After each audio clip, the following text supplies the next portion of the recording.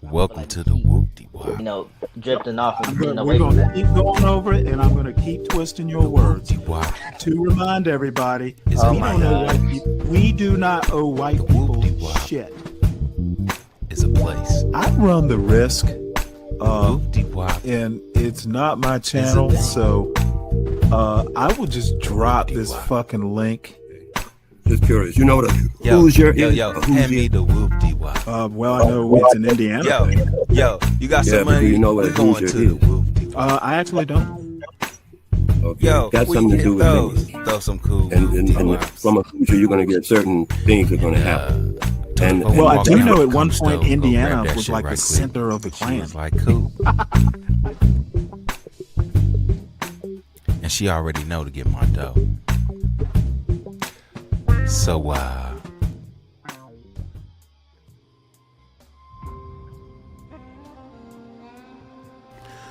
Peace, family. A few years ago, I started New African Thought, to explore what liberation, nationhood, and power could look like for Black people in America. It was a big, overarching project. It's been years in the making. It's been a lot of delays. I've been trying to keep you guys up with it. But the research has continued. And after years of that research, I realized we needed something bigger than a movement, something deeper than a slogan. We needed a social theory, a framework that explains our condition and guides our action. That's where Delaneyism was born. For decades, we've had movements come and go: Garveyism, Pan-Africanism, Civil Rights Movement, Afrocentrism, each one powerful, each one necessary, but none of them really complete. We've had spiritual movements, political movements, economic movements, but we've never had a social theory, something that guides the behavior, psychology, and structure of our people as a collective, at least those that are willing. One of my greatest icons, Dr. Bobby E. Wright, once said that Black people suffer because we don't have a social theory of our own. We use Marxism and all kinds of junk. And that statement always, every time I heard him say that, it hit me hard. Because without a theory, we keep reacting instead of building. When I began New African Thought, the goal was simple: build structure, restore pride, promote unity, build the remnants or the foundation of a nation. But over time, I realized something had to be deeper. Before we can build unity, we need understanding. Before we can build institutions, we need philosophy. The New African Temple and New African Thought were about community and spirituality, and I saw the need for something a little bit different. A foundation that connects our psychology, our economics, our culture, and our identity into one coherent idea. That's where Delaneyism came to life. It's named after Martin R. Delaney, the father of Black nationalism, one of the greatest men to ever walk this planet. But this ain't about looking back. This ain't about history. This ain't about a historical movement. This is not about building the pyramids. It's about modernizing Delaney's vision for the 21st century and beyond. Delaneyism is the study and practice of Black autonomy, socially, economically, and psychologically within the context of America. It's about understanding how systems shape our behavior and how we can shape systems in return. At its core, Delaneyism is the science of Black autonomy, and it stands on 5 principles. 1, self-definition. Black people must define the reality for themselves. 2, self-determination. Our future must be built on our own institutions. 3. Collective advancement. Freedom and liberation means generational infrastructure, not slogans. 4. Ancestral continuity. We honor and give grace and thanks to the genius of those who came before us. And finally, 5. Deliberate construction. We build sustainable institutions in America strategically, not emotionally. In one line, again, Delaneyism is the science of Black autonomy. See, Delaneyism is not just an idea, it's a blueprint. It's for those tired of theory without action and action without theory. It's for builders, it's for thinkers, and it's for doers. It's not for keyboard warriors. It's not going to be entertaining, and it's not going to be entertainment. It's for those who are ready to create a new foundation for Black life and Black thought in America. So with this channel, Delaneyism, I will build that theory with you, brick by brick. We will study, we will debate, we will plan, and we will create the intellectual groundwork for a Black future that's not dependent on anyone else. So if you believe in building instead of begging, subscribe, share, and become a part of the foundation of Delaneyism. This is the ground floor. See, this isn't just another YouTube channel. That's never what I wanted to create. I never wanted to create something that was just for likes, clicks, and views. This is the beginning of a new chapter in Black thought, Delaneyism, the science of Black autonomy in the modern world.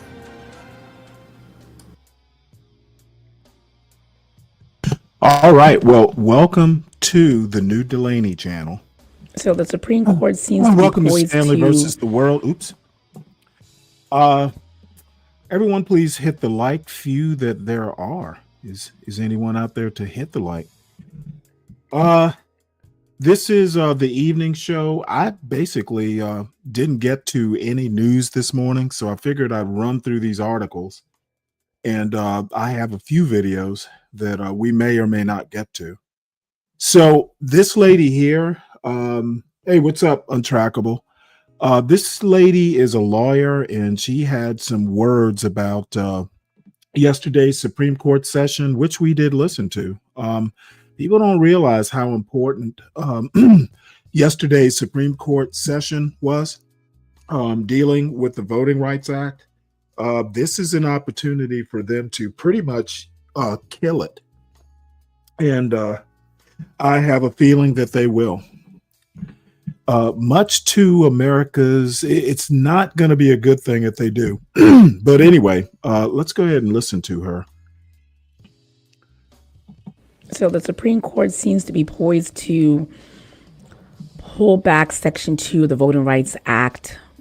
They're hearing oral arguments today, and based on the questions being asked by the majority conservatives on the Supreme Court right now, the legal experts are analyzing and putting the tea leaves together. Says it looks like they're done with it. Now, this is why it's dangerous.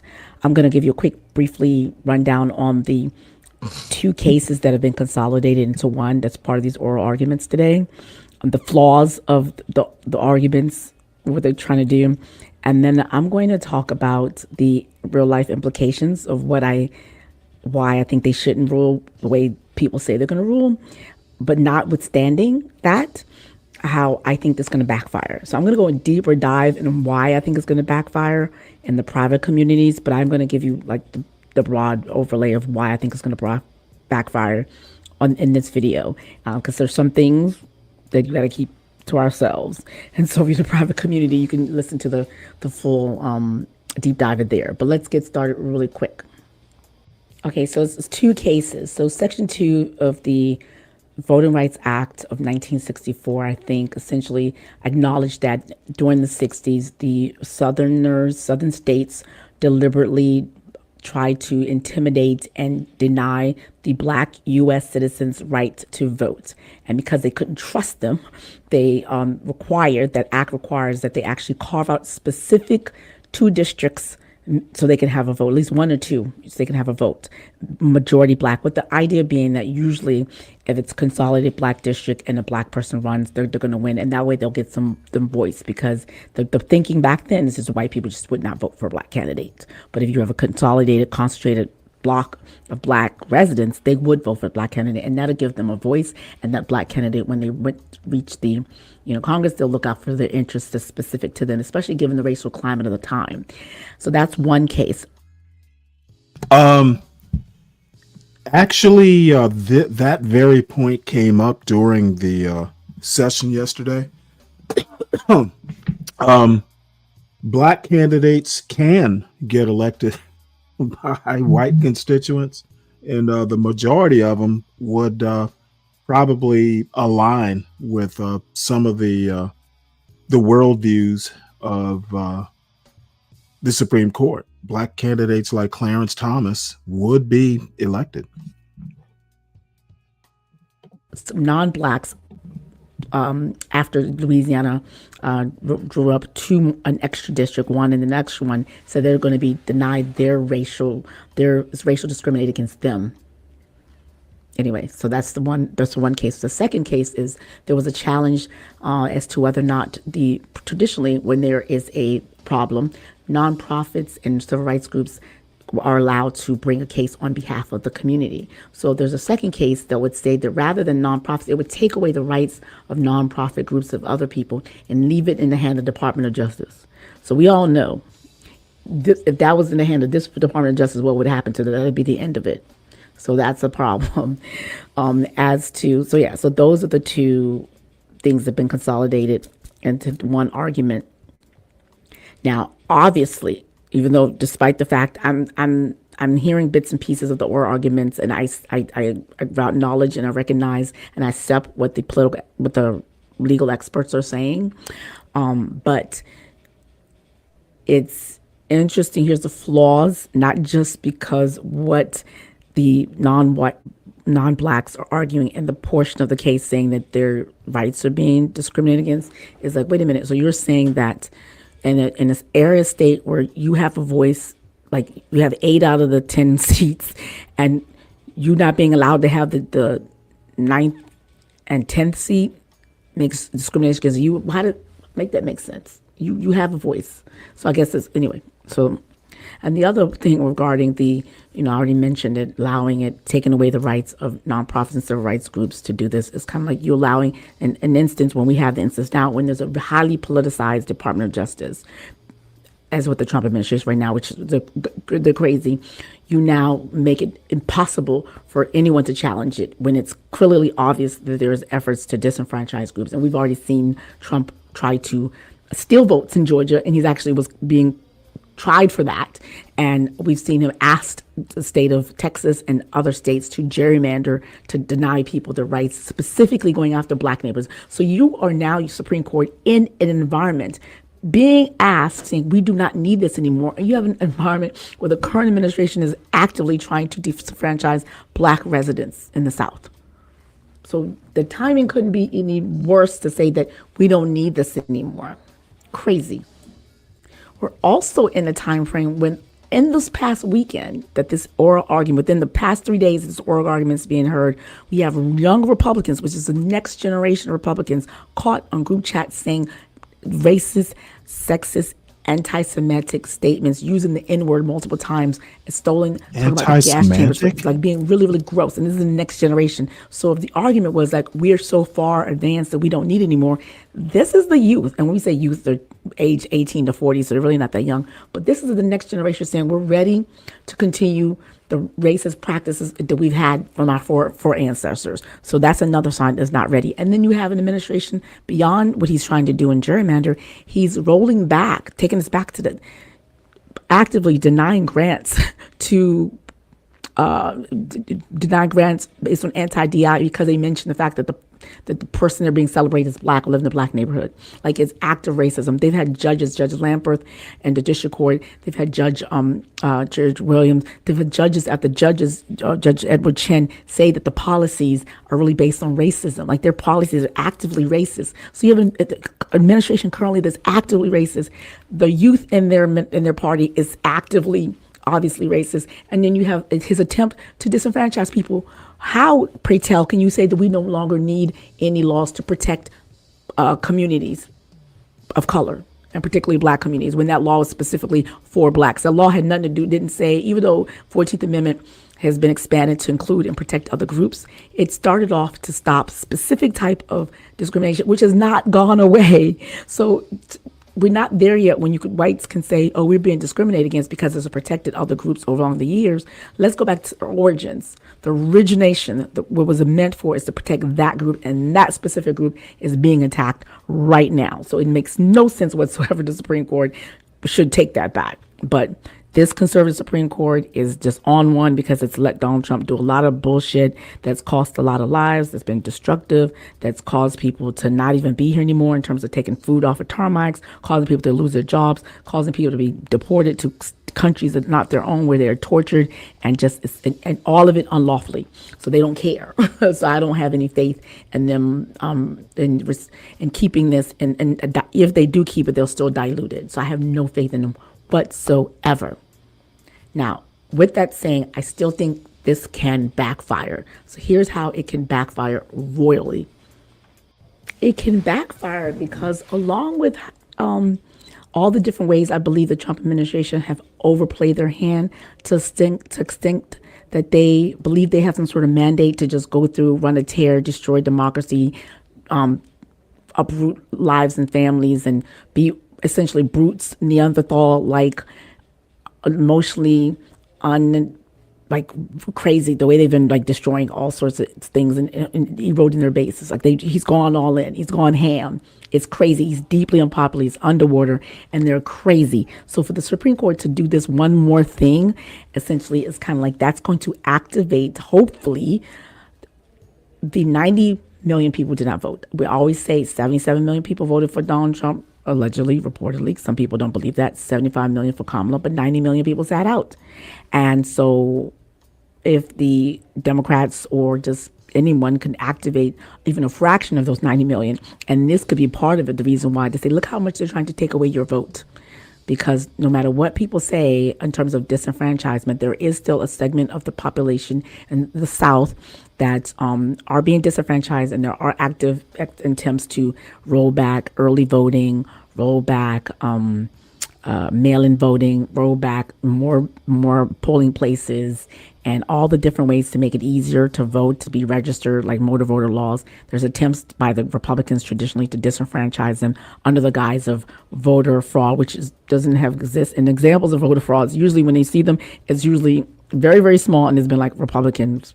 And there's someone right now serving time in jail for voter fraud who's Republican, who's begging Trump to save her. Anyway, so to the extent that that's not really, an issue, it will piss enough people off, or that'd be a nice way, a nice campaign to circle a campaign around that. It's like they're trying to take away your vote, and they're actively removing it, and they're trying to take you back to the other side. The same way Donald Trump was able to build a coalition of people who are low propensity voters, but are more likely to vote for him, is MAGA base in 2016, and he picked some Gen Z boys, people who are just looking for something to believe in.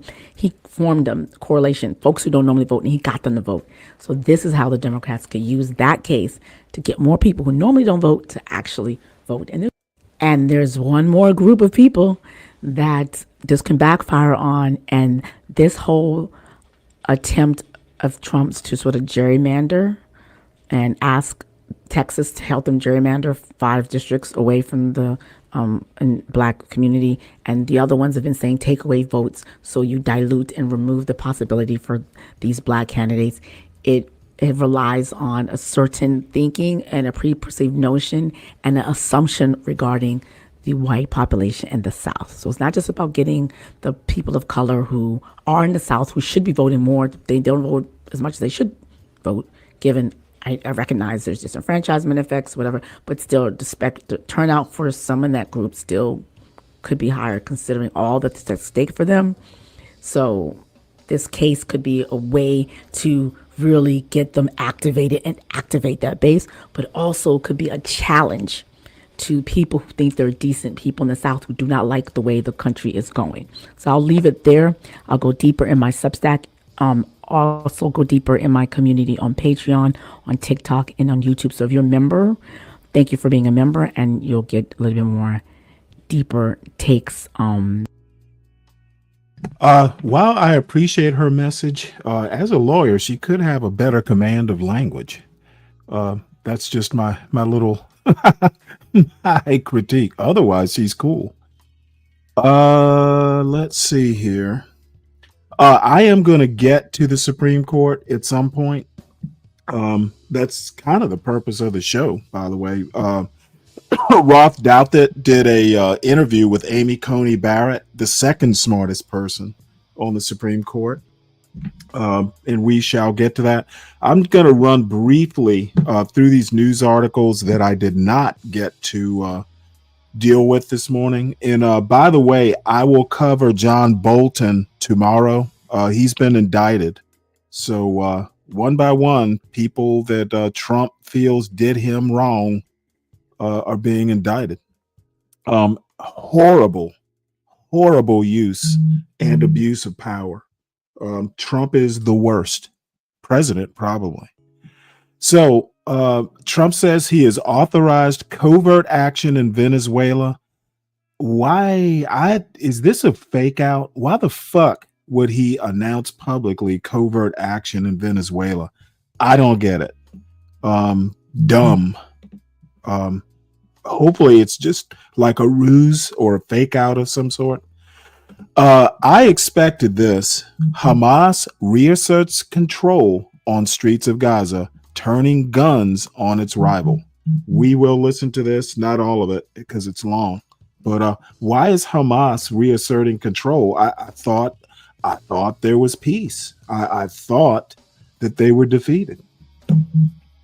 Interesting. You're listening to Hamas reasserts control on streets of Gaza, turning guns on its rivals. A news story written by Gary Shee, Ari Flansreich, and Hazem Balusha, and read by an AI-generated voice. Jerusalem. They blindfolded 8 men accused of collaborating with Israel, made them kneel, and executed them at point-blank range on a busy street in Gaza City. They sent jeeps filled with fighters to pursue the Ashdod militia, whose leader said it coordinates with Israel and had recently taken up arms alongside other gangs. They hunted the Mujahideen clan until the family, decimated after a gun battle, announced that it would pledge fealty to the government of Gaza, Hamas. Hamas may have stopped fighting Israel, but it has launched a new violent campaign to reassert control over local families and militias that had challenged its power during the past 2 years of war, including those who, according to the leaders of 2 clans, had received support from Israel. Whether by carrying out armed raids in Deir al-Balah in the central Gaza Strip or holding public executions farther north in Gaza City, Hamas is trying to send a clear message that, after months of hiding from Israeli fire, the militant group is back as the only visible authority inside the Gaza Strip, according to rival militia leaders, Palestinian officials, and political analysts. Hamas's enduring grip has significant implications for the future of Gaza and President Donald Trump's peace plan. With Israel largely restrained from attacking Hamas under the ceasefire sponsored by Trump, the group is again ruling the streets, controlling what is left of civil administration, and gaining leverage in the upcoming negotiations over whether and how it will disarm and who will rule Gaza. According to Trump's 20-point plan, Hamas will eventually be required to decommission its weapons and not have any role in governing Gaza. But the plan lacks details, and Hamas is expected to bargain hard as the Phase 2 talks unfold in the coming weeks. Are they obtaining new cards for bargaining after the hostages are handed over? Perhaps, said Mustafa Ibrahim, a Gaza-based political analyst. Hamas could maneuver on this issue and say, "We are present, we are indispensable for imposing control." For months, Hamas leaders have pointed to the proliferation of rival clans and gangs, including those quietly armed by Israel as part of what Israeli security analysts and media say was a divide-and-conquer strategy during the war. To argue that Hamas should be allowed to keep some light weapons for personal protection, according to Arab mediators. Hamas is comfortable with the guarantees provided by mediators that Israel will not restart the war, but the gangs are an issue in Gaza, said Rashid al-Mohanadi, a fellow at the Middle East Council on Global Affairs in Qatar. Hamas's argument, Mohanadi said, is that negotiators should differentiate between weapons that can still be held for personal protection, while heavier weapons should be given up. Publicly, Hamas officials have said they are willing to relinquish governance of Gaza. In private, however, they have argued that they are part of the Gazan social and administrative fabric and should continue to play a role, possibly as a rebranded political party merged with other Palestinian factions, according to Palestinian and other Arab officials familiar with the talks. The details regarding disarmament and governance will have to be ironed out in negotiations with Israel that could last several months, if not longer. On Monday, Trump told reporters on Air Force One that he would allow Hamas to govern in the interim and said Tuesday that he was not bothered by the group's reprisal attacks. They did take out a couple of gangs that were very bad, Trump told reporters in the Oval Office. They did take them out, and they killed a number of gang members. And that didn't bother me much, to be honest with you. For its part, Hamas has touted its crackdown as one of the many ways in which normalcy and the group's leadership has returned to Gaza. After the ceasefire with Israel took effect, Hamas announced the appointment of 5 new governors who will administer Gaza's devastated urban centers and circulated videos on social media showing its gunmen directing traffic. Hamas-run social media accounts have described the clashes with rebel clans as an effort to bring criminals to justice. Many of the clans that rebelled against Hamas during the power vacuum created by the Israeli campaign were widely accused by Gazans of engaging in smuggling, gun running, extortion, and the looting of humanitarian aid trucks. Several Gazan factions, including a leading tribal council, have voiced their support for Hamas's efforts to enforce the law and condemn those who collaborated with Israel. Our merciful hand is extended to anyone who repents, the Radeya Security Forces, one of Hamas's internal security units, said in a statement Tuesday. Returning to the national fold is still possible at this stage. Militia leaders interviewed by the Washington Post offered different estimates for how long the violence will persist and what the repercussions will be. But some Palestinian observers say they fear the internecine conflict will be protracted and divide the Palestinian people. That may serve the interests of Israel, which has been supplying anti-Hamas militias since the outbreak of the Gaza war, according to Israeli security analysts and 2 militia leaders themselves. How many families have received threats from Hamas? Now these families are demanding weapons to defend themselves, said Tawfiq Tirawi, a former longtime head of the Palestinian Authority Intelligence Service. This is the expected scenario in a few weeks. Civil war, methodical efficiency. Some Israeli security analysts have been struck by Hamas's coordination and long-term planning. Even as the group came under withering fire from the Israel Defense Forces in recent months, especially in Gaza City, Hamas seemed to anticipate an eventual ceasefire and shift its strategic priorities, said Shlomo Mofaz, director of the government-affiliated Meir Amit Intelligence and Terrorism Information Center. It became clear, and we can see this from the Gaza City incursion, that Hamas largely abandoned confrontation with the IDF in favor of strengthening its foothold internally for the day after, saving weapons, preserving manpower, and planning reprisals against clans who either coordinated with Israel or threatened Hamas during the war, said Mofaz, who formerly served as the Israeli military's top intelligence analyst. In interviews, clan and militia leaders say they also saw Hamas move against them with methodical efficiency. One of the first major clashes erupted before the ceasefire was announced. On October 3rd, roughly 100 gunmen in Hamas uniforms arrived at a neighborhood in Khan Yunis controlled by the Mujahidas, a prominent and outspoken family historically affiliated with Fatah, a political party that rivaled Hamas, said family members in Anwar Rajab, spokesman for the Palestinian Authority's security forces in the West Bank, citing intelligence collected by the authority. Armed with rifles and rocket-propelled grenades, Hamas fighters advanced in formation from 4 different directions, sparking an intense firefight. They were only beaten back when an Israeli drone noticed the attack and fired on Hamas, according to Ali Mujahida, a senior clan leader whose house was targeted in the attack, and drone footage released by the IDF. Yeah, I'll go ahead and stop this here. I don't know. Weren't they fighting Hamas? Why? Apparently, unconditional surrender was not part of the of the requirements. Idiotic. So Trump considers overhaul of system of refugee system that would favor white people. Surprise, surprise. Says here the proposals would transform a program aimed at helping the most vulnerable people in the world into one that gives preference to mostly white people who say they are being persecuted. Ooh, boy. Trump considers overhaul of refugee system that would favor white people. This article is by Zolan Kano-Youngs and Ham What's up, DeLezy 12 man? and read by an automated voice. The Trump administration is considering a radical overhaul of the U.S. refugee system that would slash the program to its bare bones while giving preference to English speakers, white South Africans, and Europeans who oppose migration, according to documents obtained by the New York Times.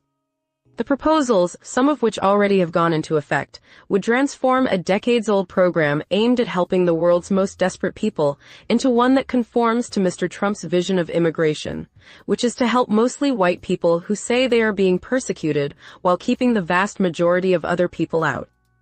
The plans were presented to the White House in April and July by officials in the State and Homeland Security departments after President Trump directed federal agencies to study whether refugee resettlement was in the interest of the United States. Mr. Trump had suspended refugee admissions on his first day in office and solicited the proposals about how and whether the administration should continue the program. Trump administration officials have not ruled out any of the ideas, according to people familiar with the planning, although there is no set timetable for approving or rejecting the ideas. The officials spoke on the condition of anonymity to discuss the confidential plans. The proposed changes would put new emphasis on whether applicants would be able to assimilate into the United States, directing them to take classes on American history and values, and respect for cultural norms. The proposals also advise Mr. Trump to prioritize Europeans who have been targeted for peaceful expression of views online, such as opposition to mass migration or support for populist political parties. That appeared to be a reference to the European far-right political party Alternative for Germany, whose leaders have trivialized the Holocaust, revived Nazi slogans, and denigrated foreigners. Vice President J.D. Vance has criticized Germany for trying to suppress the views of the group, which is known as the AfD. A senior official said the Trump administration was monitoring the situation in Europe to determine whether anyone would be eligible for refugee status. The official spoke on condition of anonymity because the plan had not been finalized. Mr. Trump enacted some of the proposals in the documents even before the plans were submitted to him, including slashing refugee admissions and offering priority status to Afrikaners, the white minority that once ran South Africa's brutal apartheid system.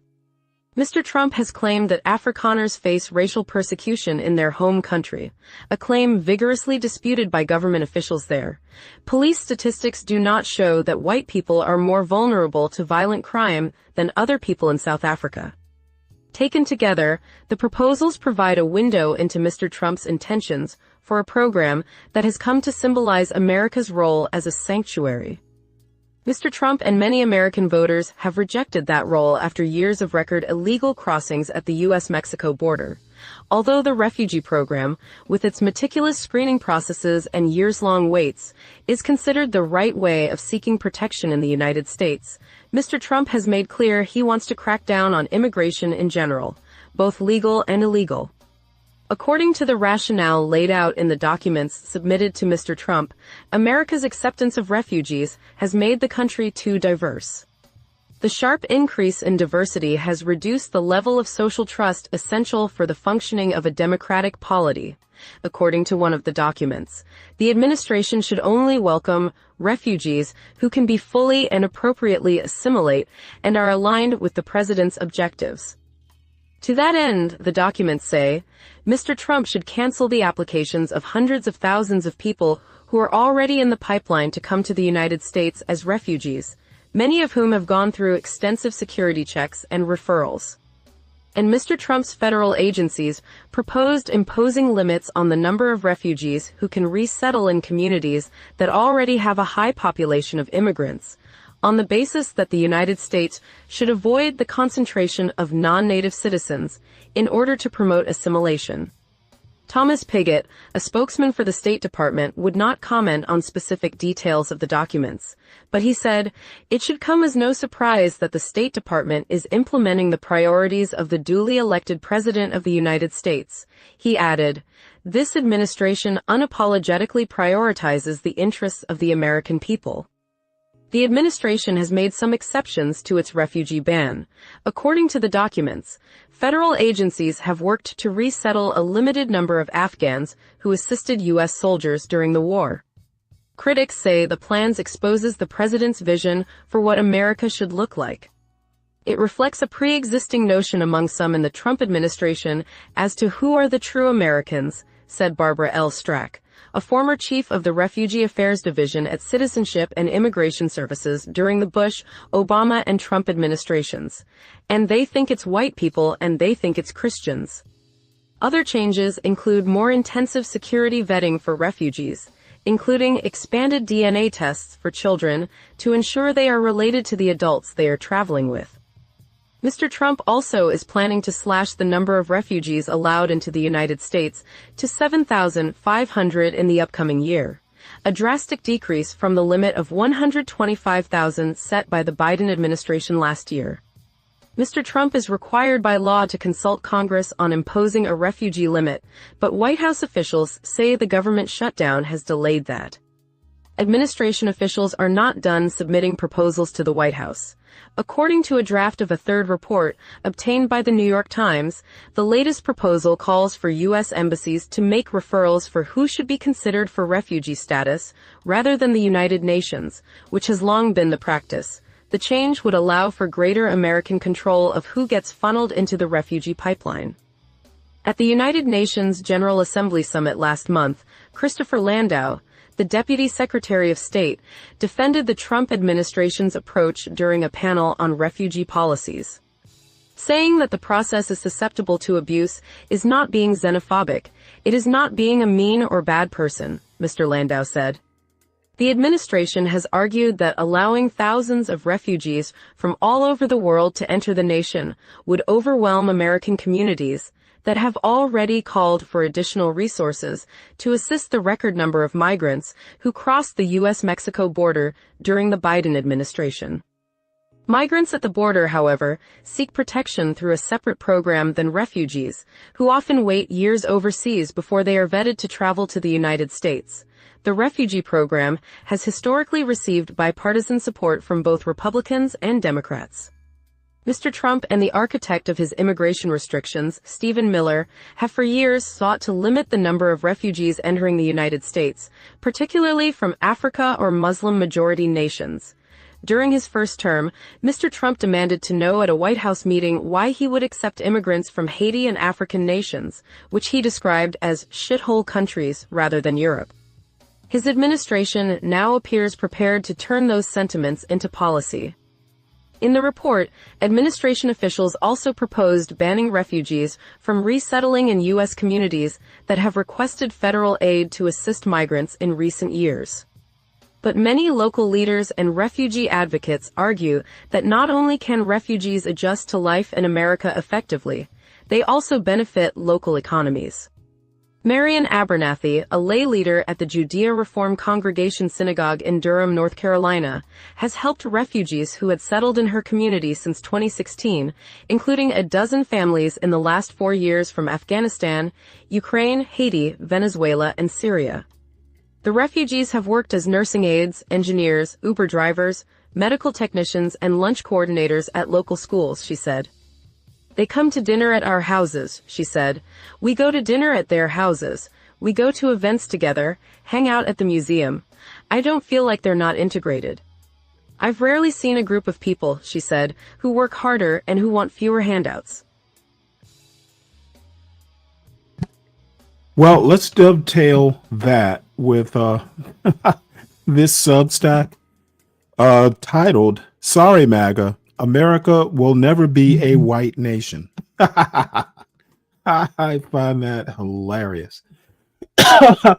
I could probably just read some of this, but there's a video, so let's do that instead.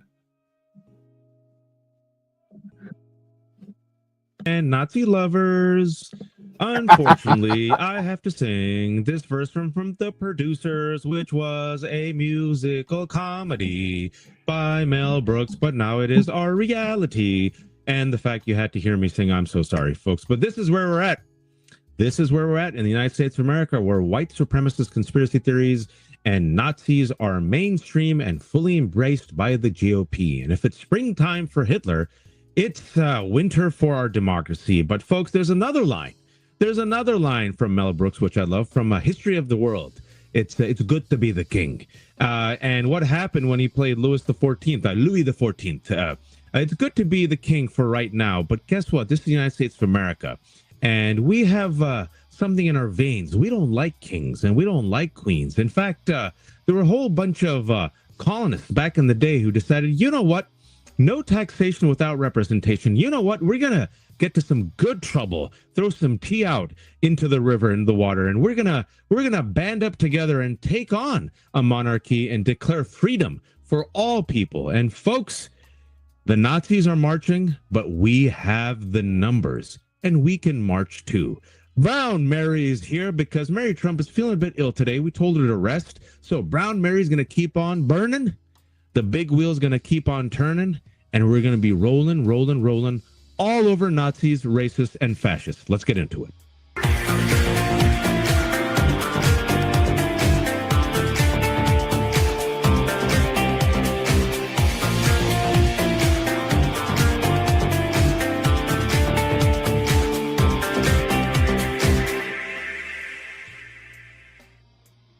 Folks, it's a lot. It's a lot today. We got the Supreme Court, these right-wing hacks in brown robes saying racism is no longer a problem. Let's gut the Voting Rights Act, and let's give Republicans plus 12 seats on the same day that J.D. Vance, the vice president, is essentially making excuses for and embracing young Republican leaders who say, I love Hitler. And of course, because you can't make this up, we have another a story that just broke a couple hours ago of another Republican, excuse me, in his office. Someone just had, the United States flag with the Nazi symbol on it because naturally. Oh, and of speaking of that, there is, let's see here. This is the Republican. GOP congressman says Capitol Police is investigating swastika in his office. You cannot fucking believe this story. You're listening to GOP Congressman says Capitol Police is investigating swastika in his office, a news story written by Alec Dent and read by an AI-generated voice. Representative Dave Taylor, Republican, Ohio, said he requested that the U.S. Capitol Police investigate an American flag with a swastika on it found Tuesday in his office. A screenshot from a virtual meeting that included Angelo Elia, who works as a legislative correspondent in Taylor's office, was shared online Wednesday. The image shows Elia in front of what appears to be a cubicle wall bearing a small American flag, altered so the stripes form a swastika, hung up alongside a copy of the Constitution and memes about Ohio. I am aware of an image that appears to depict a vile and deeply inappropriate symbol near an employee in my office, Taylor said in a statement. The content of that image does not reflect the values or standards of this office, my staff, or myself, and I condemn it in the strongest terms. Rebecca Thompson, Taylor's communications director, described the incident as vile vandalism. Taylor, who was elected to the House last year, also noted in his statement that he directed a thorough investigation alongside Capitol Police, which remains ongoing. The Capitol Police did not respond to a request for comment, and automated messages from its public information office said it is closed for routine business during the government shutdown. Elia also did not immediately respond to a request for comment. In recent days, Republicans struggled to respond to an outcry sparked by leaked messages, reported by Politico, between leaders of young Republican groups across the country that contained racist exchanges and praise for Adolf Hitler. Some Republican elected officials issued statements denouncing the messages, such as Representative Michael Lawler, Republican New York, who said on social media that he was disgusted by the hateful anti-Semitism and racism revealed in these messages. Representative Elise Stefanik, Republican New York, said on social media that elected Republicans rightfully condemned the alleged vile statements and delivered accountability, but also criticized Democrats for hyperventilating over a hit piece. While on The Charlie Kirk Show on Wednesday, Vice President J.D. Vance appeared to downplay the incident, describing the messages as edgy, offensive jokes told by kids. When reacting to the young Republicans' messages, Stefanik and Vance each pointed to the recently unearthed 2022 text messages sent by the Democratic nominee for Virginia Attorney General, in which he described a hypothetical shooting of a former State House Speaker. Vance said those texts were far worse than what was in the Young Republicans group chat, and that he refuses to join the pearl clutching when powerful people call for political violence. The National Board of Young Republicans, a political organization aimed at Americans age 18 to 40, said in a Tuesday social media post that it was appalled by the vile and inexcusable language revealed in the leaked messages. It said that such behavior was unbecoming of any Republican and called for those involved to resign their positions in the group's local chapters. At Dave Chevrolet in Ackworth, we don't believe past credit problems define you. So no matter what problem you drive in with, Yeah, our what the job is to... fuck is up with these commercials? Ugh.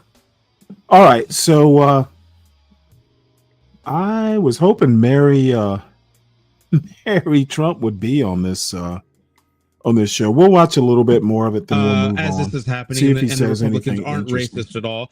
Donald Trump, the administration, according to the New York Times, is looking to make it easier for white refugees What's up, to come Ignat? to America. Can't make this up. And of course, as this is happening yesterday, the Department of Homeland Security just so straight up what? tweeted a white That's an nationalist interesting talking point, comment, which is a though. euphemism for ethnic cleansing. But don't you worry, folks. Don't worry about racism. Would you It's prefer all that about I listen economic to John anxiety. But Galt before and we talk about the Steve corrupt Ignat? Supreme Court, thankfully there is resistance. There are some judges saying enough is enough, and we have to lead off with some good news because, folks, there's a lot of bleak news today. Some good news. The New York Times is reporting that a federal judge has temporarily blocked the Trump administration from conducting mass layoffs during the government shutdown, a victory for unions that challenged Trump's plan to use the fiscal standoff to cut programs and personnel. The administration has already taken the first steps towards dismissing about 4,000 workers in an effort to pressure Democratic lawmakers into dropping their demands for concessions on healthcare. My take on that is no, they were already doing that. They were already gutting government programs. They have already eliminated USAID, and the latest reports show as a result of the cruelty of eliminating USAID, which was nothing, a drop in the bucket of our budget. 300,000 folks, 300,000 kids, marginalized people are impacted and have died as a result of the United States no longer funding USAID. They have all but essentially gutted the Department of Education. They are firing veterans from the Department of Veterans Affairs. You saw what happened. They gutted the FAA. Now you can't even fly safely in America again. And Russell Vought, the co-author of Project 2025. Russell Vought, the white Christian nationalist. Russell Vought, the director of the OMB. Russell Vought in Project 2025. Something which Donald Trump, what is that? Project 2025? I didn't know anything about that. What? When it was actually revealed leading up to the election, and the favorability rating on the Project 2025, I think it was like at 9%. What did Trump say? He goes, I don't know anything about that. Last week, straight up posted Project 2025, all caps. Post the video of Russell Vought and Donald Trump as the Grim Reapers, because of course that's the Christian way. You promote a video of yourself as the Grim Reaper, literally firing qualified, competent individuals who are doing important work in the Department of Education, in HUD, in HHS. All right. Well, this will just be a recap of stuff. So let's move on right quick. Bill to fund military. Speaking of the Navy, during government shutdown fails in Senate procedural vote. Senate Democrats blocked a defense spending bill that would fund military service members during the government shutdown, resulting in a failed vote of 50-44. Only 3 Democrats, including John Fetterman, supported the bill. Senate Minority Leader Chuck Schumer stated Democrats need assurances on additional appropriations before supporting the defense bill. Senate Majority Leader John Thune criticized Democrats for blocking the bill, stating it shows a lack of support for the military. Well, motherfuckers, you shut down the government in the first place, which was a lack of support for the military. Thune, do better. U.S. says it revoked visas of some people who criticized Charlie Kirk. Apparently, free speech only works for U.S. citizens, and it's barely working for U.S. citizens. These guys need to be out of office. Tension over evidence builds between Comey team and federal prosecutors as January trial looms. I don't think this is going to make it to trial. I think the malicious prosecution is probably going to work for Comey, Letitia James, and maybe even others. Like I noticed they haven't indicted Jack Smith yet. Jack Smith was on somebody's talk show the other day. He's usually not in the press that much or in the media that much, but sounds like he's been talking a bit. Let's see, what else do we have here? Apparent hackers take over PA systems at 4 North American airports. Unauthorized pro-Palestinian political messages praising Hamas and attacking Donald Trump and Israel's prime minister were broadcast through public address systems in terminals at 4 airports in North America on Tuesday. That is hilarious. Looks like they were Canadian airports, though. So I don't know what to say about that. Why do I care? That is a Canadian problem, but I guess Canada's in North America, so that works. Let's see, and now we're coming close to where I wanted to go with the Supreme Court and the Voting Rights Act. Michigan officials. This is a democracy docket. Michigan officials Missouri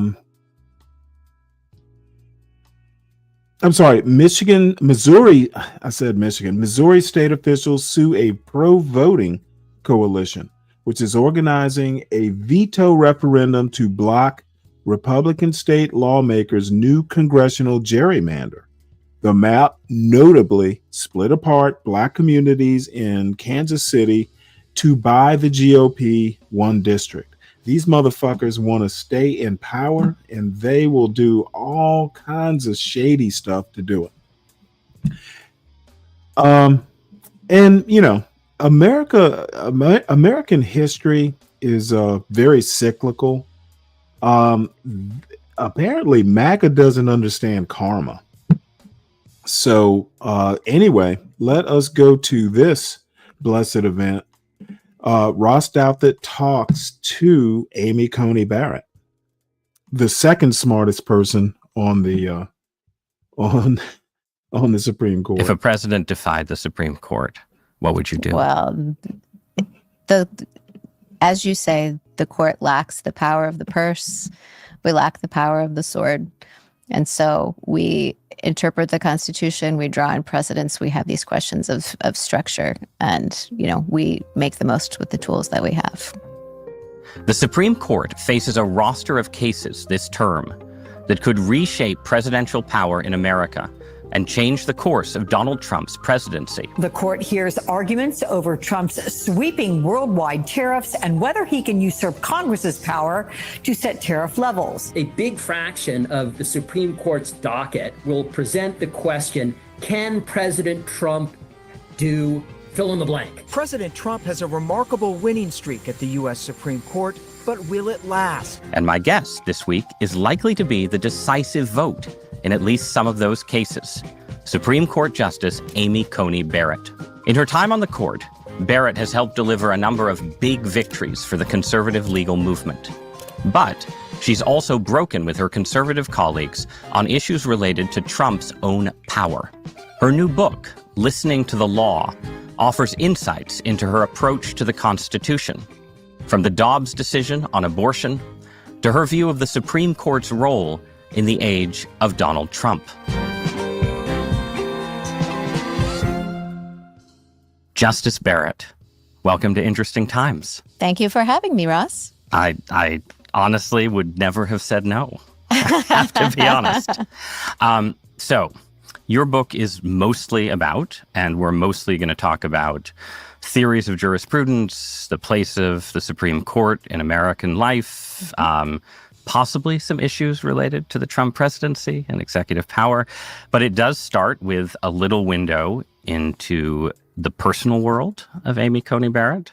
So I'm going to start with a couple of questions about that terrain. We looked it up, and you are the first guest we've had on the show who has more children than I do, which is only because we haven't yet succeeded in booking Elon Musk. I should say. There's still time for you to catch up with me, Ross. That's a bold statement, and Jesus, I appreciate your this is confidence disgusting. in my youthful energy and vigor.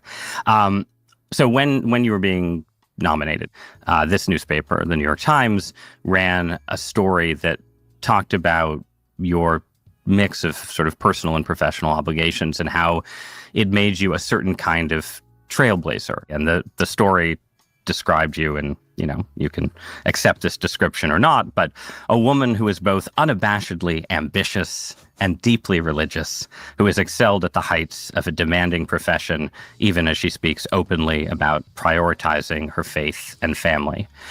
So I'm curious if you actually see yourself this way at all. Do you see yourself as a particular kind of trailblazer or role model in that kind of balancing act? I don't see myself as a trailblazer, nor do I love the word ambitious, because I feel like the word ambition puts a focus on, success or ambition for its own sake, which isn't how I've ever conceived of my career. When I was growing up, so I was born in 1972, and my mom stayed home, and the parents of most of my friends had a working dad and a stay-at-home mom. My kids have had a mix, and for them, it's kind of become unexceptional to have a mom that worked, whereas it felt kind of like a big thing for me to make the choice because my own mother I'm one of 7. She had a large family, which is, I say in the book, that's what I always wanted. That was my number one priority. And I wasn't sure that I could do that and work at the same time, but I always have since I had our first child. So I think my life looks different than the life of my mom and my aunts and, my friends' parents at the time. But it's one that my own daughters and sons and their friends, I hope, can just treat as unexceptional. Like, you can stay home if you want, you can work if you want, you can do both. Do you think of yourself as a feminist? A conservative feminist, if that is a category that you would accept? No, labels are so dangerous because they mean different things to different people. I mean, if being a feminist simply means having the view that women can do whatever it is they put their minds to and have opportunities open to them, then yes, I am. But I think any stripe of feminism that you describe is going to have, labels are risky. So I'll just say, yes, labels are risky. Labels are risky, especially when you are charged with the interpretation of the entire U.S. Constitution.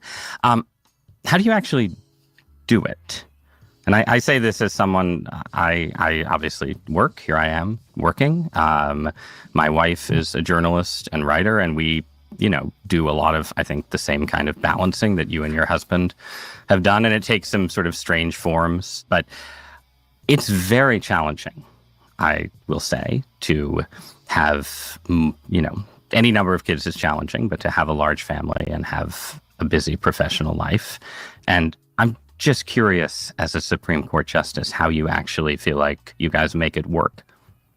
A lot of people ask, that's probably the question that I get asked most often. It is challenging. Remember, I don't have 7 3-year-olds. And, now my oldest is 24. So we have 5 children living at home, although one of those is in nursing school. So I really kind of think of us as having 4 at home now, but they're in middle school and high school now. It looks differently, and it has looked differently at each phase of parenting, and you grow a family slowly. So, at various points, we had 1, 2, 3 children. I think our attitude was always at each stage, it looked different. At each stage, our priority was always the kids. And we were always, one of us, it didn't necessarily have to be me, stood ready to walk away and stay home with the kids if that's what we decided that they needed. But, for most of our family life, I was a law professor, and we lived in South Bend, which was a small, easily navigable city. There's a lot of very family-friendly neighborhoods around Notre Dame. Very family-friendly, yeah. And my schedule was flexible. I could work late at night. I mean, writers get some of that benefit, too. I could be home with them, after school, and then I could stay up late at night or write on the weekends.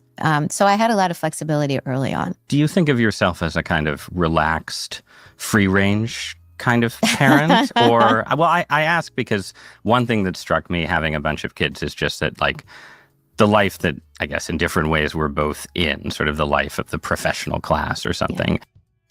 Yeah. A couple interesting points. The phases, I kind of think kids are that way too.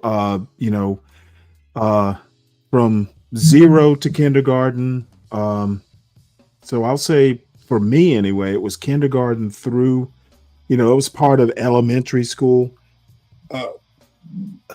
Unfortunately, if I had it to do all over again, I would have actually, my wife and I probably should have put my son in daycare, at least maybe 1 or 2 days, probably a couple days a week. His first school experience was actually kindergarten at the elementary school. And it wasn't, I won't say it was tough. He was essentially an only child, and he was just, everything revolved around him. And that was a challenge to get him to understand that he wasn't the center of the universe. It's like, I think his attitude was fuck sharing. It's mine. And that we had to break him of that habit or that train of thought. So anyway, from elementary school to, there was a change in middle school, there was a change in high school, a change going to college, but I don't have to see him every day. So whatever changes are happening, I don't know until he visits. So anyway, and the other thing is, if it's possible, and this is one of these things that maybe I'll do a show on, or put some heavy thought into. One of the problems with non-white people is that, dude, if you as a parent have to work 2 or 3 jobs to make ends meet, you simply don't have the time to parent. And that's one of these things that no one ever brings up.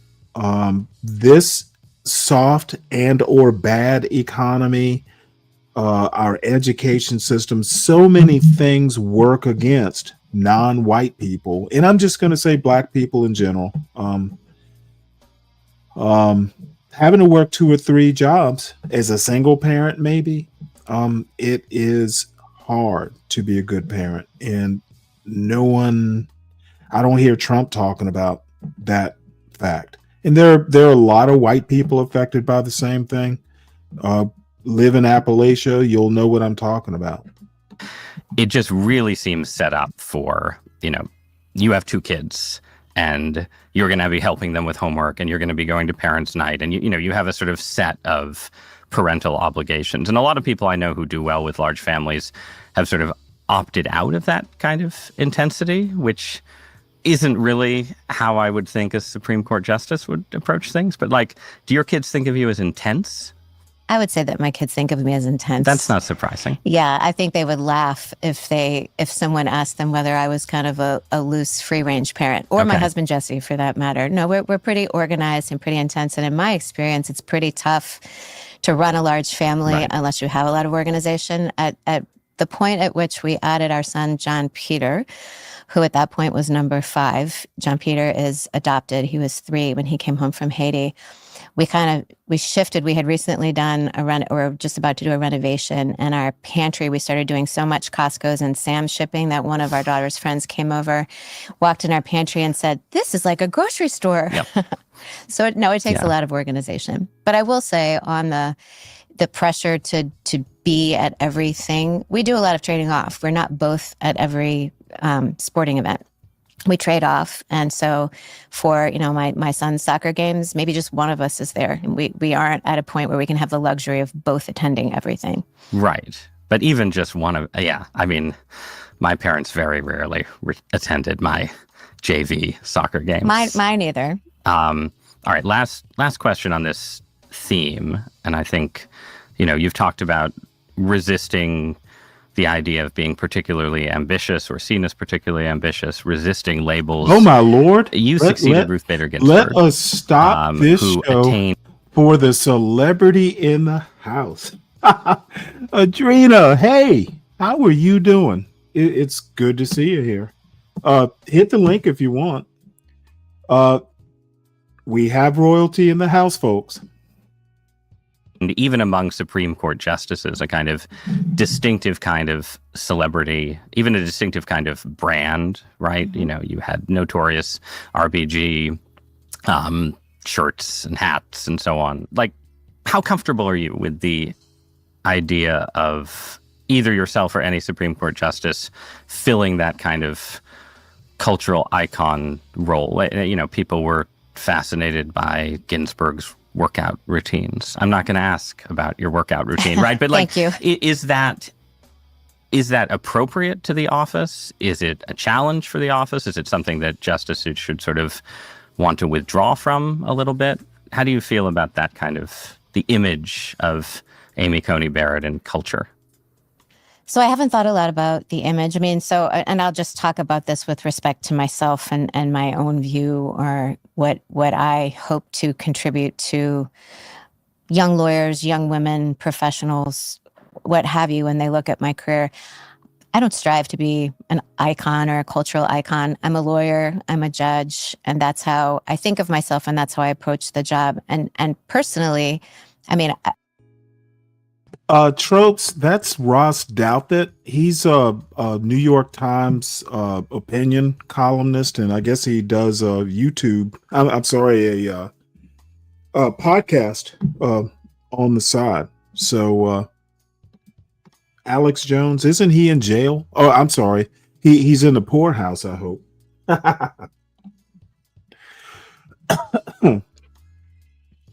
Oh, no. Whatever you want to do, and it is a thrill to know that you listen to the show, Drina. You don't know.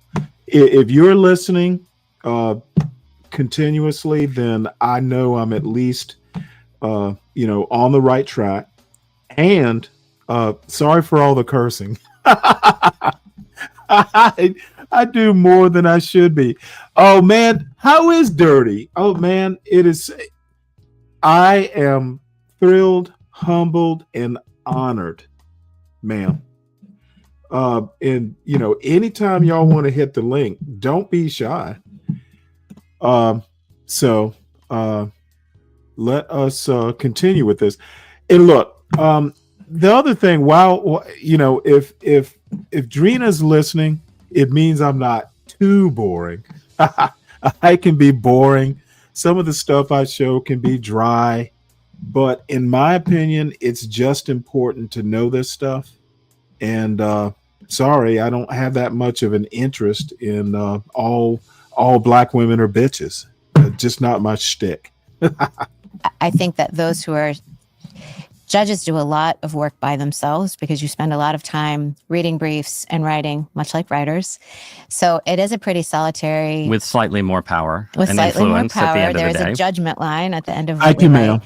write. No, I don't strive. That isn't really my personality and isn't what I strive for and at all. I don't mind that people can see what it's like to have a large family and still work or still have a career that a career like mine, where you're working at a high level of government, because I think that's valuable. I think it's valuable for people to see that, but that's not to say that I want to be an icon of any sort. I feel the same way just when my kids have their friends come over to our house. I think we have a great life, and I think a lot of people maybe don't always have the chance to see how great it is to have a large family. Challenging, but also Slightly fun. challenging. Slightly challenging, but but also fun. Yeah.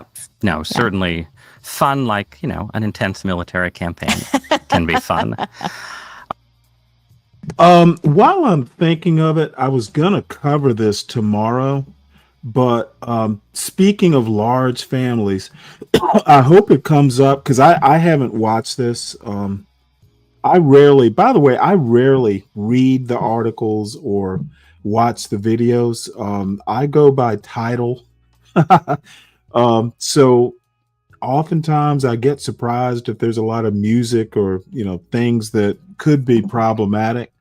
I like watching stuff like new or watching stuff kind of not knowing what it's going to be, much like the audience. That way, I can kind of react in real time. But speaking of large families, White House releases plan to broaden access to IVF fertility drugs. This is something where Trump actually goes against some of the more, Christian nationalists. There are people who basically, a lot of them are anti-abortion advocates who don't like IVF because there are a lot of eggs basically that get discarded in the process. So I'll cover this more tomorrow, but I thought I would bring it up. I'm interested to know if this topic actually comes up during this interview.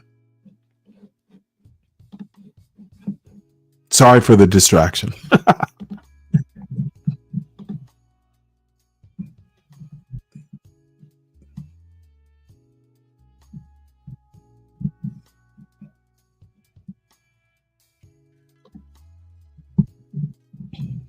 Oh, shoot. You know what? I thought I'd switch this back. My bad. Of constitutional interpretation that gets called originalism. You are an originalist. You write in the book about the theory and practice of originalism. What is originalism? So originalism, simply stated, is just the proposition that the Constitution should be interpreted consistently with the meaning that the words of the Constitution had at the time that it was ratified. So where the meaning of those words can be discerned, it is decisive. Oh, well, that's easy. That's easy. Okay, that's it. That's it. We can go home. I think, and yeah, you know I what? think one Let of the great me advantages stop that this originalism right here. has had. Essentially, she makes it seem rather benign. Basically, when they say originalism, in my opinion, they actually mean pre-Civil War Constitution. If people like a Clarence Thomas, even Clarence Thomas, if he had his way, I suspect they would get rid of the 13th, 14th, and 15th Amendments. They want to get rid of civil rights laws. Most of the civil rights laws literally are enforcement of the 14th and 15th Amendments. So originalism is not as benign as Justice Barrett would make it out to be. Over rival schools of interpretation, especially in the years since Scalia joined the court and sort of his influence began to sort of extend through the conservative legal movement, but obviously I think beyond that as well, right? I think even most prominent liberal justices have to claim some kind of respect for originalism. There are liberal interpretations of originalism. It's been a tremendously successful theory, in part for the reason we just sort of jokingly exchanged, that it's incredibly easy to state and it sounds like basic common sense. What else would a justice do if not interpret what the words meant when they were ratified? But it is a little bit more complicated than that in actual practice, right? So first of all, you talk about the meaning of the words. So you're not trying to interpret the intentions of the people who wrote the Constitution or wrote the statutory law, right? Right. So we're trying to interpret the meaning of words like freedom of speech, establishment of religion, unreasonable search and seizure. We're looking at the words and we're saying, well, what would someone in 1791, which is when the Bill of Rights was ratified, have understood those words, those phrases, those expressions to mean, as opposed to thinking your way into the mind of James Madison and saying, would James Madison have thought that this was an unreasonable search or seizure? And so does that make you a historian? And that is literally retarded. It does not make me a historian. Critics might say, well, originalist judges are amateur historians. You know, they're not historians, but they're trying to play them on TV. But a historian is trying to do something entirely different. A historian is offering a historical narrative, historical account, is doing a much more wide-ranging search through many more sources. I mean, the questions that we as judges pursue are fundamentally legal ones. Is this speech protected? The term has begun. We've heard arguments already, and, history is relevant to some of those. And our constitutional document is, more than 2 centuries old. And so we have accumulated all kinds of history, not just the original meaning, but also all of the precedent that has of court decisions that have been decided in the interim since the Constitution was ratified. So we're not historians. We're looking at the legal history behind certain words and phrases. And that's something actually that all judges do, not just originalists, because as putting on my constitutional law professor hat, there are various sources that all constitutional interpreters look to. And the question is just, how do you weight them? History is a tool in everyone's toolkit. We'll get to the question of precedent and how it influences decision making in a minute, but I want to stay with this question of history. So just take a phrase like unreasonable search and seizure, right? So what does it mean for an originalist to consider what a phrase like that meant at the time of the ratification of the Constitution? Yes. So you would look back. One of the famous cases, it's an example I use in the book, is Kyllo versus United States, which presented the question of whether infrared technology to detect heat in a building for purposes of detecting whether someone was growing marijuana illegally, whether that was a search. You didn't enter the premises. You didn't actually see anything. You just used this heat sensor to try to detect the drug activity. And the question was whether that was a search. And so the court, Justice Scalia wrote the opinion, it was for a majority of the court, looked to see, well, what did it mean to search? And that required looking at founding era dictionaries. Well, what did a search mean? He looked at founding era legal treatises, Blackstone's commentaries, looked at some cases from that period, and ultimately concluded that, yes, that was a search. Clearly, they didn't. Okay, motherfuckers, you needed to go back to a Blackstone to figure out, dude, how many people just randomly use fucking, how many people just randomly have a heat detector sitting on the desk and they decide to use it for no apparent reason? Literally, that's stupid. Didn't have that kind of infrared technology or this like thermal imaging device, I think it was, at the time of the founding. Dude, firemen use thermal detectors to detect heat sources and people. they literally had to go back in history to figure out whether using a thermal detector randomly to detect heat lights was a search. Ugh. But something that enhanced the senses so that you could see things or sense things that would not be discernible to the ordinary eye was that kind of invasion or line crossing. And I'm paraphrasing all of this to make it more accessible, that one might consider a search of someone's home. But reasonable people then will disagree about that, some of that kind of historical interpretation, right? Of course, because for a number of reasons. Often people may agree about the principle. Like, yes, this is what search means, but then disagree about its application to particular facts. And we have that kind of disagreement all the time in the law, even when you're not talking about a situation in which history is relevant. So law is hard, and the cases that make it to the Supreme Court are typically unsettled, which is why they make their way up to us. People sometimes caricature law generally, originalists in particular.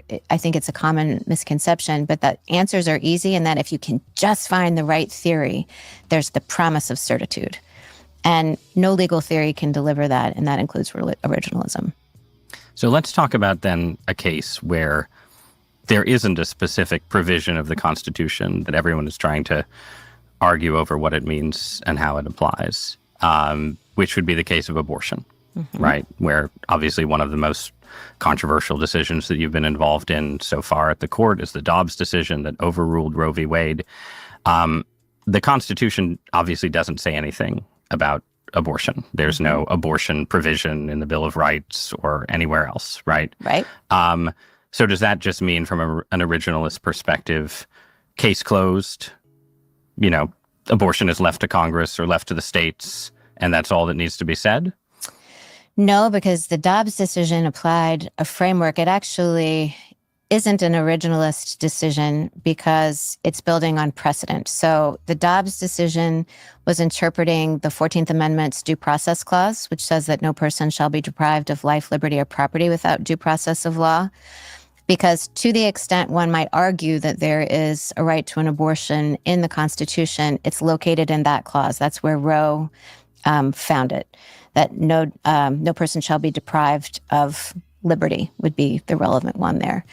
And so the line of cases is known as substantive due process. And what those cases say is, yes, this phrase, no person shall be deprived of life, liberty, or property without due process of law. Yes, and they think a sounds like, fetus is a well, person. Ross, if I'm going to take away your car, I have to give you fair procedures before doing so. But the court has long recognized that it also has a substantive component that inheres in that word liberty. And so there are some things that the legislature can't take away, be it Congress, or the 14th Amendment applies specifically to the states. That liberties, to be clear, that are not themselves enumerated That are in not the themselves Constitution. enumerated. Well, to be tricky, and I'll try to avoid going into complete law professor mode, but that word liberty in the 14th Amendment does incorporate many of the guarantees that are specifically stated in the Bill of Rights and make it so that states have to respect, say, freedom of religion, the freedom from unreasonable searches and seizures and so on. Because were it not for the 14th Amendment, everything in the Bill of Rights would constrain only the federal government. But yes, that word liberty does protect some content above and beyond things that are expressly stated in the Constitution. But you see the problem. I might think a lot of things are in liberty that you may not think are in liberty, that one would disagree with. And there's a lot of risk. And this has been a very contested area of constitutional law for a long time. There's a lot of risk in making judges the final arbiters of exactly what the content of that word liberty is. So in an effort to reconcile this idea that the Supreme Court is neither a constitution maker nor a democratically representative body, in much less branch of government, the test says, well, if there are some things that are so deeply entrenched and so fundamentally a part of American society that they go without saying, we don't need to enumerate them, we don't need to say them out loud, then those are the kinds of things where it's just widely understood, so widely understood that we don't have to put it in writing. We don't have to commit it to paper, commit it to parchment, so to speak, then those kinds of things inhere in that word liberty, and they have the status of constitutional guarantee. But that's a small step. What would be some examples of those kind of liberties apart from the abortion question? Marriage, the right to direct the upbringing of one's children. These are all of ones I'm pulling from precedent. The right to use contraception. The court has said that the ones that are not included are the right to assisted suicide, the right to abortion.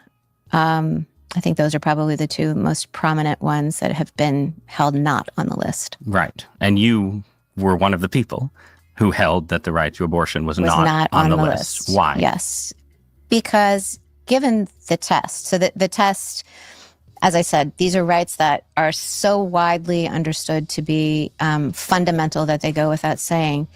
The test is that before the court will recognize such a right as an unenumerated constitutional guarantee, it has to be stated at a specific level, because if you state something at a broad enough, like right to control one's body, that could include a whole lot of things. Everything from assisted suicide to abortion to... Okay, you know what? Making simple stuff complicated. Your body is your property, period. You don't need to get much deeper than that. And lawyers tend to overcomplicate shit. If property rights are a thing, then you own your body, period. To drug use exactly. laws against. Exactly. So you have to state it at a specific level of generality, because it's also only if something is identified precisely that you can really measure what the degree of buy-in and among the American public is.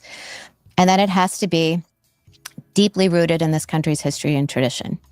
You know, it can't be a Johnny-come-lately. The case, I talk about this in the book, Washington versus Glucksberg is the name of the test. For purposes of this test, it's not an originalism thing. It's not just frozen, at the moment of the ratification of the 14th Amendment. This is actually looking, more deeply at the history and traditions of the American people. And abortion failed that test. The right to an abortion failed that test because it's been a deeply contested issue. It certainly was in 1973 when Roe was decided, and continued to be contested.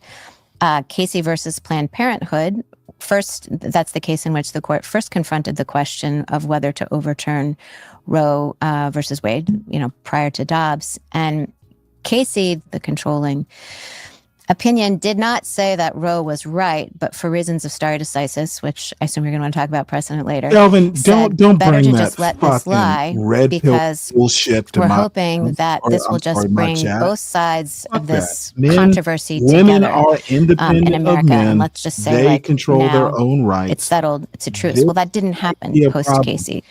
The right to abortion has continued to roil our politics. So what the court held in Dobbs was that it could not be said that the right to terminate a pregnancy was one that was deeply rooted and was considered so fundamental by a supermajority of Americans that it didn't even need to be said. It went without saying. But there, using that test, right, history beyond just legal history also becomes relevant, surely, right? Like the condition of debates about abortion in the 19th century become relevant to that kind of test, right? Put it this way, I think it is very reasonable to look at the history of the abortion debate over the last 50 years and say the court tried to settle this case. It clearly didn't.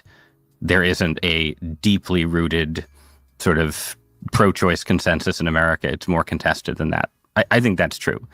But it's a historical judgment. It's a judgment about public opinion. It's a judgment about a whole host of things that are outside the letter of the law. So this test, this whole area of substantive due process, is tricky for some of the reasons you say. That's been a criticism of the doctrine in general, and a criticism of the general notion that we can have rights that the Constitution doesn't specify, precisely because of the kind of inquiry that it invites judges to undertake. But Dobbs didn't question that. Dobbs accepted that there is this doctrine of substantive due process and did not. Do you question that?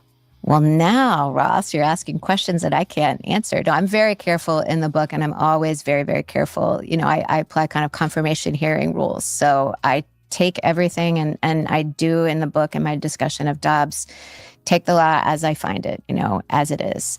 And I will say, I mean, so I think you're right that as a matter of theory, this inquiry about is something deeply settled in this country's history and tradition.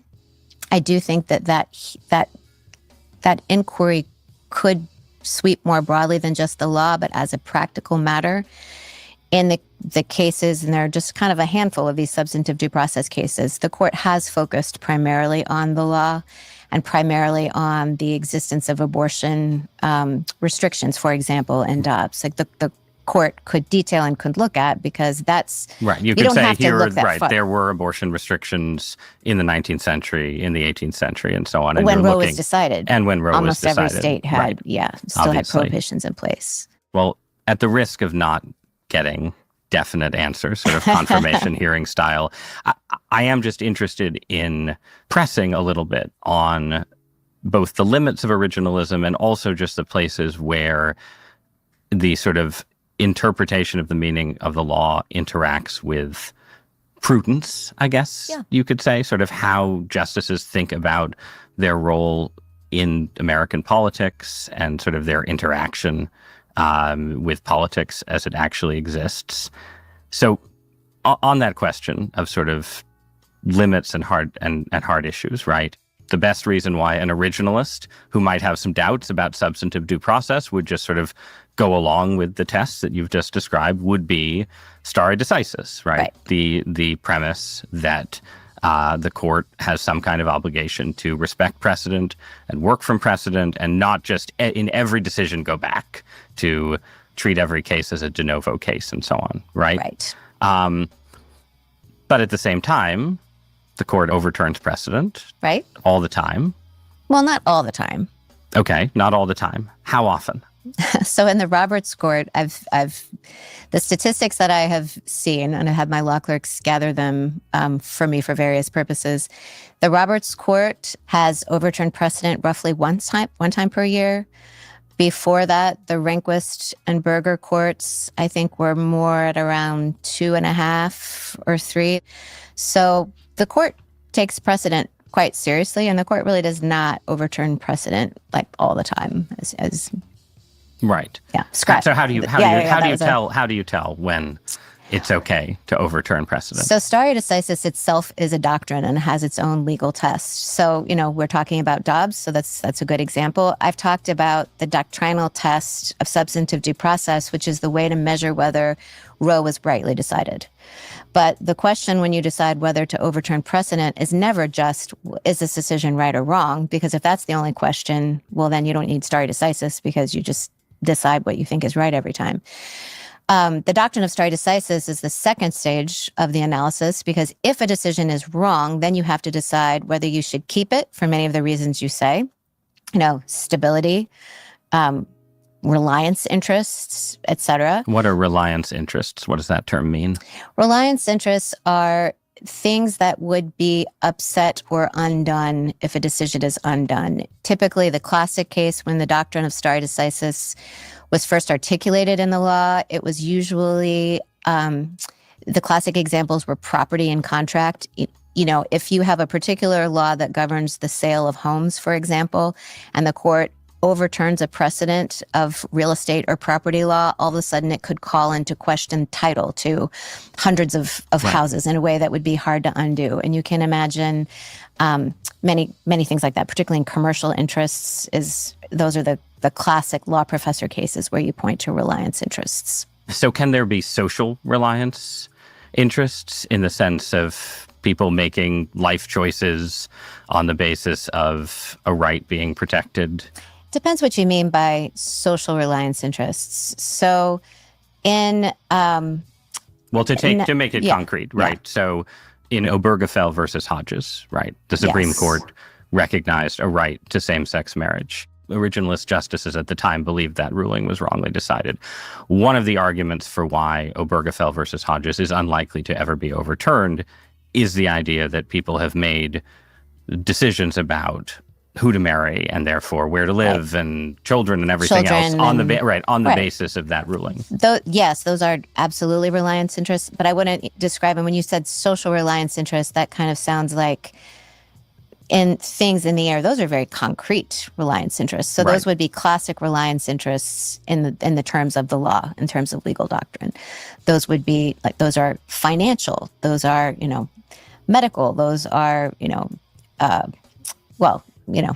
can imagine going on. But then is there a distinction between those kind of reliance interests and, let's say, the interests of someone who made a certain set of life choices on the assumption that the right to abortion would be available to them, right? Like why does Roe v. Wade fail the tests of stare decisis in this or other areas? So for purposes of Roe and Casey, if you're looking at the specific reliance interests, what the court has said was, well, yes, but the reliance interest would run for 9 months.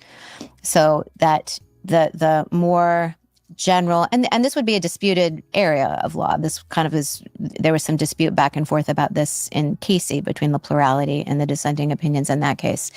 But that more nebulous, that's why I was kind of pushing back a little bit when you said societal interests, and then you listed the kinds of reliance interests that people would have in marriage. I would define those differently than just saying they're social reliance interests, because I think ones that are not concrete or that just have to do sort of like with vaguer conceptions, those are the kinds of things that are really hard for judges to measure or to know about.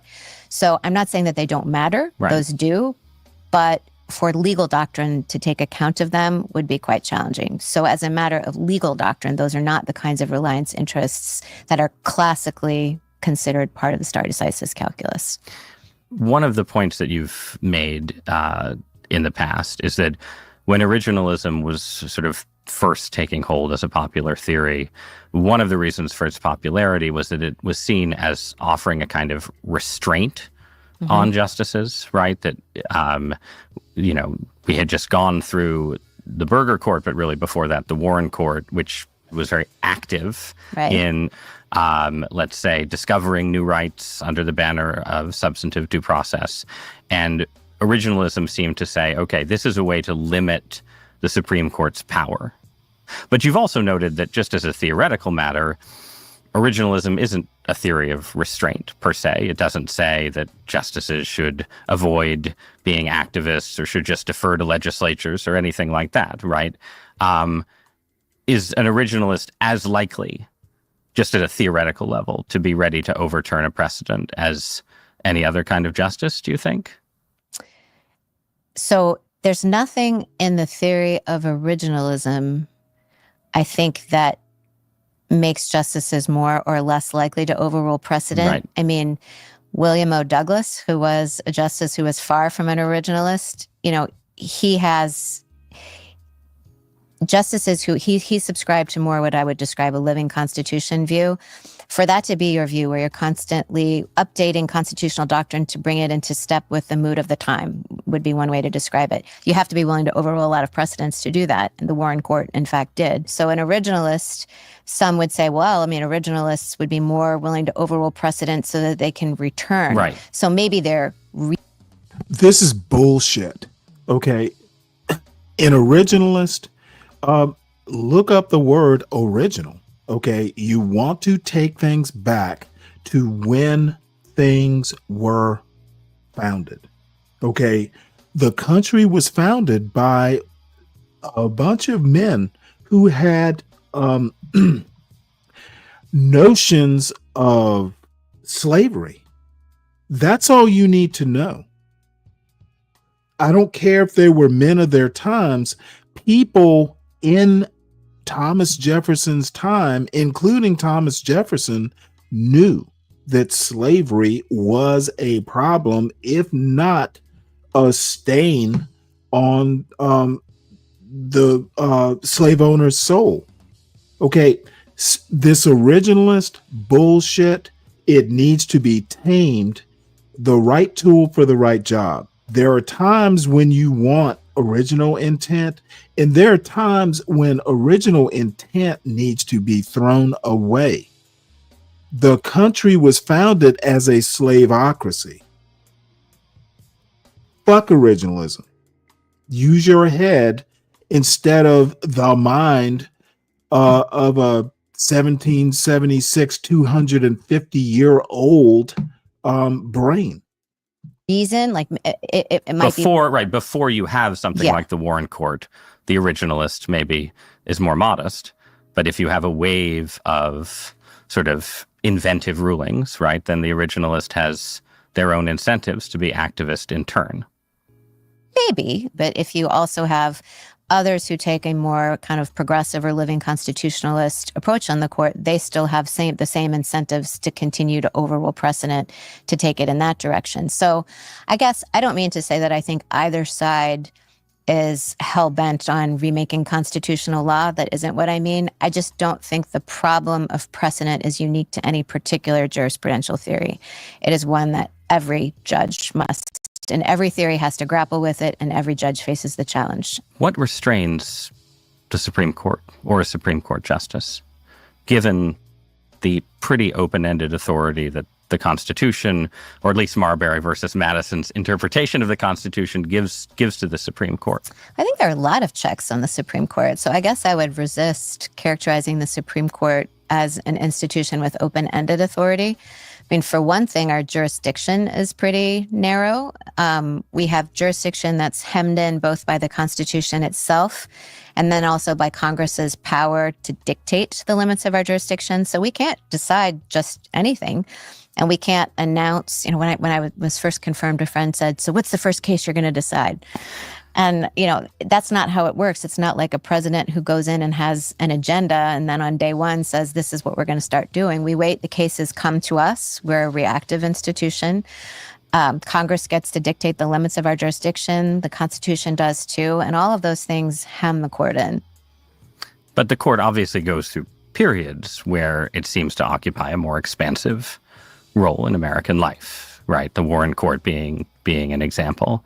And I guess I wonder maybe about a related temptation or issue, which is just the extent to which any Supreme Court justice and any Supreme Court theory can resist sort of the pull of partisanship and ideological commitment, right? And I've read a lot of Supreme Court interviews, not only with you, where justices go on at great length about how we should not see the Supreme Court as a partisan institution, and how most of the cases that come before the court are not decided along any kind of ideological lines. People are unpredictable. You have 9-0 rulings. You have mixed up 6-3 rulings and so on.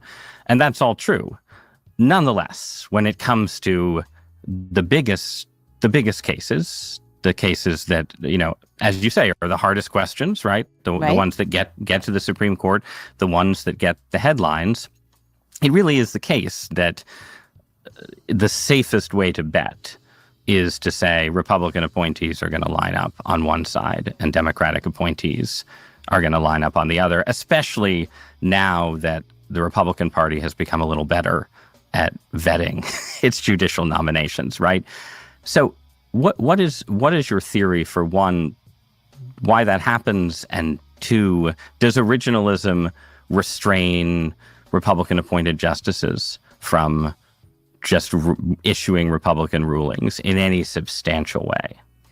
Well, I guess I do want to push back against your premise a little bit, because my very first term on the court, there was a challenge to the Affordable Care Act that people were convinced, was going to be a 6-3 decision, and it wasn't. I think it was 8-1, maybe 7-2. Was this King versus Burwell? No, King versus Burwell predated my time. This was California versus Texas. Right. There were cases. There have been in the last couple terms cases about guns and cases about voting that ex ante at the beginning of the term people thought were the really big cases, and everybody thought like, oh, that's going to be a 6-3 case that's going to break down. And then once the vote doesn't come out that way, once it's 7-2, 8-1, or even unanimous, then nobody talks about those cases. So I don't think it's true that even in all of the deeply contested, closely watched cases, but it is true that in some subset of those. So that's undeniable that there is a subset of cases. Last term, and I might have this number exactly wrong because now I'm just thinking of it off the top of my head. I think there might have been 6 cases that broke down 6-3 by party of appointing president. And all of those 6 were not ones that listeners would probably care deeply about. Some of them were more arcane issues. So what explains that difference? So you're suggesting that, well, do we all think that it's just partisanship? I guess I'm not suggesting that it's just partisanship. I'm just suggesting that there are times when I read a ruling like the first Obamacare ruling, which was on the question of whether the Constitution allowed the imposition of an individual mandate in healthcare, right? And that one broke down in a very weird way, but effectively it was 4-4-1 with Chief Justice Roberts as the swing vote. And, you know, I'm someone who grew up as a conservative, has a deep sympathy for originalism, but I read those arguments back and forth, and it just seemed to me to be a kind of constitutional coin flip. And maybe that's unfair, right? But where it stood to reason that Antonin Scalia, in the end, was going to decide that the Constitution didn't allow this mandate because he didn't like Obamacare, right? I think let's see. I'm certainly not going to say I think that's why Justice Scalia reached that decision. I wouldn't expect you to. No, right. but I think, Ross, what explains it. Now, I just want to bracket that judges are human and judges are fallible, and I certainly wouldn't sit here and say that judges never make mistakes or let their partisan views or personal views bleed into their merits judgment. I wouldn't say that. So bracket that point for the moment. But I think in cases like the Affordable Care Act case, the Commerce Clause challenge that you're talking about, or even in Dobbs, I think those breakdowns are explained fundamentally by baseline differences and approaches to the Constitution. So, for example, in Dobbs, let's put aside the stare decisis point for the moment. On the merits point, the difference of opinion between the majority and the dissent was on the role of the court in identifying unenumerated rights. That's a disagreement that is a constitutional jurisprudential one that transcends just the specific debate about abortion. It's a debate on which conservatives and liberals have long disagreed about the role of the court in interpreting the Constitution. Same with the Commerce Clause. It's just true, and this goes back to debates about the first Bank of the United States, that there have been competing camps of constitutional lawyers since the time of the founding who have approached the Commerce Clause with a fundamentally narrow interpretation or a fundamentally broader one. That's the fight between Alexander Hamilton and Thomas Jefferson. And we've just seen that play out again more recently. So I kind of point out in the book, there's nothing new under the sun in that respect. Okay. Well, let's carry this question into the current political landscape, right? Okay. Where we're in an environment where many of the central questions the court is taking up in the second Trump administration have to do with executive power, claims of executive power made by the Trump administration that are, if not novel, at least we could call them ambitious and aggressive. I think it's fair to say. You don't have to I will call them ambitious and aggressive, right? So would you say there are sort of long-standing camps debating the scope of executive power? And is there a sort of basic originalist view of executive power that sort of exists above and around the particular controversies you're likely to deal with this term? So I would say that the unitary executive theory, which is the theory that Article 2 vests the executive power in the president, is one that has long been associated with originalism. It's one that Justice Scalia advocated, with the idea that the president has to control the executive branch. He had a famous dissent in Morrison versus Olson, which was a case that upheld the constitutionality of the independent counsel statute. And essentially, Justice Scalia's objection to the majority opinion holding that the independent counsel statute was constitutional was that you could not have a prosecutor within the executive branch exercising prosecutorial power, executive power that was outside of the line of the president's control, because he essentially became sort of this bureaucrat with power, prosecutor with power unto himself. So yes, unitary executive theory is one that it's a structural theory.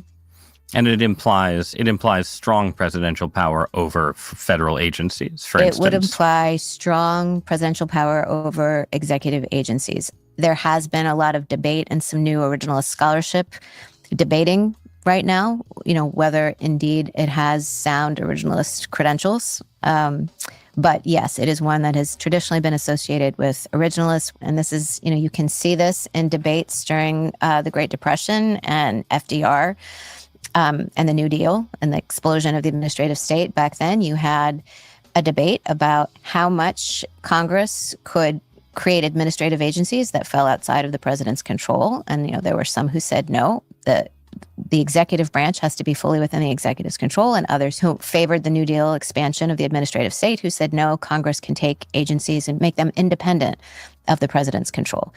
That's essentially the debate that we're seeing play out in some of the cases on the court's docket now. Right. And yeah, I think it's fair to say that the Supreme Court has a majority right now that is broadly in tune with some of the arguments you've just sketched. I feel like I see your mouth twitching slightly. I'm just making statements. No, you're just making statements. You can agree or disagree.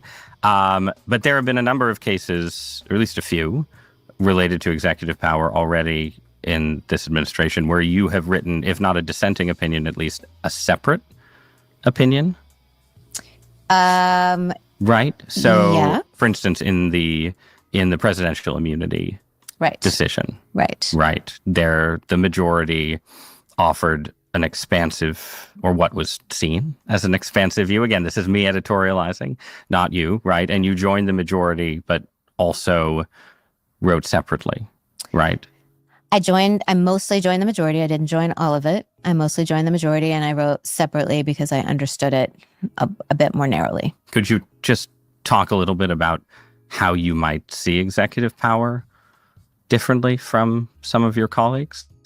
Well, so remember, I'm observing confirmation hearing rules here. Yep. The immunity decision was a question of, it wasn't actually even of executive power straight up in the way that we're talking about this unitary executive problem. That was a different kind of question. And I think it's probably fair to say that all of the more recent cases, they're all on the interim / emergency / whatever we want to call it these days, docket. So they're still in progress. So they're cases in which one might say the ending is TBD, so I can't talk about them. Okay.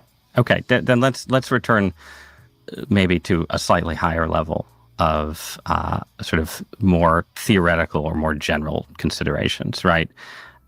We're living through an era where it seems to a lot of observers like Congress is increasingly unwilling to, or at least unexcited by the exercise of its own powers, and that this is especially true when it's under the control of the same party as the White House. Like, there's a broad sense that Congress is doing less, and in sort of a dynamic relationship to that, the presidency is doing more. As a member of the third branch, the other branch, do you think that considerations like that have any role to play in the court's obligation? Like, in the sense that something like the unitary executive theory, right, might have a similar theoretical basis in 1975 as it does in 2025. But in 1975, the executive is relatively weak, hemmed in by the post-Watergate Congress, and more limited. And today, I think it's fair to say the executive is much more powerful than it was at that period, right? So is that something that enters into judicial considerations when you're thinking about the cases that you take, the scope of the rulings that you decide to make? Does the existing balance of power between the branches matter at all to jurisprudence? So there's a lot in that question. Yes. I think maybe I'll hit 2 points in response. I think at a broad level, it's important to say, and I think this is actually a disconnect between what observers of the court expect to see and what the court can actually do. I think the press and the public lives in the particular moment. You're either living in the Watergate years or you're living right now. And so you're seeing everything through that lens. The court has to take a longer view. And so the content of doctrine cannot turn on just the precise political moment. Because the doctrine, we're drawing on the cases that have come before. And I'm not saying this isn't anything to do with just being an originalist. The court decides cases not just like in a one, ticket this train only. What we decide today is going to apply tomorrow. One point that I've made, I talk in the book a couple times about decisions that John Marshall made, including in the trial of Aaron Burr. Those cases got cited within the last couple of years on more than one occasion. So what we decide now would be cited, 7, 8, or 9 presidents from now. So we have to be very careful that the content of the doctrine isn't fashioned just for the moment, because one reason that the Constitution has been able to survive is that it isn't contingent only on a particular period. So that's kind of at a broad level. But I do think there is a lot of discretion. You asked about, does it affect the scope of decisions? Right. Yes, I think it can. I think those kinds of considerations, the court does have a little bit more room in that regard in deciding the breadth of a decision. You also and asked, whether to leave certain questions temporarily unanswered. Maybe. That is not always possible. Right. But yes, where it is possible, that is the kind of a thing where the court can decide, how where it can, there is sometimes a range of discretion in deciding how broadly or narrowly a rule should be. And this is one of the conceits about Chief Justice Roberts in particular that, again, you may or may not agree with, right? But a lot of people see him in his role as Chief Justice as someone who is supposed to be the steward of the court's position, that in particularly fraught moments, you go for the consensus point that delivers the non-polarizing ruling. Over time, Roberts doesn't have a lot of really committed admirers, right? Obviously, he doesn't have a lot of left-wing fans, but a lot of conservatives prefer a kind of firm doctrinal consistency to sort of his kind of more political mentality. I've developed a lot of sympathy for that kind of approach. And again, you may not think that he is actually taking that approach. But I'm curious to what extent you think that enters into, especially like a Chief Justice's calculations. Like, is the time ripe for a decision, for instance? Well, let's see. So I certainly won't be the Chief Justice Roberts, interpreter, horse whisperer. No, we hope to get him on the show eventually, where he will just sit and say nothing. He will say nothing for 45 minutes. One reaction I have to what you said is, at the beginning you asked me about whether I sought to kind of be an icon or have a persona, whether I thought it was a good thing. And you pointed out that the Chief Justice has a few admirers on either side, and I think that is a tribute to him, because I think an important part of this job, and something I talk about in the book, is you have to be willing to be disliked. And so I think it's pretty clear that no decision that Chief Justice Roberts has made has been in an effort to build himself a following. His decisions are, he's making decisions quite plainly, based on whatever the calculus may be. And I won't offer a view on that, but he's plainly making decisions that he thinks are the right decisions for the country, the court, the Constitution, and not with an eye towards, building up a fan base. And I think that's commendable. All right.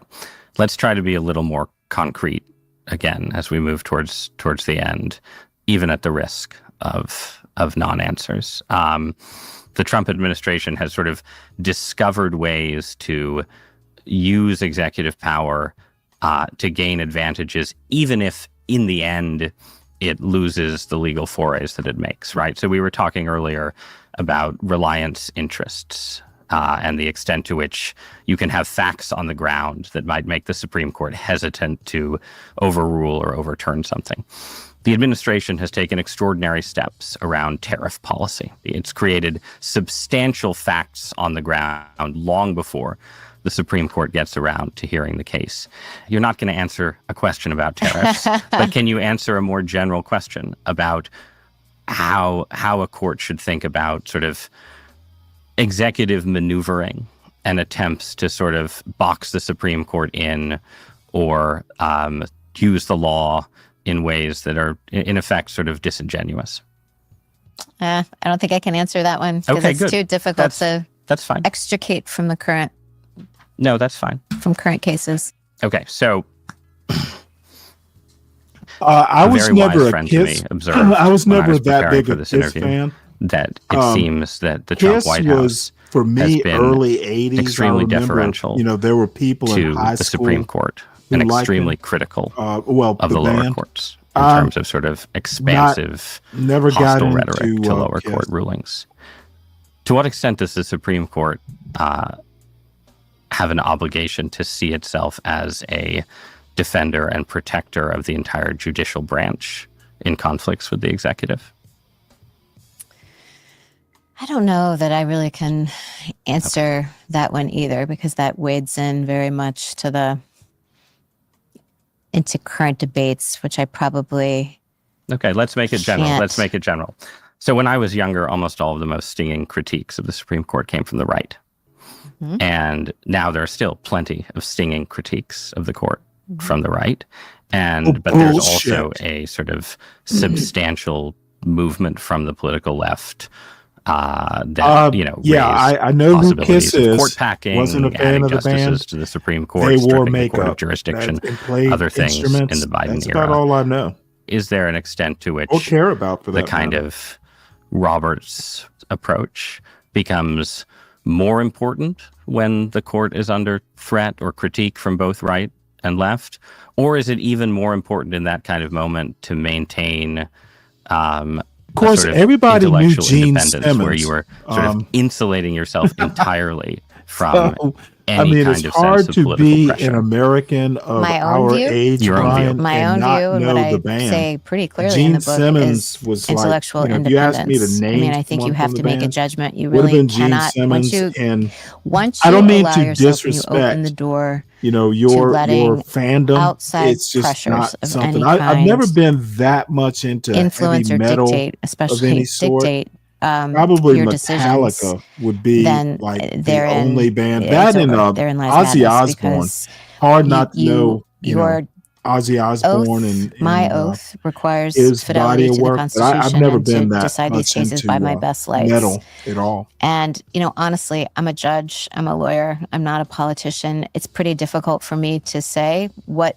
public opinion is. I'm not a pollster. I don't know what the consequences would be. So I don't even think that judges are particularly well suited to try to guess at some of those things. So But some of the decisions that you make for reasons we discussed earlier, right, obviously have to try to take into account some issues in that terrain. Just the exchange we had before about abortion, where we were discussing, to what extent are abortion rights deeply rooted in the culture and politics of the United States, right? Like, you are making some kind of cultural assessment about the state of American life when you do something like that, right? Well, I resisted when you described it as a I know, cultural assessment. And I said, well, it's a legal assessment. And in the cases where we've actually made it, we've been making a legal inquiry looking at you what the can state tell of the Amy law was in the Barrett books. thinks And the this kind of fool assessment that is an idiot. gauging public You can opinion just or public tell. reaction would not be a legal assessment,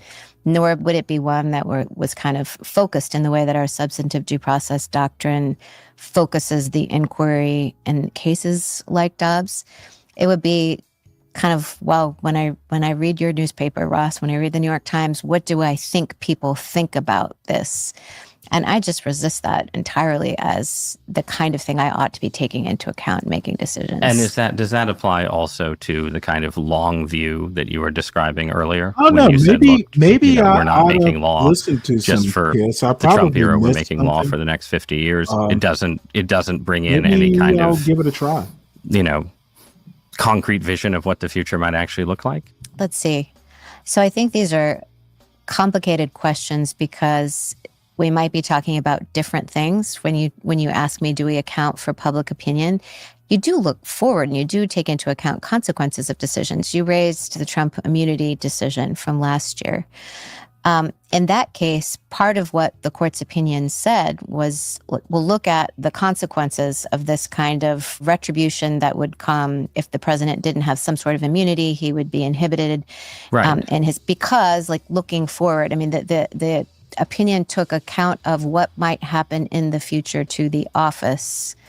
So that kind of, but yes, and then the effects of that on the larger constitutional balance of power, the state of the American Republic, right? yes, it did. But that I don't think you can quite get away from those kind of, like, let's call them common good considerations. So those kinds of considerations are and always have been part of the fair game and standard fare of constitutional decision making. I took you to be asking about public reaction to the court in particular. Like, should the court be taking account of its own skin? Should the court be taking account of the backlash that it will suffer? But why are those two things separable? Why is it okay to say it's all right to think about how this decision plays out for the health of the republic as a whole, but it's not okay to worry about mass backlash against the judiciary specifically? So if you think about it, I think maybe we're talking about different things. I do think thinking about the larger structural point is important. I think thinking about how our institutions will be affected in the long term is important, because we are making decisions, as I said before, not just looking at what happened in the past, but looking forward into what will happen in the future. I guess what I would resist is saying that a decision should be dictated by short-term consequences or short-term pain in the institution. Brown versus the board visited a lot of backlash on the court, but that was the right thing to do. Obviously, it needed to do it despite the short-term cost. So I guess it was maybe the short-term cost that I was resisting. Right. And so this will be the last question. One issue related to those kind of short-term costs and long-term costs is just the question of the Supreme Court's own position in the balance of powers between the branches and its ability to get the other branches to heed its rulings, right? The Supreme Court does not command the power of the purse, doesn't command the military, it doesn't have police powers, right? What it has, in a sense, is prestige, public support, a historic constitutional role, and so on. And we're in a moment, and we don't have to make this specific to the Trump White House, we're in a moment where it's very easy to imagine from either the left or the right, some present or future president deciding to test the court, Andrew Jackson style, saying, interesting ruling, Justice Barrett, good luck enforcing it. How do you think about that potential challenge as a member of the court? Well, I think that you are absolutely right that just as the court must take account of the consequences on the institutional dynamics, say, between a current president and a future president, the balance of power between the executive branch and the legislative branch, of course, those same kinds of institutional concerns for the long run are ones that play a part in the court's separation of powers decisions, and always have, because they also are reflected in concerns of the constitutional structure. Okay, let me try that again. If a president defied the Supreme Court, what would you do? Well, as you say, the court lacks the power of the purse. We lack the power of the sword. And so we interpret the Constitution, we draw in precedents, we have these questions of structure, and, we make the most with the tools that we have. Justice Barrett, thank you so much for joining me. Pleasure to be here. Thank you for having me, Ross. You're very welcome.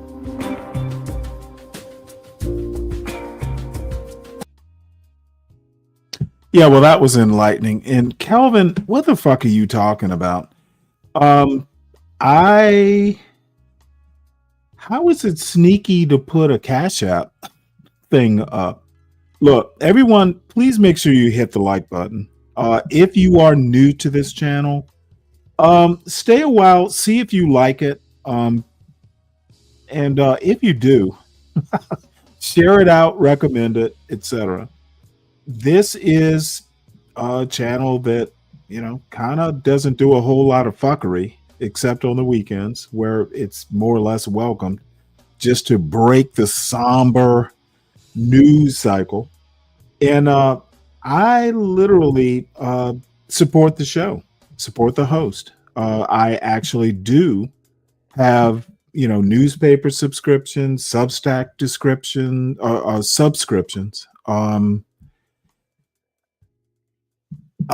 looking at a book on my phone that it's called Martin Delaney, Frederick Douglass, and the Politics of Representative Identity. It is $30. Now, should I spend $30? And that's the that's the Kindle, that's the ebook price. So should I do it? Probably I will.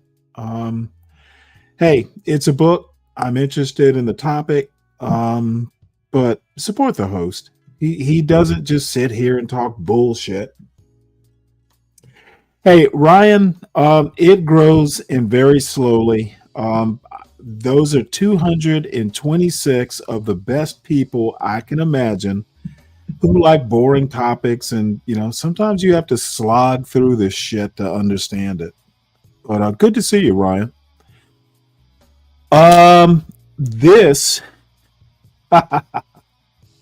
Robert Barnes, this is dedicated to you, Tropes. I have not listened to the video, but it looks wild. So let's do a few minutes. This is a Tropes recommendation. But before I became the devil incarnate 6 years ago, I mean, and it was pretty amazing. And that's what made the show successful, is that we had a big show with a big platform with all these great people interviewing. Well, an example of that is Francis Boyle, because I remember very early on in this, and you were the first one to tell me that the likely source of the pandemic was from the lab, that this was likely man-made. And that was based on two different things. And I want to get into the second one in a little bit.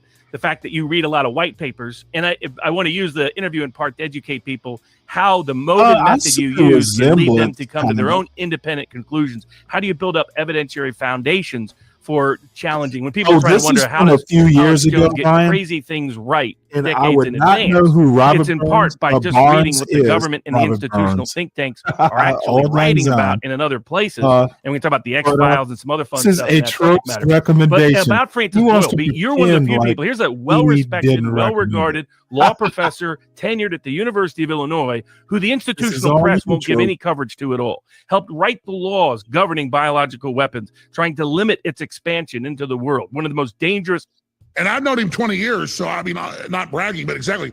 Hani Gul, the head of Pakistani intelligence, the real head of the Taliban during the Mujahideen War. I mean, he would only come on my show, and we had I even admitted this later. We even had the CIA contact us and say, "How are you talking to Hamid Gul?" And I gave him Hamid Gul's number. I said, "Call his son." And I called it the Guls, and I said, "Hey, the CIA is going to call you. I'm not trying to."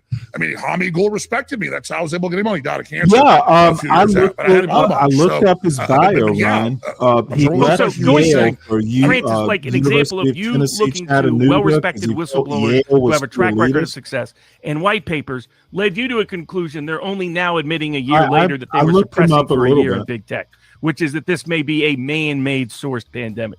Can you talk about Francis Boyle and why white papers, how you got into that and why you do it? Well, sure. I mean, Robert, come on. You were saying this at the exact same time as me, so you're just giving me credit here. I have broken a lot of stuff, but the fact that it came out of a lab was not broken by me. The Indians had access to a CRISPR machine.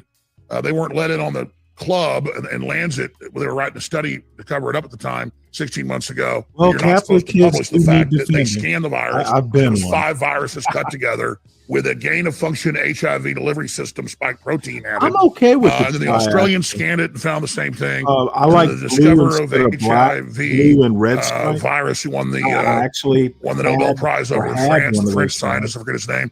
He said the same thing. He looked at the scan, and so this was like saying, that Rhode Island's made out of granite, stand or out. Statue of Liberty's in Have you in never- New York. you got a thing against it's ties, known don't you, that it was a Calvin? manufactured virus in the lab. You wondered why which Ross they Outlet released was because they could wearing a control tie? it and then scare What do you everybody. have against ties? And so, yeah, we knew. You're English. from major white papers, you should be wearing scientific bow papers, ties. studies written by major groups. That was the case. Then the Lancet came out, written by Peter Daszak, who didn't want his name on it. Those emails have come out. The head of the Wuhan lab project to gain of function coronavirus under Chapel Hill and Fauci. And they went and said, oh, you better withdraw that. So they didn't say the paper was wrong. They withdrew it under pressure of billions of dollars being pulled in academic funding to the entire Indian government. And so then I went and saw a bunch of other scientists that had looked at it. And they said, no, it's completely man-made. And they said, they predicted back in February last year, they said, if anybody does a classic vaccine for this was in February and March. If anybody makes a classic vaccine, attenuated virus, and not the other ones they made, the mRNA and others that go after the spike protein, it's going to be a false HIV positive when you take this vaccine because it's HIV is the shell. And sure enough, remember the Australian government put out their first vaccine that was a regular vaccine, Trump's and people were ties testing positive for HIV. are the best thing which about then Trump, confirmed isn't it? what the Indians had already said. But it's not like they're confirming some nebulous thing. You can see on these viruses the splices, the P shuttle gene, where they put it in. So I This know microbiologist, talking I know about genetic engineer, splices but this was on known. viruses? So most of my job is incredibly simple. Here's another example. Grossly, Just real quick, I'll shut up. I was the first on air in 1995. Qualified. By to make 97, this I was on sort of local radio. analysis. So all these people were flooding me with stuff, and I was on shortwave, and I'd syndicated the show to a few other stations. He was on And shortwave. so I had medical journals sent to me, medical journals on biology, medical, all this stuff. And it was like, ethics. Should we be splicing humans and animals like we've done in all these countries? They had studies where they were splicing humans and animals. And should we be letting them gestate inside bovine that are also part cow, part human clones so they won't reject it? So I'm on the air in like 1997 reading scientific reports about human animal clones. This sounds like space, science fiction stuff. Well, notice a month ago, the Congress would not pass a law banning human animal hybrids. Now, why are human animal hybrids so important? Well, a human has rights and even animals have rights. But if it's a new creature that's alien, a splicing, it has no rights. So they said, no, we're not going to have a prohibition on human animal clones. And so there I am telling people 25 years ago this is going on, and now it's all confirmed today. How do we even get into the splicing? I mean, the human animal hybrids, which you talk about. I mean, what is this for anybody who doesn't know? Because I thought I understood it, but I thought it involved animal parts in humans like valves and whatnot. Island of Dr. Moreau. Which is where I think some people might lose you, and you're saying gestating cross-human breeds in an animal. It sounds like that's what you're getting at. Whereas it sounds like the more understandable explanation is animal parts in humans for medical purposes, which has been a practice for a little while. Which is where I think... Well, it's both. It's both. So just type this in. Anybody watching can do this. Let me give the exact headline on my mind. It's human-animal hybrids are gestating at labs and farms. It's one or the other. Animal-human hybrids are gestating at labs across the U.S., and that's like 5 years old MIT. And so, but see, you can't just grow that heart in a petri dish. They're trying to do that. What they do is that they create an animal-human clone. I never thought about that. That basically does at the embryonic level just look like a bag of a placenta. And then they don't have systems that, these so-called biowombs where you see like a baby goat or a baby sheep and it's in this bag and these vessels come in. Well, there's a animal that's basically in a coma right behind the wall there that's all coming out to. They haven't invented tanks that grow creatures yet. And so using mainly cows, they're able to create a humanoid that's part cow, usually a part of that very cloned cow, so the cow doesn't reject it. And then you can grow up a humanoid larger in utero, to then get larger organs out of. And so that's the industrialization of these labs. And they call them biotanks, but a biotank is a cow. And they don't show the public this because it would freak them out, but it's in all the medical literature. Yeah, I mean, what's extraordinary, I did a show for just a couple of months down there, and by the time I was through the show, I thought, I thought legal work was hard. In other words, the amount of research, the amount of work. I mean, you're completely unscripted. There's no teleprompter anywhere near the room. You're talking instantaneously right to the millions of people on a daily basis. You're trying to challenge institutional narratives on a daily basis while being attacked on a daily basis by almost every power that be. Yeah, But he I think does. what's He does interesting when I resemble explain to Ross people what Douthat. is and why is Alex Jones. I said it's extraordinary amount of reading. You're talking about hundreds of articles a day. You're talking about a combination. It's not just the clickbait. It's not just Twitter. It's not just some small headline. It's detailed articles from a wide range of sources that are international, plus human sources of a wide range of whistleblowers from all around the world that you've developed relationships over the years. In terms of that work ethic, is that something you always had? Is it native curiosity? What is it that keeps you going at that level of energy that's required to do what you do? Well, I mean, I've always been a little bit of a manic person. So I'm like you and I sit around, smoke cigars, eat a big dinner. We're totally calm for 3 hours. But you've got a lot of energy too, Robert. And your co-host here. I watch the show almost every week. So it's great to be here. So I mean, really, I'm exhausted. And so once I get on the show, I'm a little manic because it's either pass out on the ground because I'm so tired, or be manic about this and drop the information. So it's kind of like when you're in the spotlight, you've always got energy. I mean, that's really where the energy comes from. And there's also the frustration because I know this stuff is real. I mean, I remember this because my ex-wife broke water on my first child, who's almost 19 now, Rex Jones. And I wanted a pizza that night, and I was editing a film on my computer. Then I went to get a local pizza at Conan's Pizza. And I'd been on the air that day covering spider goats, part spider, part goat, so that they create through their udders, through the milk, body armor that can be purified out and is now used in a lot of classified stuff. We're talking about did John a rope that's Did John Ronson mention this Sorry? in his book, The Men Who Stare at Goats? This sounds familiar to me. I actually saw the movie. I didn't read the book, but I know John Ronson. But no, that's Men Who Stare at Goats was a General Stubblebine and the Pentagon at Fort Bragg, North Carolina, trying to use psychic powers to kill goats. Among other things. That's another one. Well, so among other things, yeah. But the reason that the point is the story's funny because I'm sitting there getting the pizza and a guy pokes me in the back. And he goes, I used to listen to you, but I heard your show today. So I had the CEO of a company that was in like CBS News about the spider goats and how they were creating body armor with it for the Pentagon. And the guy said, "You're a liar. We can't splice spiders with goats and everything." And I just remember. So that was 19 years ago. That was almost 19 years ago. And I mean, it's real. Anybody can look up spider goats. So I'm not the one. Look. No, I was just going to say this is where, and I'll bring it into the 5G mind control thing. This is where the terminology is that with splicing spider goats, people are envisioning a goat with 8 legs, as opposed to splicing in a certain gene or I'm going to use the wrong term, from a spider. Oh, into really? the They're belly of a having this goat, conversation, which is a little easier to visualize and a little less dramatic.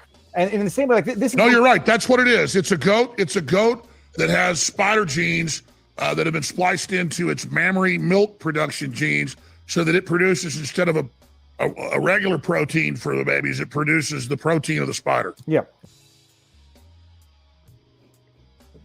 All right. Well, that was entertaining, was it not? I want to I forgot this was happening tonight, folks, and I want to watch all of this.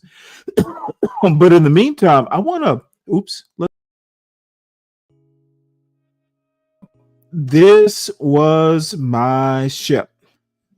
The Mighty Briscoe, and it is at the bottom of the Atlantic. It was an old ship, and they used it for missile plus target practice. But I miss that goddamn ship. It was awesome. Oh boy.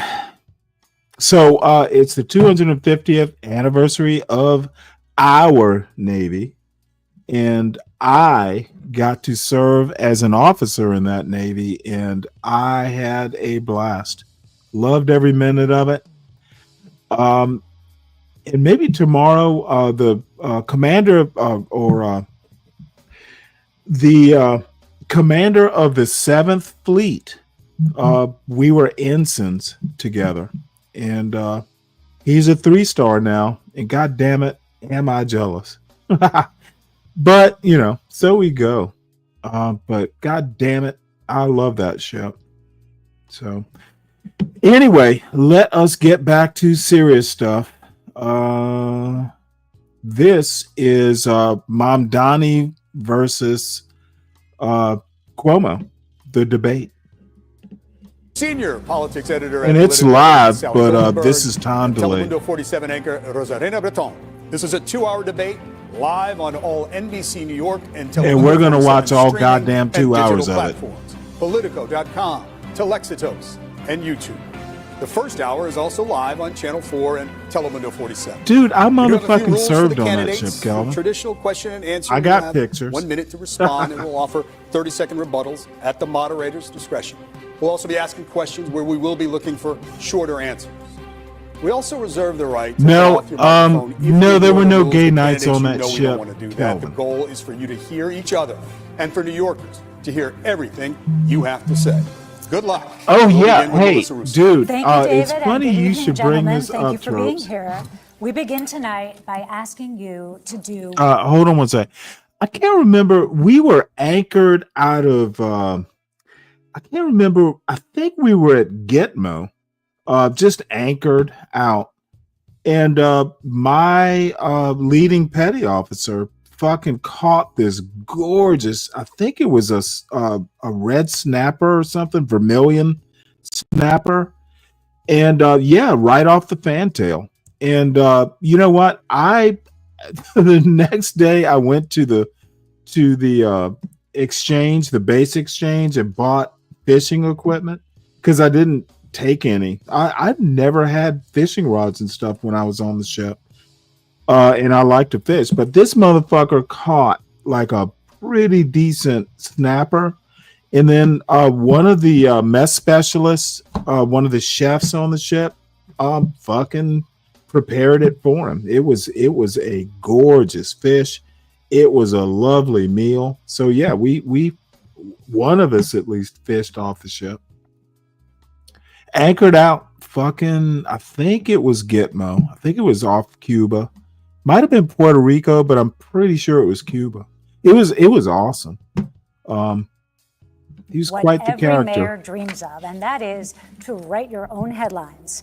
Imagine it's January 2027, and you have been in office for exactly 1 year. Let me pause this once again. Hey, I got out of the Navy in '94. The month that I left the ship was the month women came on board the ship. Other than we had some female midshipmen ride the ship, you know, their summer cruise, and they were like Naval Academy people. No females were aboard combatants when I left the Navy. But the month I left, it was April of 1994, was when that changed. So nope. One headline about what you think your biggest accomplishment will have been in year number one. We'll begin with you, Mr. Cuomo. First, Dude, thank you I'm a for sponsoring motherfucking the saltwater debate and having all of fisherman, us. Ryan. The Of course one I've seen headline, fish. How many characters in the headline? You know, you're familiar with headline length. Rent down, comma. No, it crime wasn't quite down, like that, comma. Kelvin. Education scores up, comma. More jobs in New York City. Now we're getting maybe a little comma. over the average headline length, but Optimism high. thank you. Mr. Sliwa. Curtis Sliwa is without his iconic red beret because I'm talking to the people of New York City about the really serious issues of affordability, the cost of living, and obviously what I've spent most of my life doing, which is public safety in the Sliwa, streets and the subways. We would love a headline from you. What will your headline be, your big headline in year number one as mayor? Curtis Sliwa exceeds all expectations and looks very mayoral tonight. Mr. Mamdani, you've had some time to think about it now. What's your headline? It's a pleasure to be here, first of all, and I really want to thank the moderators and the opportunity to speak directly to New Yorkers about this moment in time and our opportunity to transform the most expensive city in the United States of America. The headline would read in about a year, Mamdani continues to take on Trump, delivers on affordability agenda for New Yorkers. Thank you, Mr. Mamdani. Sally? Thank you, Melissa. We're going to talk about leadership. Voters have reservations about all three of you as chief executive of New York City, a city with roughly 300,000 employees and a budget bigger than many countries. We have questions for each of you, and Mr. Cuomo, we will begin with you. As a former governor of New York, you obviously have the management experience, but you resigned from office amid sexual harassment and COVID-related scandals. Why should voters now trust that you have the character to be mayor? You have 1 minute. Boom. Well, thank you very much, and thank you for the question. First, you are right. I left office. There was a report that was done that had allegations of harassment. I said at the time it was a political report and that there was no basis to it. It was then sent to 5 district attorneys. They all reviewed it. They found nothing. It was then litigated for 5 years. I was dropped from the cases. So none of that came to anything. When it comes to executive experience, I've run the Department of Housing and Urban Development, built housing all across the nation. I was governor for 11 years.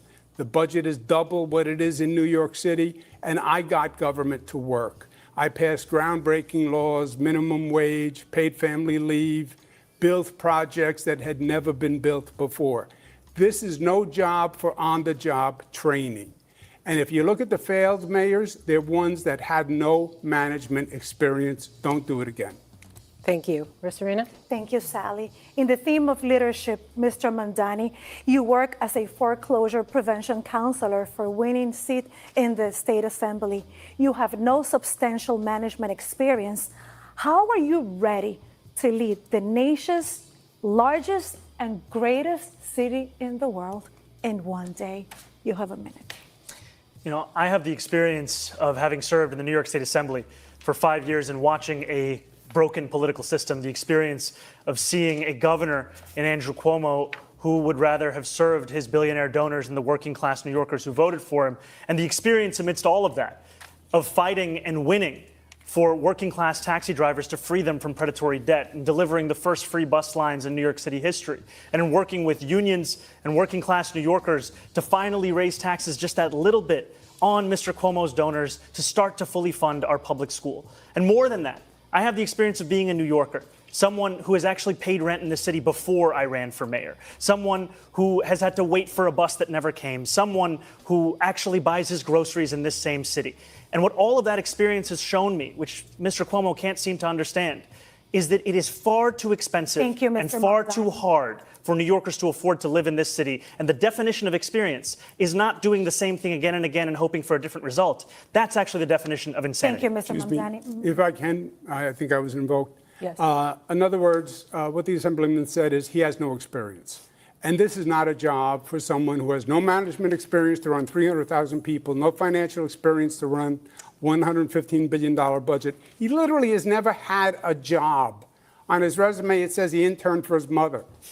This is not a job for a first-timer. Any day, you could have a hurricane, you have, God forbid, a 9/11, a health pandemic. If you don't know what you're doing, people could die. Mr. Mamdani, want to respond? And if we have a health pandemic, then why would New Yorkers turn back to the governor who sent seniors to their death in nursing homes? That's the kind of experience that's on offer here today. What I don't have in experience, I make up for in integrity. And what you don't have in integrity, you could never make up for in experience. Yes. May I? First, what you said was totally false, as you know. Which part was false? During COVID, everyone did whatever they could in this state. And there have been numerous investigations where they've gone through it and they said we followed federal guidance. But yes, people died during COVID. And my heart breaks for everyone that died in this state and across this nation. But just to be clear, just to fact check that, there is a criminal investigation reportedly underway at the DOJ about your testimony to Congress about your nursing home record. Yeah, but that is a political issue with the Congress. They made a referral which has gone absolutely nowhere. But there have been multiple investigations where the DOJ found that the nursing home investigation was politically motivated. Okay, we're going to move on. We might have time to come back to it. I do need to move on to Mr. But may I Sliwa. just finish my rebuttal? But the Assemblyman still says he has no experience to do the job. Okay. Thank you, Mr. Cuomo. Mr. Sliwa, as founder of the Guardian Angels and as a radio host, you've been a well-known figure in New York City for decades, but you also lack substantial management experience. So how are you prepared to be the chief executive officer of New York City? You have 1 minute, Mr. Sliwa. First of all, I created the Guardian Angels to provide public safety in the subways and streets when government was incapable of doing so. I didn't do it to get a title or a paycheck.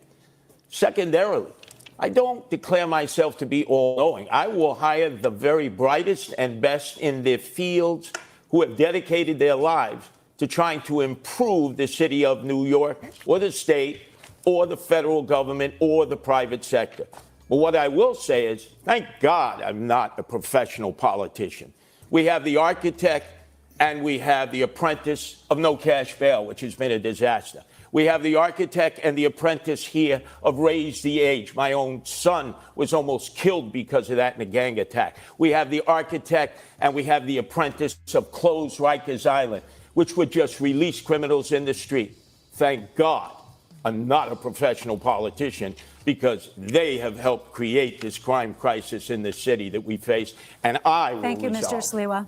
Thank you. Mr. Sliwa, candidates, President Trump has expressed intense interest in this election and in all of you personally. Mr. Mamdani, the president called you, quote, my little communist. Mr. Sliwa, he said you're, quote, not exactly prime time. Mr. Cuomo, he has been critical of you, but said you have always gotten along. The president has threatened to cut federal funds to the city. And just yesterday, he killed the Gateway Project, the tunnel connecting New York to New Jersey. You've all promised to resist him in some way. What would you say in your first official call with the president to set the tone for your relationship moving forward? We'll give you a minute for this. We'll start with you, Mr. Mamdani. I would make it clear to the president that I am willing to not only speak to him, but to work with him if it means delivering on lowering the cost of living for New Yorkers. That's something that he ran his presidential campaign on, and yet all he's been able to deliver thus far has been prosecuting his political enemies and trying to enact the largest deportation program in American history. And what distinguishes me from Andrew Cuomo is the fact that he has gotten on the phone with that same president, not asking him how to work together to help New Yorkers, or not telling him that he would refuse to back down to protect those New Yorkers, but instead asking him how to win this race. That's something I can do myself. I don't need the president's assistance for. And what I'd tell the president is if he ever wants to come for New Yorkers in the way that he has been, he's going to have to get through me as the next mayor of this city. All right, Mr. Cuomo, we'll give you a little extra time, but I'd like you to answer this question as well, what your first conversation with the president would be like. Okay. First, I never had a conversation with the president that the Assemblyman was talking about. But he has a distant relationship with the truth. I would say to the president in the first conversation, look, we have had many, many battles. We fought together every day during COVID.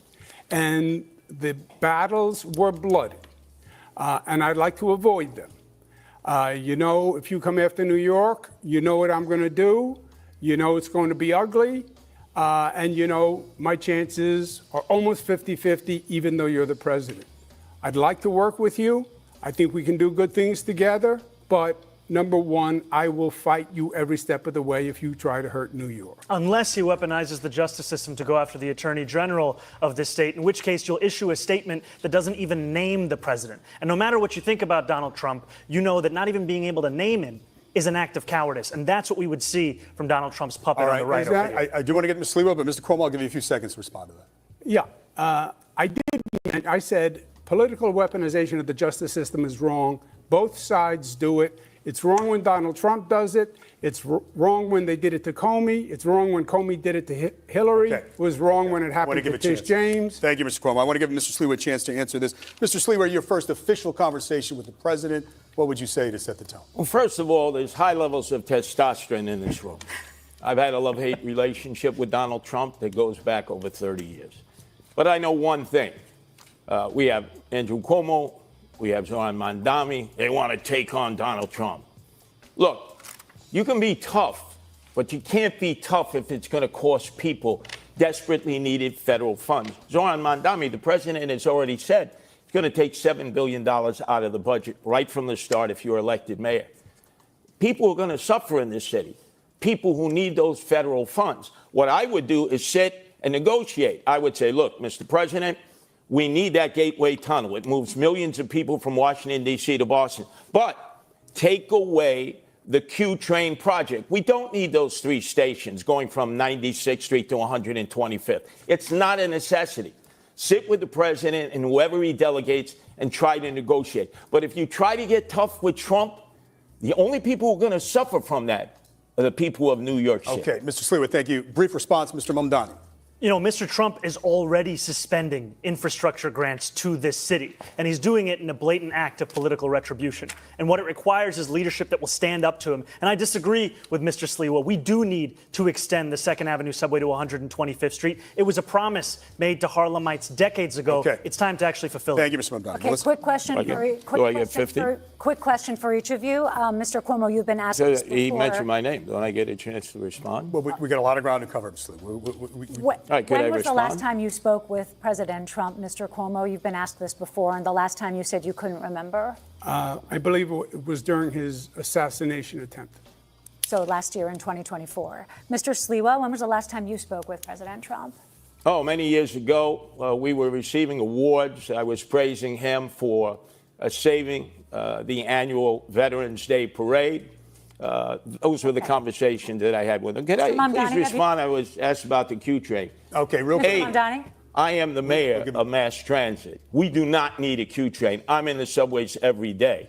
We have more than a capable system of transporting people. Thank you, Mr. Sliwa. The infrastructure needs to be fixed in the system that we have. Mr. Mamdani, have you ever spoken with President Trump? No. Okay, there you go. Sally.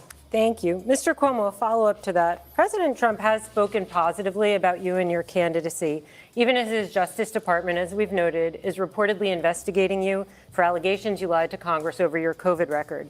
Given that dynamic, how would you be able to stand up to this White House? How are you not compromised? And just take into account that New Yorkers are troubled by what they view as a compromised relationship the current outgoing mayor has with the president. Yeah. First, you're wrong when you say there's any investigation of me.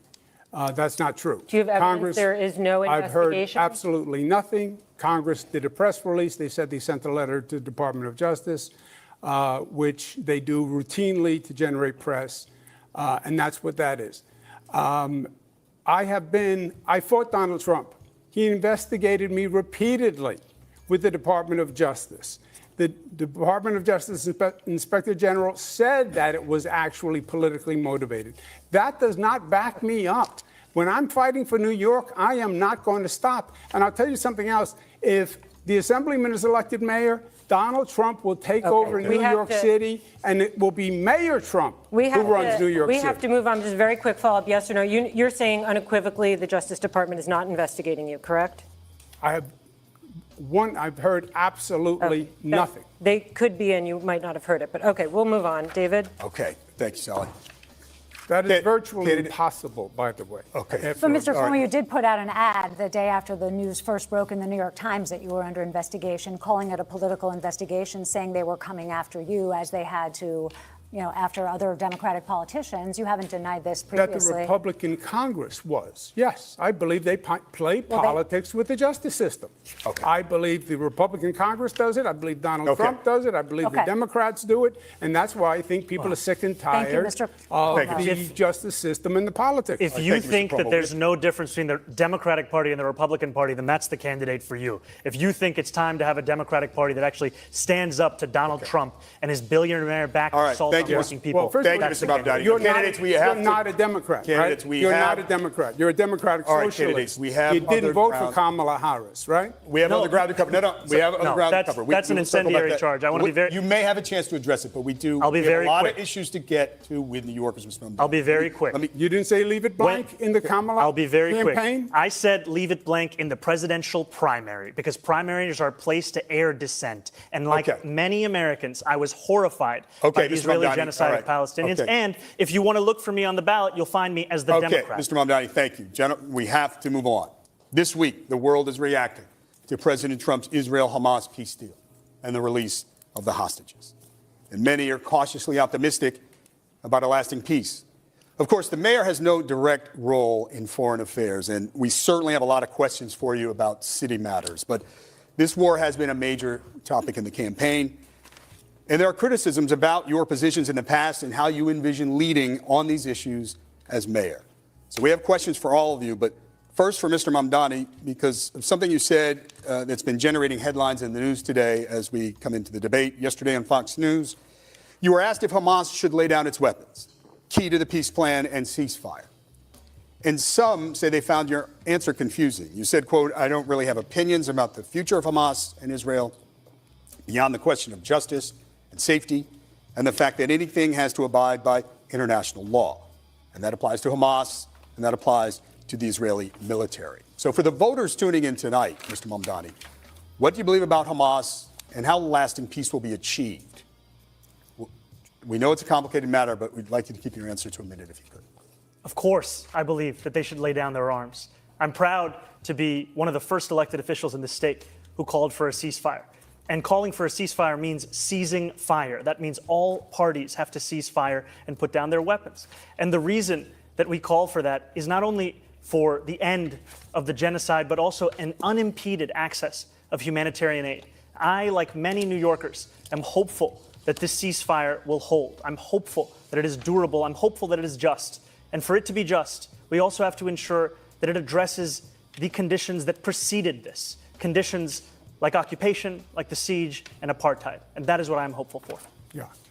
If I may, that means Excuse from me, the excuse river me. to the sea. I'm being marginalized out of this. I'm sorry. When he It's goes- a debate of three. Excuse me, Andrew. It's Well, a I'm just debate gonna- of three. Do we Go acknowledge ahead. that? Three people? Mr. Sliwa, go ahead, and we'll give you a second. Go ahead, Mr. Sliwa. The President of the United States should have been applauded by you, Zoran Mandami, and you, Andrew Cuomo, on the day that he brought together that international coalition that met in Egypt, that came from the Middle East and the Persian Gulf. I certainly applauded him for bringing peace to Gaza and trying to end the hostilities in the war between the Israelis and Hamas, so there can be peace between the Israelis and peace between the Palestinians. But you seem, Zoran, to be incapable of praising our president. And Andrew, you were incapable of praising our president. Gentlemen, we have Give credit where credit is due. He's brought peace to Gaza. Yeah, gentlemen, we want to hear everything you have to say. We have other questions on this matter. Mr. Cuomo, please, brief response, because Yes. we do have other questions Yes. on this issue that you may be able to Yes, address. Go ahead. I did applaud President Trump and his administration. I think it was a great accomplishment. I hope the peace holds. The assemblyman will not denounce Hamas. The assemblyman will not denounce Hassan Piker, who said America deserved 9/11. The assemblyman just said in his response, well, it depends on occupation.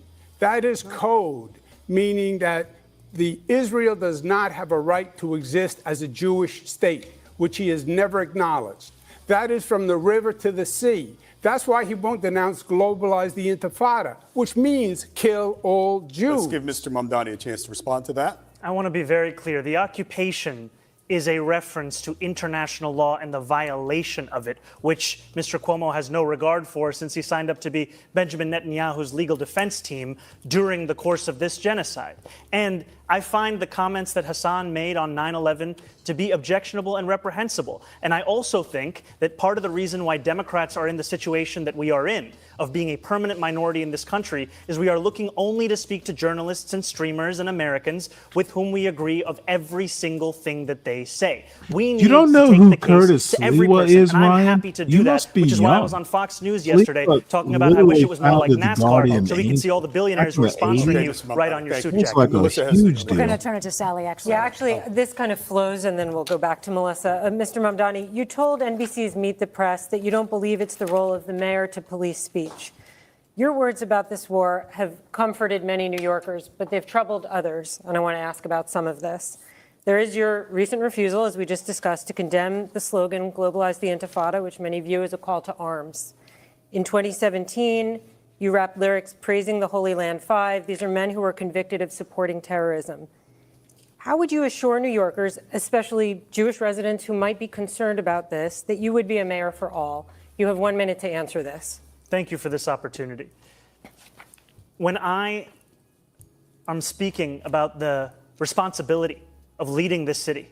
I mean leading not just those who voted for me, leading not just those who vote, but leading every single person who calls this city home. And that includes Jewish New Yorkers. And I have been so thankful for the opportunity I've had to sit with so many Jewish New Yorkers over the course of the primary and through the general.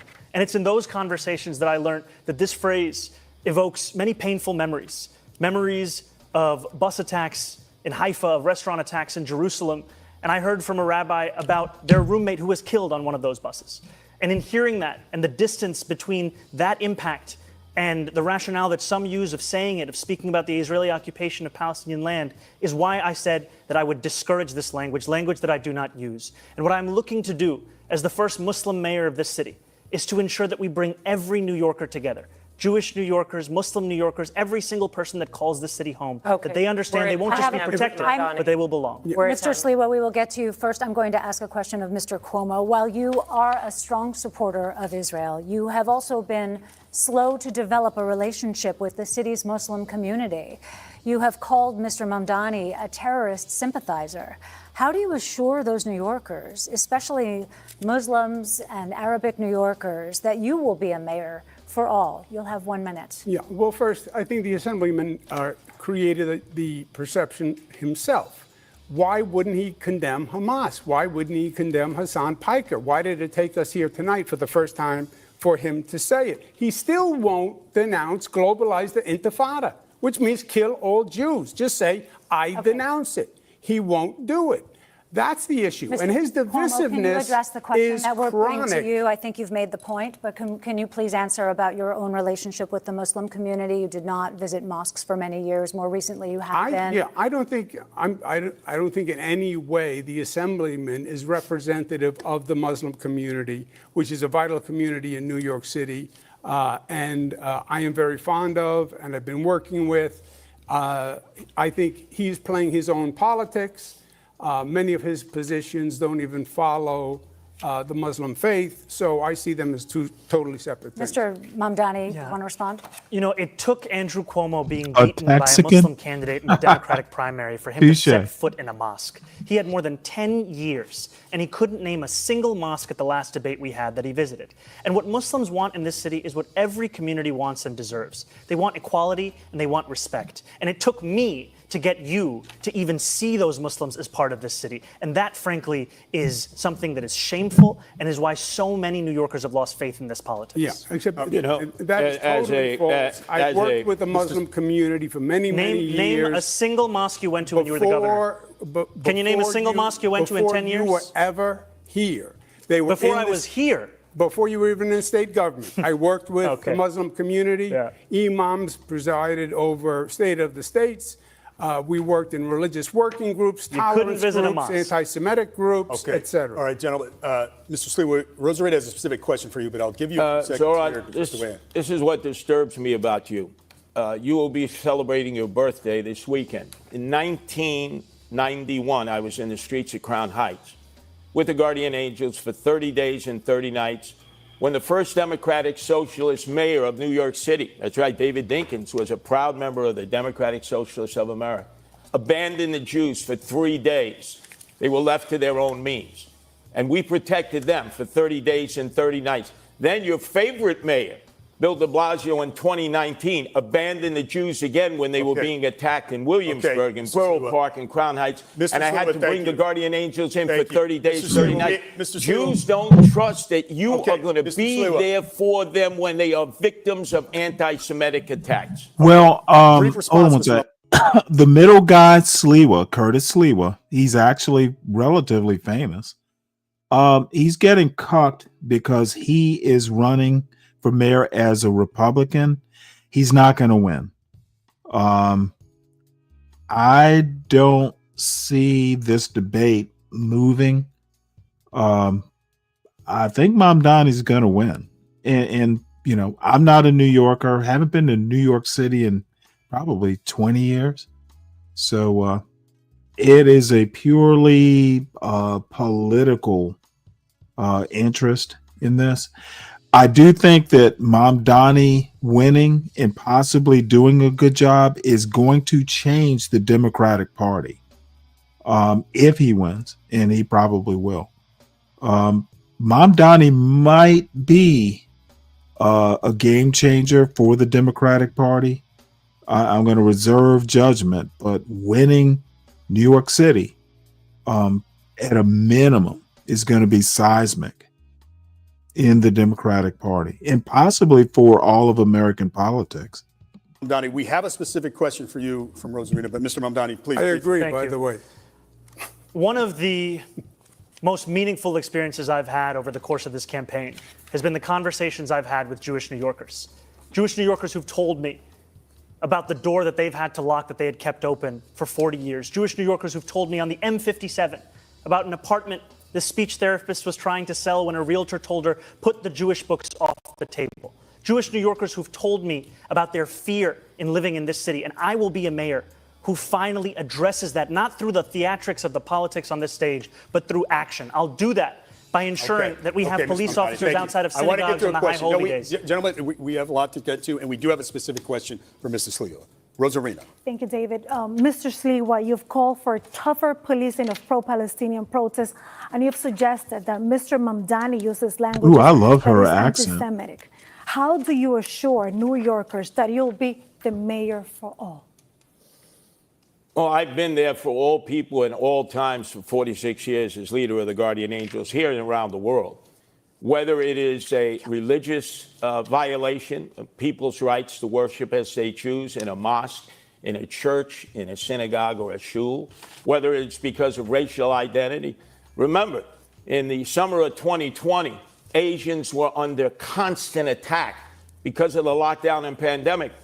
I don't remember Governor Cuomo coming to their aid. You were the governor then. I was out there going into all the neighborhoods, Flushing, Bayside. We were in down in Bensonhurst. We were in Chinatown itself, where Asians were being attacked indiscriminately because they were thought to be carrying COVID. We protected them then. Governor, you were not there for them. De Blasio was not there for them. We understand hate. And in order to counteract hate, you have to get the community involved along with the police to protect people when they're under siege. Jews are under attack now more than ever before. And I don't believe either of you have the capabilities of protecting them with increased anti-Semitism. That is pure fiction. I passed the no hate in our state, the strongest hate crime law in the United States of America. We tolerate no hatred, no discrimination. We are from every place on this globe, and Unless we are it's proud you of that's it. perpetrating and, excuse me, and we're tolerant and we accept. If you notice, the assemblyman still won't say he believes that Israel has the right to exist as a Jewish state. He is a divisive personality all across the board. NYPD are racist. Barack Obama is evil, liar, and he gave the finger to the Christopher Columbus statue. By the way, Cuomo, your laws with no cash bail turn the haters right back in the street to violate and attack again and again and again. Thank you. You're the reason for that. No cash bail. Thank you. Don't know I just, what you're talking about. Thank you. Go ahead. There have been a number of absolutely unfounded lies that have been said by Andrew Cuomo. I would just like a moment to address them directly. I've said time and again that I recognize Israel's right to exist. I've said that I will not recognize any state's. I said that I will not. As a Jewish state. If I would be allowed to finish, that I would not recognize any state's right to exist with a system of hierarchy on the basis of race or religion. I have made that very clear. And part of that is because I'm an American who believes in the importance of equal rights being enshrined in every single country, whether we're speaking about Israel or whether we're speaking about Saudi Arabia. You can stand here and you can lie all you want, but New Yorkers know the truth. We have the question. We don't want support Israel. to address some issues here. All right, and we have another polarizing issue that we would love to discuss with you candidates. And let's talk about the National Guard here in the city of New York. Now, let's go back to Mr. President Donald Trump. One threat hanging over the city is the deployment of the National Guard troops, like he has done, as you all know, in other cities. The NYPD commissioner has rejected the idea as unnecessary, but the president ordered troops to hit the streets of New York. Now, how would you respond? Mr. Sliwa, you have a minute. There's no need for the National Guard in New York. Kathy Hochul, the governor, when we had a crime crisis in the subways that I'm well familiar with, being down there all the time, unlike my two adversaries, she sent 750 National Guardsmen down into the subways in 2024. Remember the horrible case of Debrina Kawan, Does anybody even say her name anymore? That woman who was set on fire by that migrant as a result of that, the worst crime I've ever seen committed in the subway system. The governor did the right thing. She sent an additional 250 National Guardsmen, giving us a total of 1,000 National Guardsmen in the subway system, while our mayor, Eric Adams, was telling us it was all a perception. So Governor Hochul has responded. I would tell the President of the United States, since I'm familiar with cities all across America having guardian angels there, if you were going to send the National Guard, you don't need to send them to New York City. There are other cities that could desperately use their help in dealing with their crime crisis. Thank you, Mr. Sliwa. Mr. Mamdani, how would you respond? You know, I agree with Police Commissioner Tisch in that we do not need the National Guard here in New York City. We do not need them for the purpose of safety, because if it was safety that President Trump was so concerned about, he would send them to the 8 out of 10 states that have the highest levels of crime in this country, but he won't, because they're all run by Republicans. What New Yorkers need is a mayor who can stand up to Donald Trump and actually deliver on that safety. When Donald Trump sent ICE agents on people in Los Angeles, Andrew Cuomo said that New Yorkers need not overreact. That is the furthest answer that New Yorkers are looking for. They are looking for someone who will lead, someone who will say that they will have their back, someone who will actually fight for the people of this city. And that's who I am, because I'm not funded by the same donors that gave us Donald Trump's second term, which isn't something that Andrew Cuomo can say. Thank you, Mr. Mamdani. Yeah, first, the answer in the subways is not more National Guard. I put National Guard in the subways also. It's more NYPD is the answer. But the National Guard is not, he's not sending in the National Guard to do any real function. It's control, it's power. He's trying to say these Democrats don't know how to run these cities, and it's a political gesture by sending in the National Guard. He has said if the assemblyman is elected, he... What the fuck? Okay, this needs explanation. I don't even understand. What the fuck? Imperius is deteriorating, apparently. And motherfucker, I am not Bob. I am not CT. Dude, I don't have their numbers. They would never accept me. He will take over New York. Forget the National Guard. But this is he not has the said, I'm question. going to The take question the is, funds. if they order the troops to come here, what would Yes. you do? Well, Imperius making I a went through joke this with is him. He a sent the rare National Guard to occasion. 20 So, cities when I was governor. good joke, You know what I city guess. he didn't send them to? New York. Why? Because I said to him, don't you dare, we don't need it, and he backed down, and he will again. So that proves a good relationship. Wait a with the second. president. The president is going to back down to you. I Andrew am Cuomo. grateful I know that I'm you even think on you're the toughest Imperius's guy radar, alive. though. We're a But small let me tell you channel something. here. You lost your own primary, right? You were rejected by your Democrats. Why and didn't you you have a send the difficult National Guard? understanding that what the term All no right, is. all right, You're Joe. not going to stand up to Donald Trump. I agree No, with Curtis. You're not going to stand up to Donald Trump. Okay. And he Okay. can't stand up Uh, to Donald Trump, who knocked we have him a- right I off don't his think horse. any You of- negotiate I don't with even him. understand, You don't fight Judge. with him Thank because you. only the people of New York City will lose. We yeah. do have stand up to negotiate. We have a follow-up. I'd like to see a show of hands. Are there any circumstances where any of you would allow the NYPD to cooperate with the National Guard if Trump sent them to New York? Show of hands. Yes? No takers. Okay. Moving on. If history is a guide, National Guard troops in the city could trigger protests. And that's we have an questions interesting for each of point, you about Kelvin. how you would handle that. So, Mr. Sliwa, you Career have been arrested politician. for protesting migrant Mario housing Cuomo and for trying to serve Mayor was Bill de governor of New Blasio York. with court He papers. is a How born would your politician, NYPD handle raised by a protests, and would politician. you continue participating in protests as Biden, mayor? career You have 1 minute. politician. So Well, I have been arrested oftentimes in civil disobedience. That is a great American right. But demonstrations have a time and a place. And it used to be before Bill de Blasio, I know he was your favorite mayor, Joe Mondami, that you'd have to get a permit. There's a time period you were in a structured area. You get a sound permit, it could be turned around in a day. If there was going to be civil disobedience, you discussed it with the police department. And obviously you had an opportunity. let me make a point here to Slick's point. I noticed that Imperius is rather comfortable going up on John's panel. He's been in this chat before, and I've invited him up. Imperius knows that he is a smart guy. He's interesting to talk to about politics and, just culture. But motherfucker, I don't allow that racist shit up on my panel. And that's why Imperius, he'll come in the chat and say hi, but motherfucker, he goes up to Galt's panel because Galt worships whiteness. He worships Imperius, and that's that. Galt loves him some white men. And he hates black men. He hates blacks in general. Of expressing John your Galt anger doesn't or know your he's black. outrage at whatever it was that motivated you to sit down in the street to block traffic or block an egress. Now we have rampaging groups that No go idea. through the streets that enter Ryan, all I don't kinds live of in New York facilities City. and violate other people's rights. And there's no one who's willing to stop it. When I'm the mayor, there are rules. Oh, and by the way, Everybody has a right to Ryan, demonstrate. last I checked,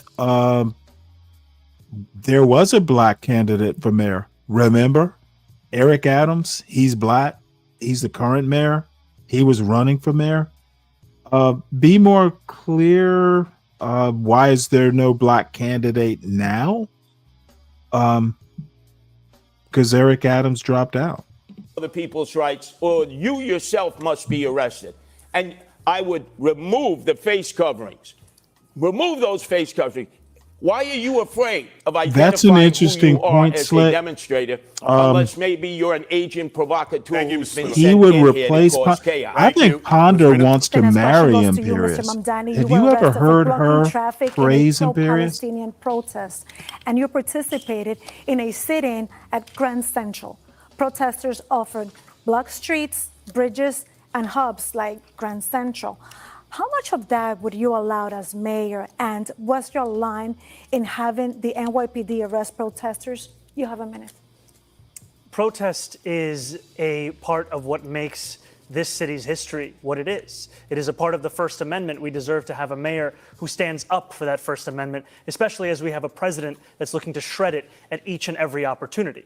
And we will continue to have protests in this city, as we should, no matter who is the mayor. And the line will be on the question of breaking the law. What we have today, however, is an attempt to intimidate so many who are looking to use that freedom of expression to share their opinions about the city and the world around them. And to be frank with you, what New Yorkers are looking for is someone who can show leadership in City Hall. Because when they don't see that leadership, that's when so many take to the streets. And if you had a leader like Andrew Cuomo, who was telling people not to overreact when they see ICE agents abducting girls as young as 6 years old to deport them, many New Yorkers will take to the streets. We deserve to have a leader who will actually be following through on the values of the city. That's the leader that I'll be. Mr. Mamdani, just a quick follow-up. If you're elected, would you still participate in protests?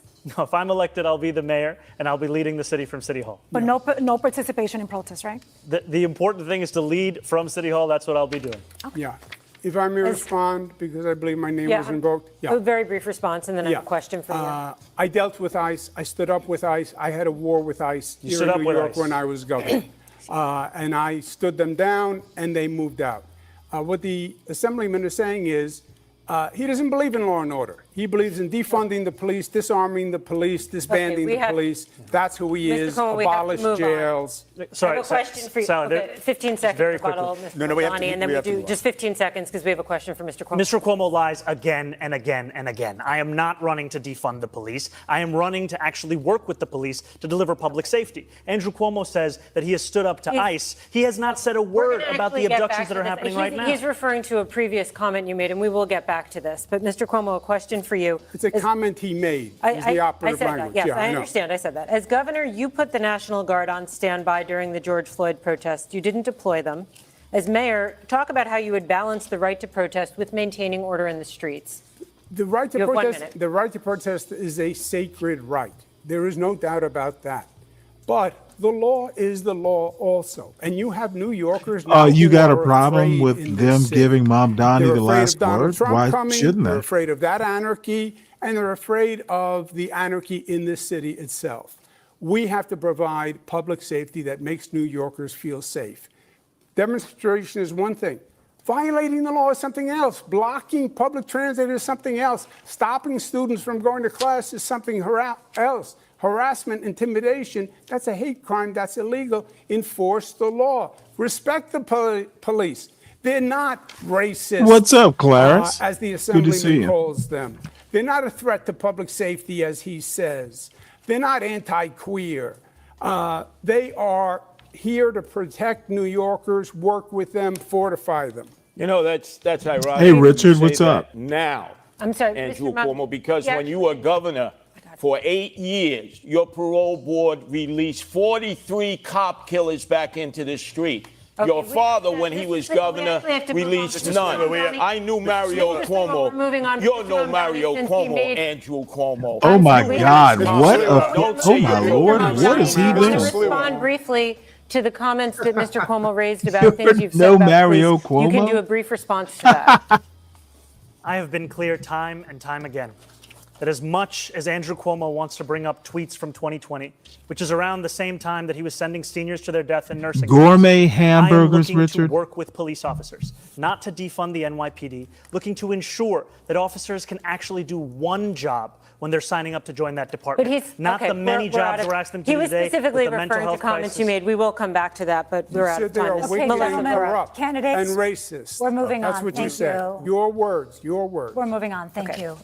Despite record low crime numbers, polls It's Curtis Sliwa, Clarice. You don't remember the Guardian Angels? you have He very literally different founded the approaches to crime Guardian fighting Angels, and how and to he's a manage the Republican, NYPD. which We want to get into your somewhat plans, so we'll start surprised with me. this But question. Curtis Two-part question, Sliwa but it's is short. famous, How will you make at the least in city New York safer? City. And Back how in will the you change the 80s, NYPD? he was You'll actually have 1 minute. nationally famous. Begin with Mr. Cuomo. I would add 5,000. Well, let's take a step back. Remember what happened. The far left, the socialists said defund the police, defund the police. They took $1 billion out of the police. The NYPD is now down at one of the lowest levels in modern political history. I would add 5,000 police, put 1,500 in the subways, raise the starting salary because you can't hire them. You can't even fill a class right now.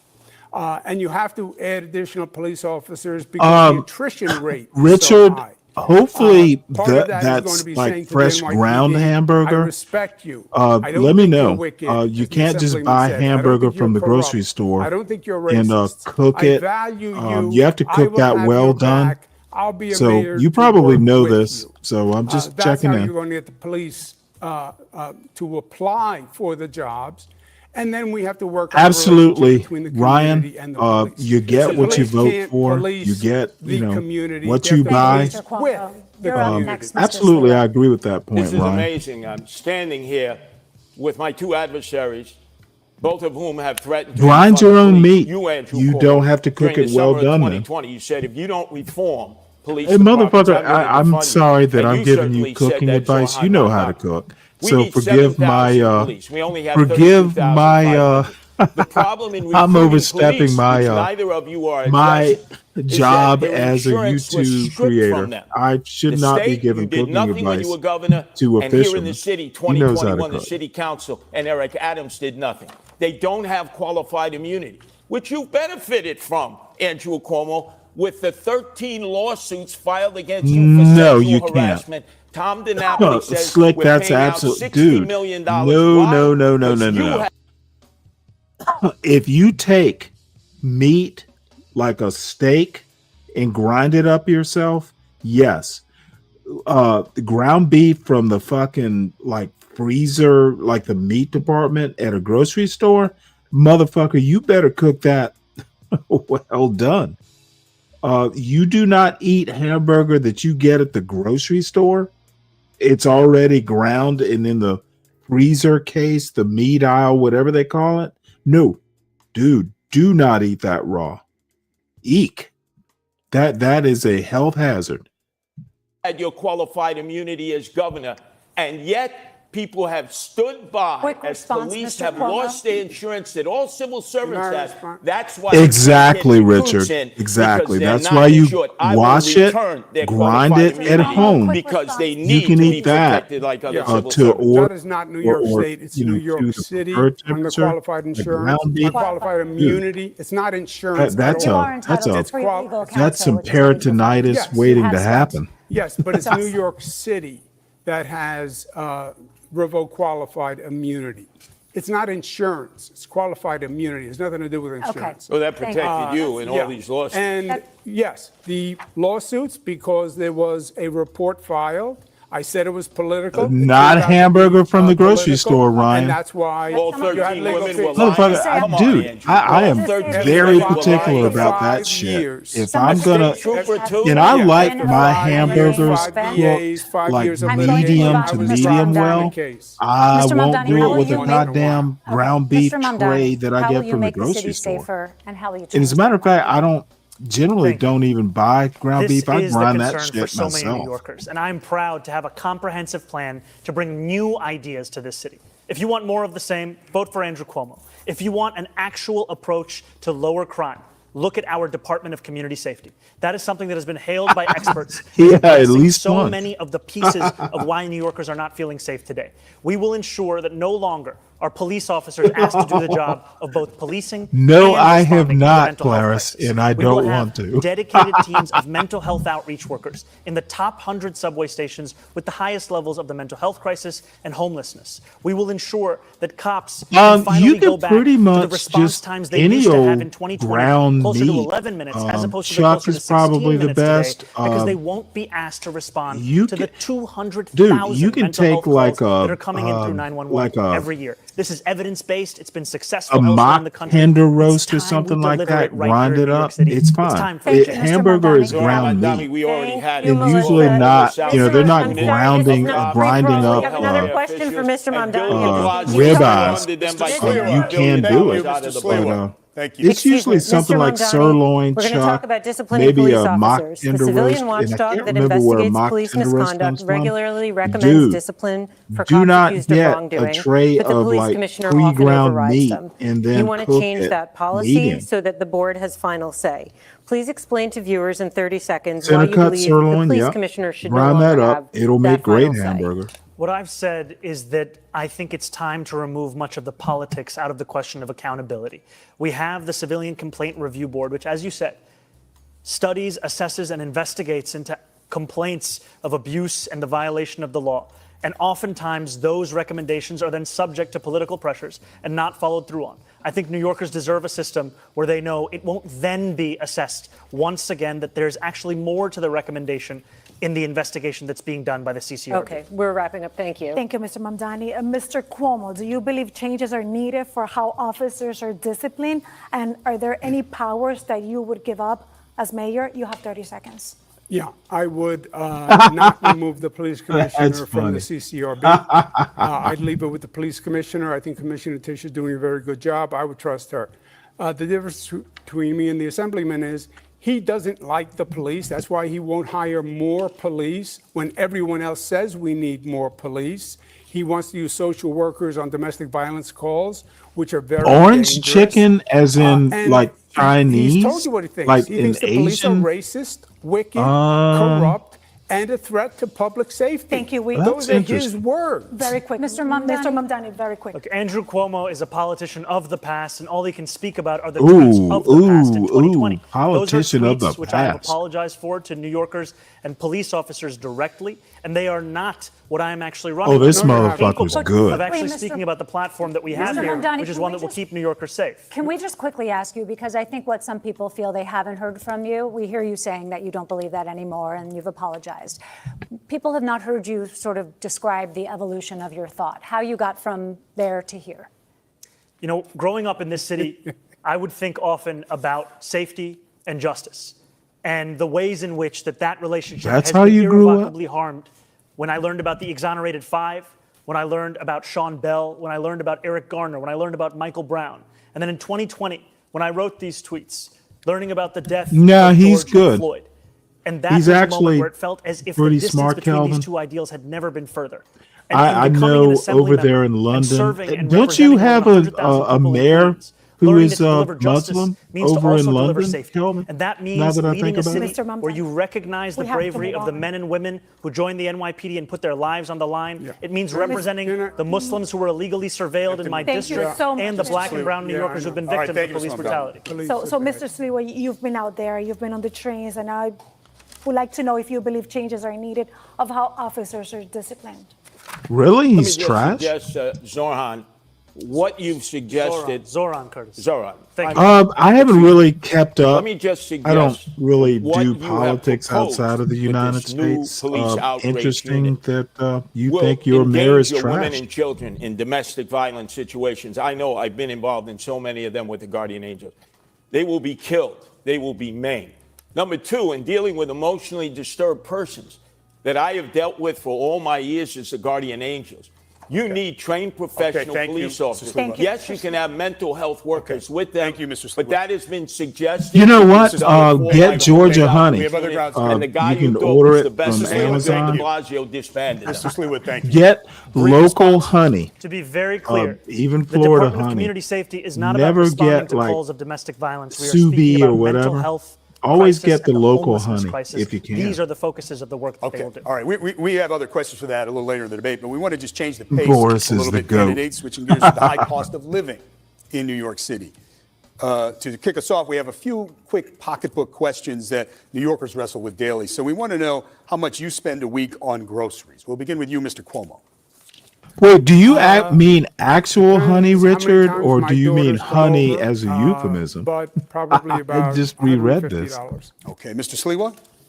Oh, I'd say about $175 with a gallon of milk. Interesting Now you should $5 say and that, always Forrest. rising up. Loaf of Well, why bread. do you think that? Simple Okay. loaf of bread. It used Thank to be you, Mr. Sliwa. 99 cents. Mr. It's Mo- like $3 now. Thank the you, Mr. price is Sliwa. too. Mr. It's Sliwa, too thank you. It's a costly. brief answer. Thank you. Mr. Mamdani. Yeah, I actually agree with Curtis on that. It is too costly. Now that eggs are down to less than $4, though, my average spend every week is about $125, $150. All right. Do you carry credit card debt or do you pay it off every month? Mr. Mamdani? I pay it off every month. Mr. Cuomo? Paid off. Mr. Sliwa? I don't have a credit card. I have a debit card. And for the record, what is your monthly rent or mortgage, Mr. Sliwa?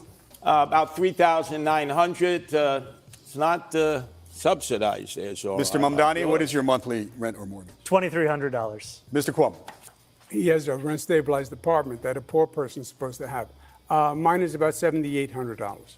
We are actually getting to Oh, cover that, look at Thank you. look at this We're gonna talk a motherfucker little bit more lose about a race. The runaway rent in this city. $7,800. Mr. Mamdani, you're pledging to freeze rent for nearly 1 million rent-stabilized apartments. That really affects less than half of all rentals in the city. What is your plan for those who aren't in stabilized apartments but are struggling to pay the rent? What are you going to do for them? Well, I'm proud to say that yes, will freeze the rent for more than 2 million rent-stabilized tenants. And I will also build 200,000 truly affordable homes across the 5 boroughs over the next 10 years to ensure that tenants, whether rent stabilized or market rate, can actually have more housing such that they are not being priced out of this city. And finally, I'm also going to make it easier for the private sector to build housing in this city, because what we see today is that it's not labor, it's not materials, it's the weight that is often costing so much to actually build the housing we need in this city. Thank you. And a follow-up for you, Mr. Mamdani. The cost of maintaining a building change year to year for landlords. The Rent Guidelines Board is legally required to consider those costs when deciding whether to freeze rents.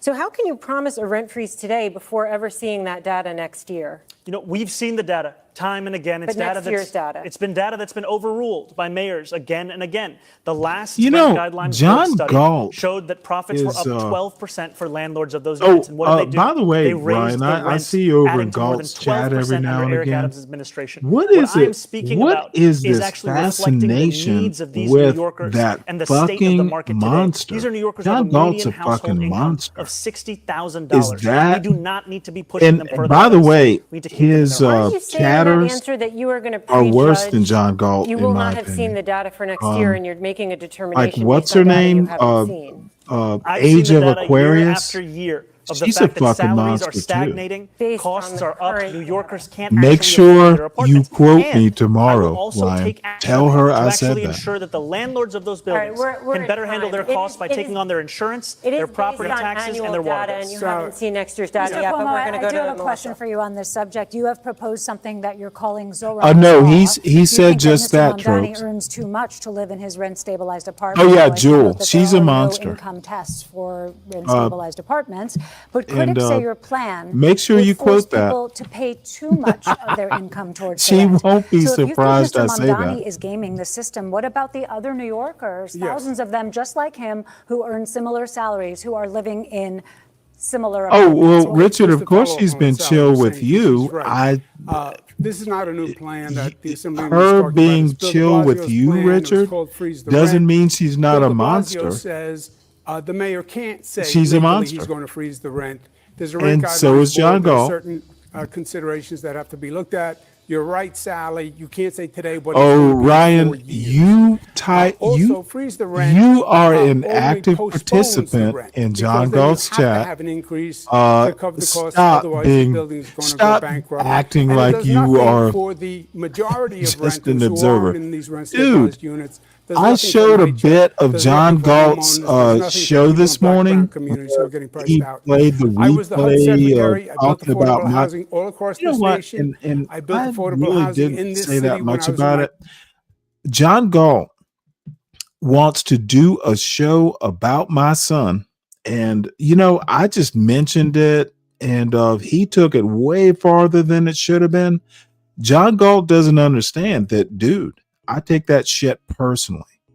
If you want to talk about my son, you want to, and it is my fault because I did bring up the topic. I did reveal too much information. But see, John Galt doesn't understand. He is a moron. He is a drunken, high most of the time moron, baby daddy who does not live with his kids, that he talks about a son that I motherfucking spent every goddamn day with for his 19 years. Not every day. Sometimes he might be with my, my wife's family, or with my sister's family. So not every goddamn day, but motherfucker, I talk to him every day. For 19 goddamn years, I molded that kid to be where he is. I set rules, even as a single parent. And his mother she built this child. And I finished it off, not by choice. But the bottom line, John Galt isn't fucking a quarter of the parent that I've been. And for him to even utter opinions about how I raised my son, the motherfucker is a fucking failure. You raise your kids right, wrong, indifferent, but motherfucker, you better parent your kids. John Galt is a drunken baby daddy, and who knows? He doesn't even live in the same city as his baby mamas. So fuck him. My son is smarter than John Galt because I raised him to be that smart. So anyway, I didn't get to that showing that bullshit that John Galt thought was some dig at me. 20s. I know how to get it done. I will get Yes, it done on the I'm better than rent-stabilized John units. Galt. What I'm saying smarter. is those I'm are more black precious than John units, Galt. And we You're out should, of time. I'm sorry, we should Mr. keep Cuomo. them for We the didn't get an answer most to the rent question, but we burden. have to move on. But I have a question for you. No, sorry, he invoked me for much of that question. Just a very brief response He's here. very brief.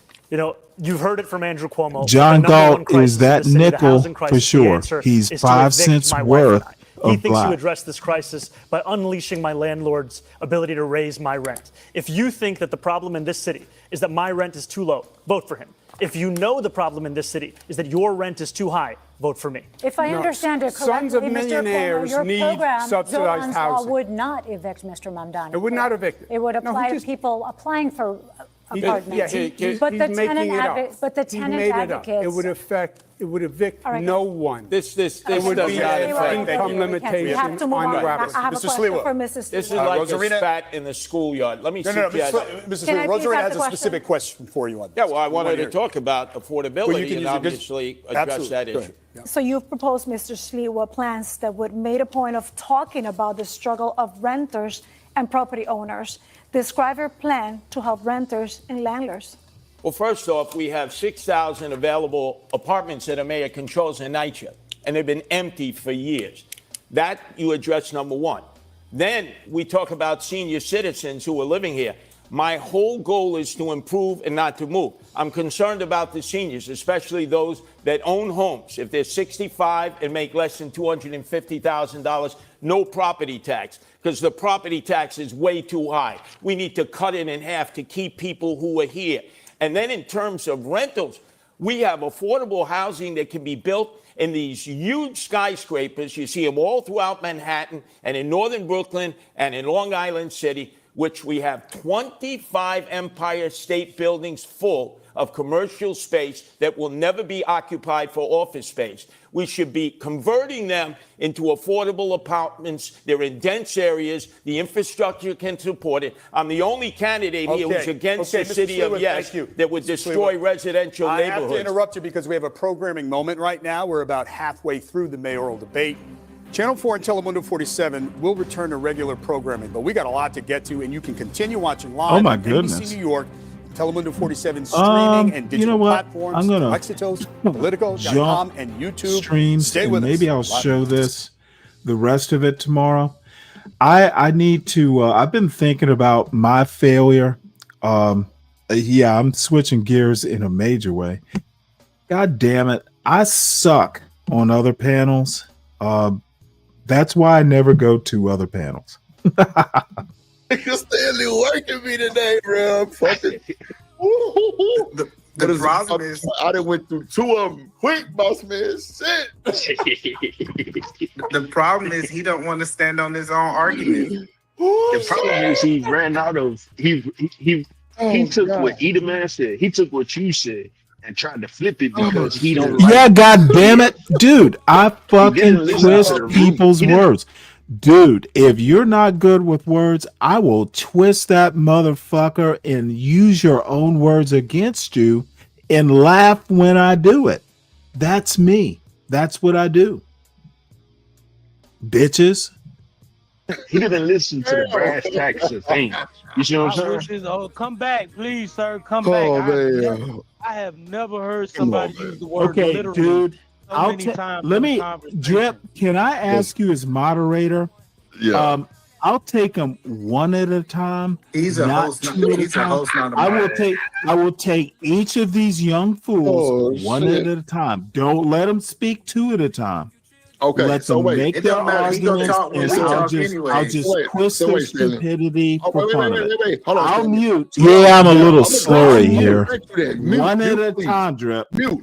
I got One you. at a time. So, I'ma so let wait, Cam wait. get it. Wait. I'm gonna actually grant you your wish, OG, because you really starting to scratch on my goddamn head. I'm just like, stop, Well, please. dude, if it's No, too hold much, on. I can go. Stanley, hold on, bro. Come on now. Goddamn now. I'm trying to keep it all the way straight across the board. These niggas know I'd have been left planet Earth a long time ago, but I fuck with you and I respect you. So look, I'm gonna let Edie Man go first.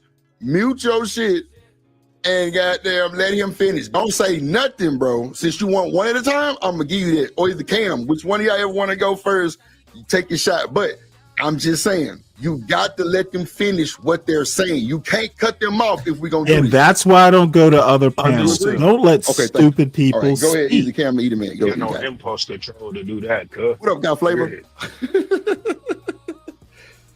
Go ahead, either Cam or Edie Man. One of y'all go ahead and take a shot at old Stan. Oh shit, damn, both of them dropped. Damn. Cam Man, Edie Man fell off the panel. Stanley. So it looks like you won by default, man. God damn. No, we never win arguments like that. Either man will be back.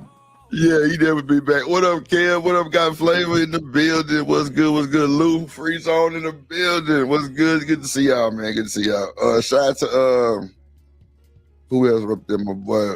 Oh yeah, Jaquin Jones. What up? What it do? What it do? What it do? Cam, what that? Okay, he said drop the link. My bad, Cam. I got you, brother. This is funny, boy. That boy Stanley ain't taking no prisoners. He ain't bullshitting. I rarely do. Oh, wow, by the way, I'm supposed to be starting the show here, so guess I won't be doing that. Hurry up, y'all. Stanley say he had a show. No. I'm good. It's not an imperative. I just need. All I'm saying, and to me, it's rather simple. Kevin Sam. Look, be a family, control what's in your four walls, and no, it's not 2025, but it could be 2026 or farther. I don't understand why family as an institution that's rather important in the Black community, and I have, I don't think there's one Black community. I think there are many of them. These little boys don't understand my point, and maybe this panel is not the best way to get my point across. But if you are worshiping Kevin Samuels, that's not my problem. Nah, I was one of the ones who didn't really know too much of the dude. Well, not you specifically. I meant you. No, I'm saying I agree with you saying because you brought your son into it, and then you was like, well, I wouldn't tell him to watch that. I was one of the ones who never watched him neither. Like, so I definitely agree with you on that part. It was just that. But let me tell you why I brought my son into it. Go ahead. I literally did it from scratch. Dude, stand on being a Black man. No, I got you. You don't need Kevin Samuels to figure out how to be a Black man. I agree. I totally agree, bro. And that's that. I was asking the same question. Right. Go ahead. Yeah. No, I'm just saying, I was asking folks the same question. Like, why would y'all let him tell y'all this? That's just like, I'll be asking people, why do y'all watch Fresh and Fit? Like, y'all really follow that shit for real? Be outside. Dude, I understand it's 2025. I'm an old man. I'm 60. But I stop the goddamn excuses. Okay. and I'm not, Kevin Samuels or any sort of right of center person, but dude, if you are a Black man, fucking raise your family. Period. Right or wrong, you will make mistakes, but goddamn. And I have to apologize. I am drinking a little beer here, so I guess I'm getting a little loopy. But I'm dead. No, Drip, I'm dead serious, dude. You are the man. You are the Black man. You are the man. Fucking stand on it and raise your family.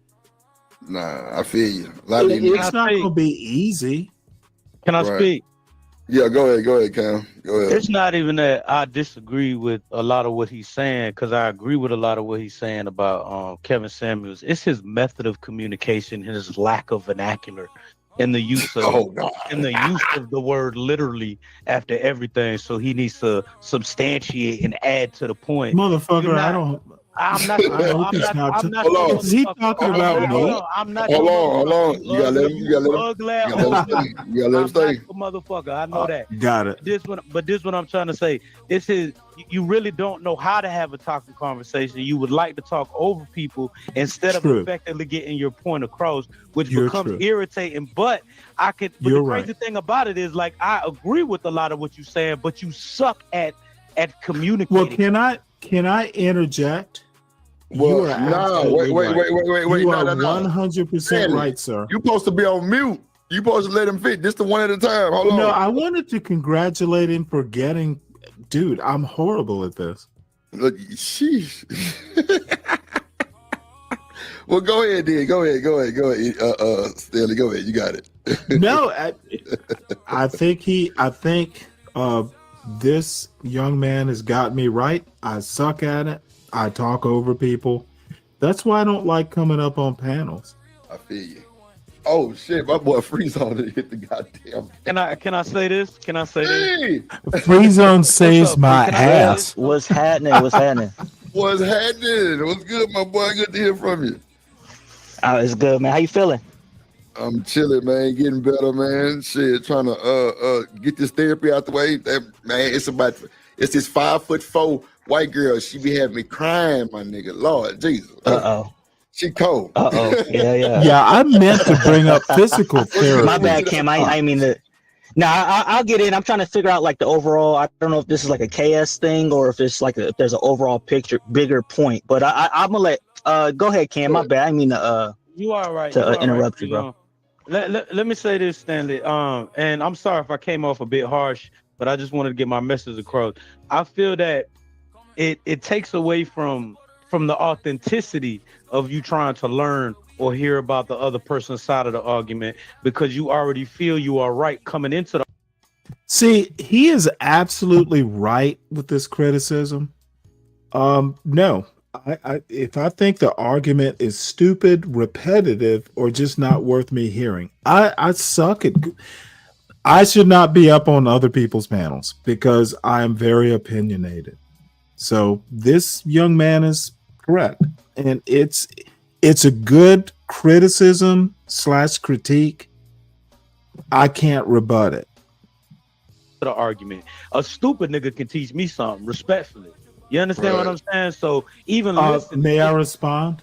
Wait a minute. Hold on. Let him finish. Oh, my bad. Listening to what somebody. Let him finish the shit though. Go ahead. Listening to somebody in their entirety and letting them get their point across is not only beneficial for them to be able to get for the conversation itself, but for you as well, so you can debate effectively. Because this motherfucker might have said something and slipped towards the end of what he's saying. Motherfucker! I immediately. It's not this good dialogue, idiot. brother. It's not good dialogue. Anytime I come dialogue, it's on you. Go ahead, Stanley. I knew his argument before he made it. Oh shit. That's my response. Bro, what you I go through this with Stanley all the time, bro. All the time. Stanley, my guy too, man. We argue all the time, and he do that shit, man. Even when we agree, he do that shit, man. It's just who he is, man. It's just who he is. I'm learning. I fuck with it though. You know what I mean? So I fuck with it too, because you know what it does, at least for me. And yes, it can be very annoying, but it forces me to think outside the box on like how, you see what I'm saying? Because a lot of these folks on the internet is NPCs, bro. You just like Stanley said, they say 3 words, you automatically know what they're gonna say. So it's like Stanley is different in that social aspect, because it's like, okay, let me find a way to convey the point in less than 5 words before he jumps down my throat. Look, the bottom line is come up with something new. Yeah. Kevin Samuels is not new. Bro, why are we still on this? Well, no, it actually kind of bothers me that some young-ish black man wants to talk about Kevin Samuels as some sort of institution, that's where he's lying, or YouTube as an institution for black people in America. Dude, that is straight out disgusting. But Stanley, you know that man really gave. Hold on, Stanley. Now wait a minute. I don't know the nigga from a can of paint, right? So I had to go in my barbershop one day and ask the fellas. I'm like, bro, y'all heard of Kevin Samuels? They were like, hell yeah. I'm like, what? But that's not. But Drip, that's not what he was even saying. And I don't like. And I ain't even get what I was really saying, though. But go ahead, Gab. And a lot of times I don't be fucking with Eater Man big body ass.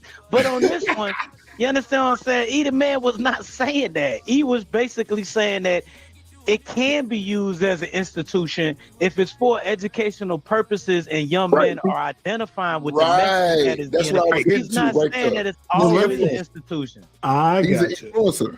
He influenced a lot of guys to move him. Then y'all are fucking up. Stanley, come on, bro. No, I'm dead serious. Dude, bro. I was in the barber shop before y'all were in the barber shop, and maybe I'm pulling an age card. You got to be. But y'all have no clue.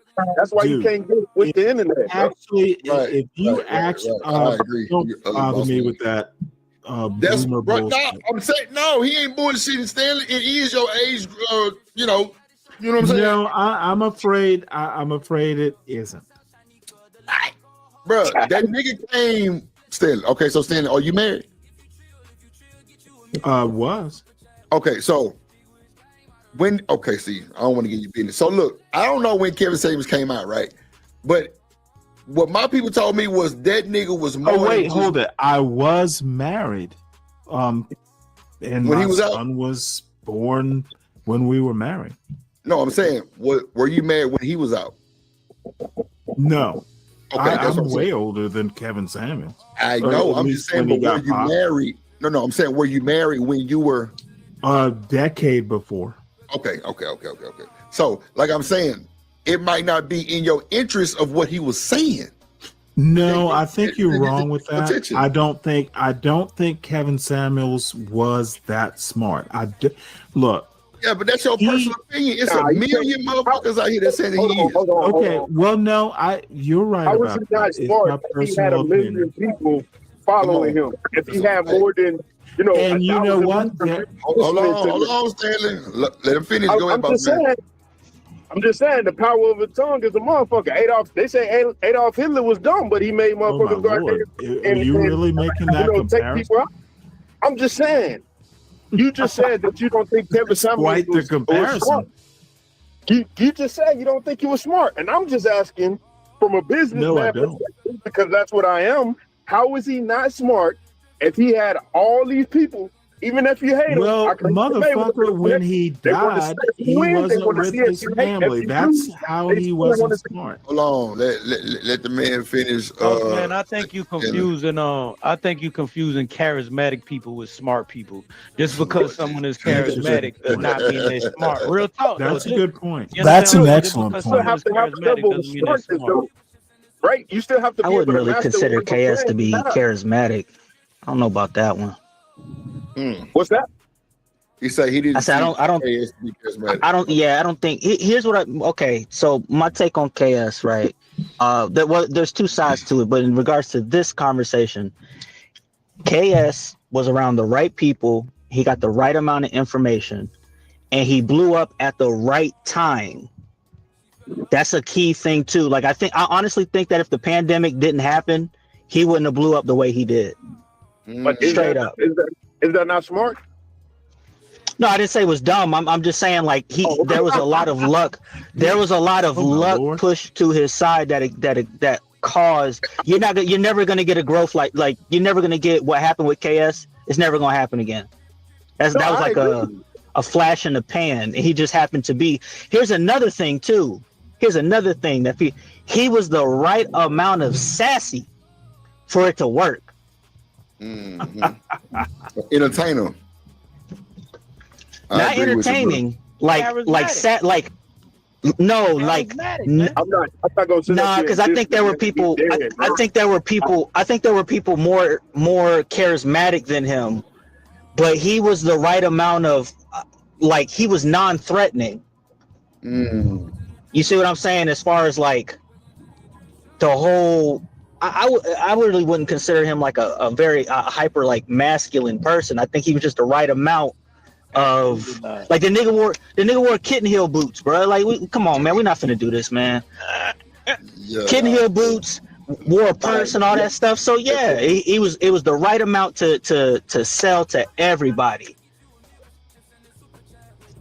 Nigga was eye catching, I guess. Hell, niggas wanted to see him do his thing. Nigga wanted to see that nigga embarrass women. No, you know who wanted to see him do his thing, and I'm not on Kevin Samuels' net like this man. This man obviously hate him. I don't reserve that much hate for nobody, but I do believe that a lot of these in the closet ass niggas. So basically, sassy motherfuckers who don't know how to get attention or harbor hate for females because they can't get attention identify with Kevin Samuels' politics. well, not politics, his way. I can of agree to that too because he kind of, I mean, it's game. Yeah. What, He giving wait, niggas game. wait. Maybe I missed something.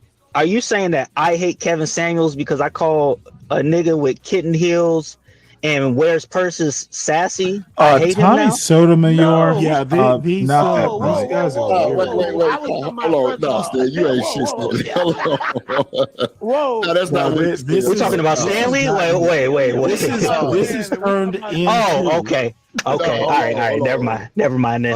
Well, no, I'm just saying. Really, Kevin Samuels did not die with his family. He was estranged.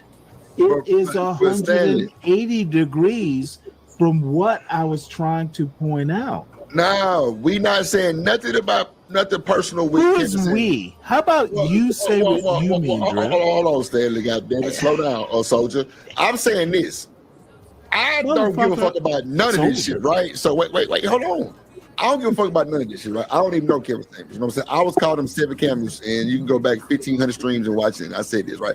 But my thing is this: we were only you know. I think you're the best host on the internet. Stanley, let me finish my statement, bro. Hold on. Yes, sir. I'm saying this. We were comparing his business to the family side, because you said the family and the YouTube. That's where Kevin Samuels came from. You jumped off the goddamn Empire State Building and said, "I don't like that motherfucker."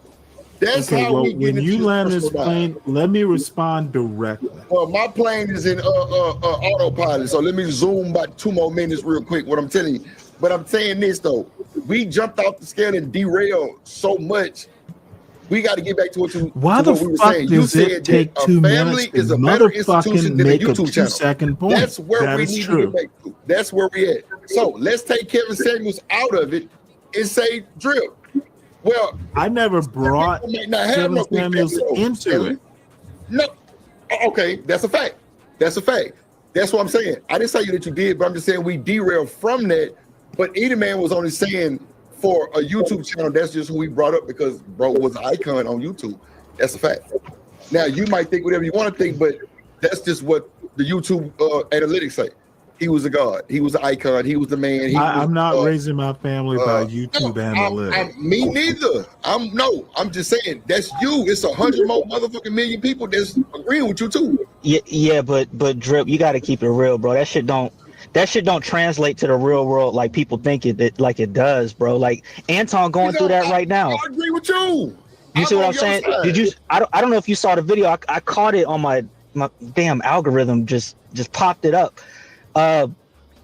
Anton is going off on the city of Detroit for not inviting him to the invite. Like there was like this huge event of the opening of the Hudson, and he wasn't invited. And he's like, why didn't I get invited? You know, I got 1 million subscribers on YouTube and all this. And it's like, nigga, don't nobody know you like that. Yeah. You see what I'm saying? Like you think because you hot stuff on YouTube and you was on Fox News once or twice that everybody know you. They don't. Yeah. I can see that too. that too. So YouTube has a way of like making people be perceived as larger than life when they really aren't. No, that's a fact, Free. Oh, you cooking. That's a fact, bro. Yeah. And mind you, I'm going with the flow, bro.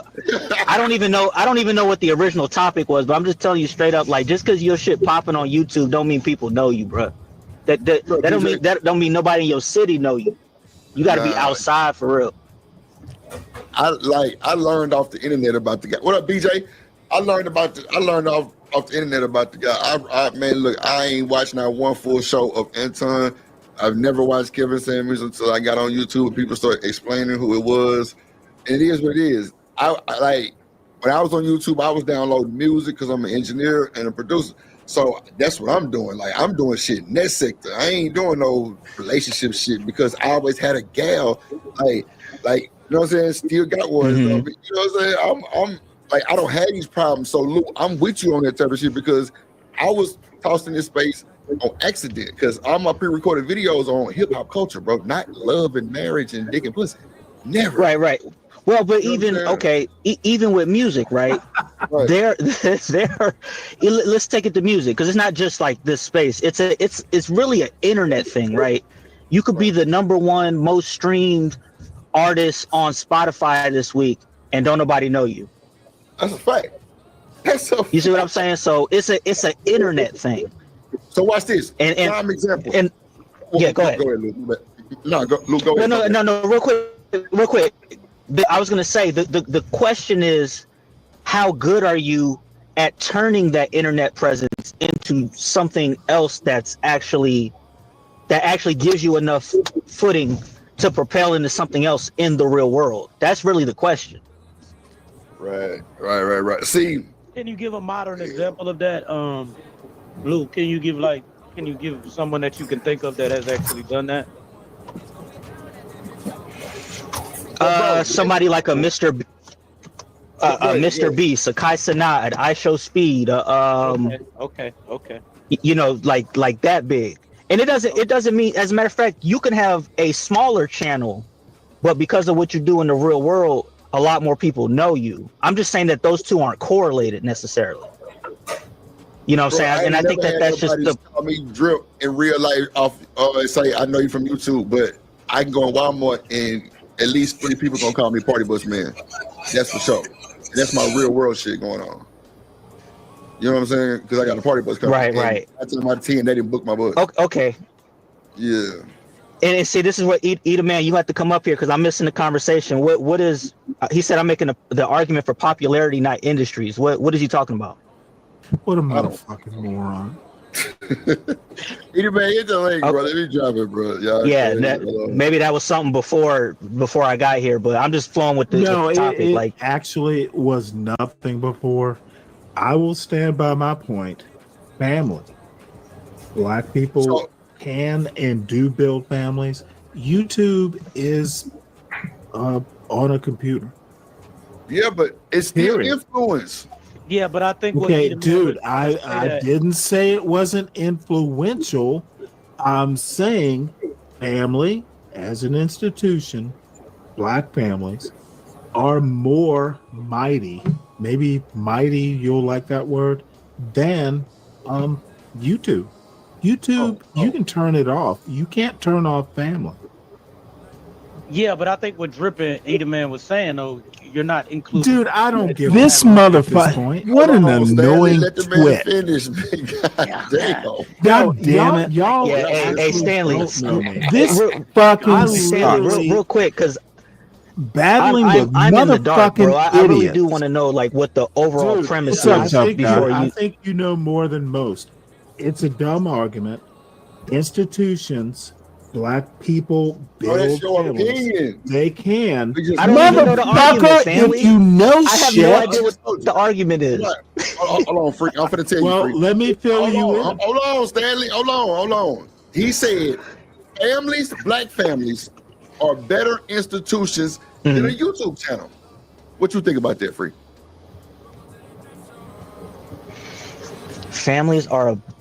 Black families are better institutions. Why does than it YouTube even channels. take you this long to figure this and then out? That's when Eat a Man brought I would up have to Kevin agree Samuels. with that. At face, Okay, at face yeah. value, at face value, it makes a lot of sense. But then again, The fuck do you mean face value? At face value, because it supplies no context. Motherfucker, what other sort of how not does gonna be too many YouTube more how is YouTube face value? Tell me how you do a face value. You Listen can't here. kiss a YouTube. Listen, respectfully, you monotone speaking motherfucker. Listen to Motherfucker, me real I don't quick. give a fuck Listen about to me your what I'm respect. talking about. I don't care about nothing you talking about. Can you Listen to me. kiss a YouTube? But you're discounting the people without family. Yes, I'm discounting. Don't make me discount you. It's not a good argument. It's literally So not a good okay. argument. Okay, I don't know the context, but here's why I agree with the statement, right? Because even with somebody like a KS is online pushing what? Families.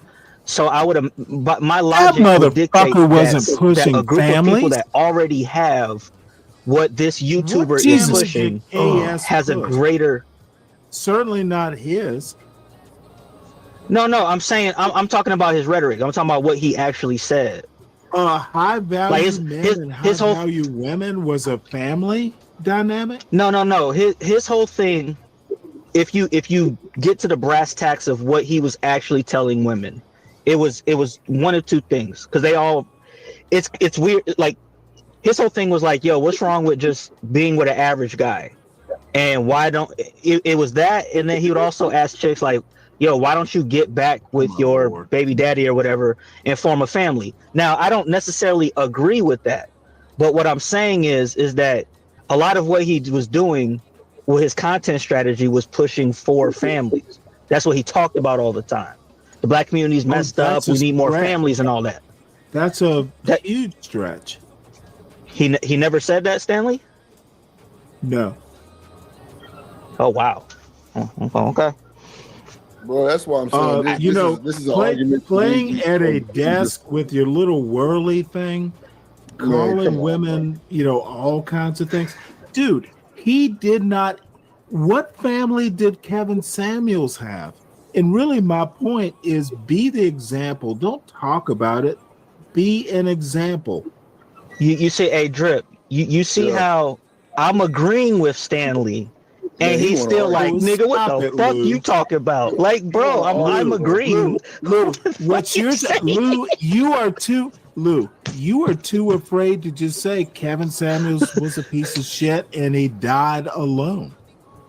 Man, it don't matter. That's not the conversation, though.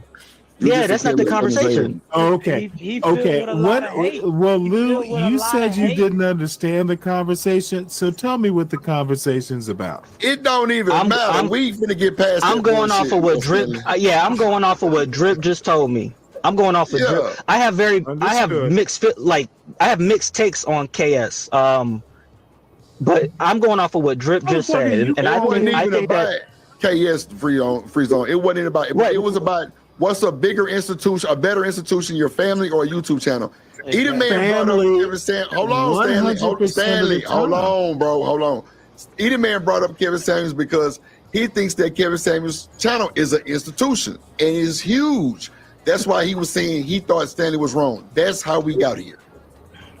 Well, let me ask you a question, Dre. Oh, okay. That's how we got here. It wasn't nothing serious. That poor young man probably cried when Kevin Samuels died. I don't know. That's his business. I'm just saying this though, Stanley. You took it personal, and that's how we got down this road. No, I don't take.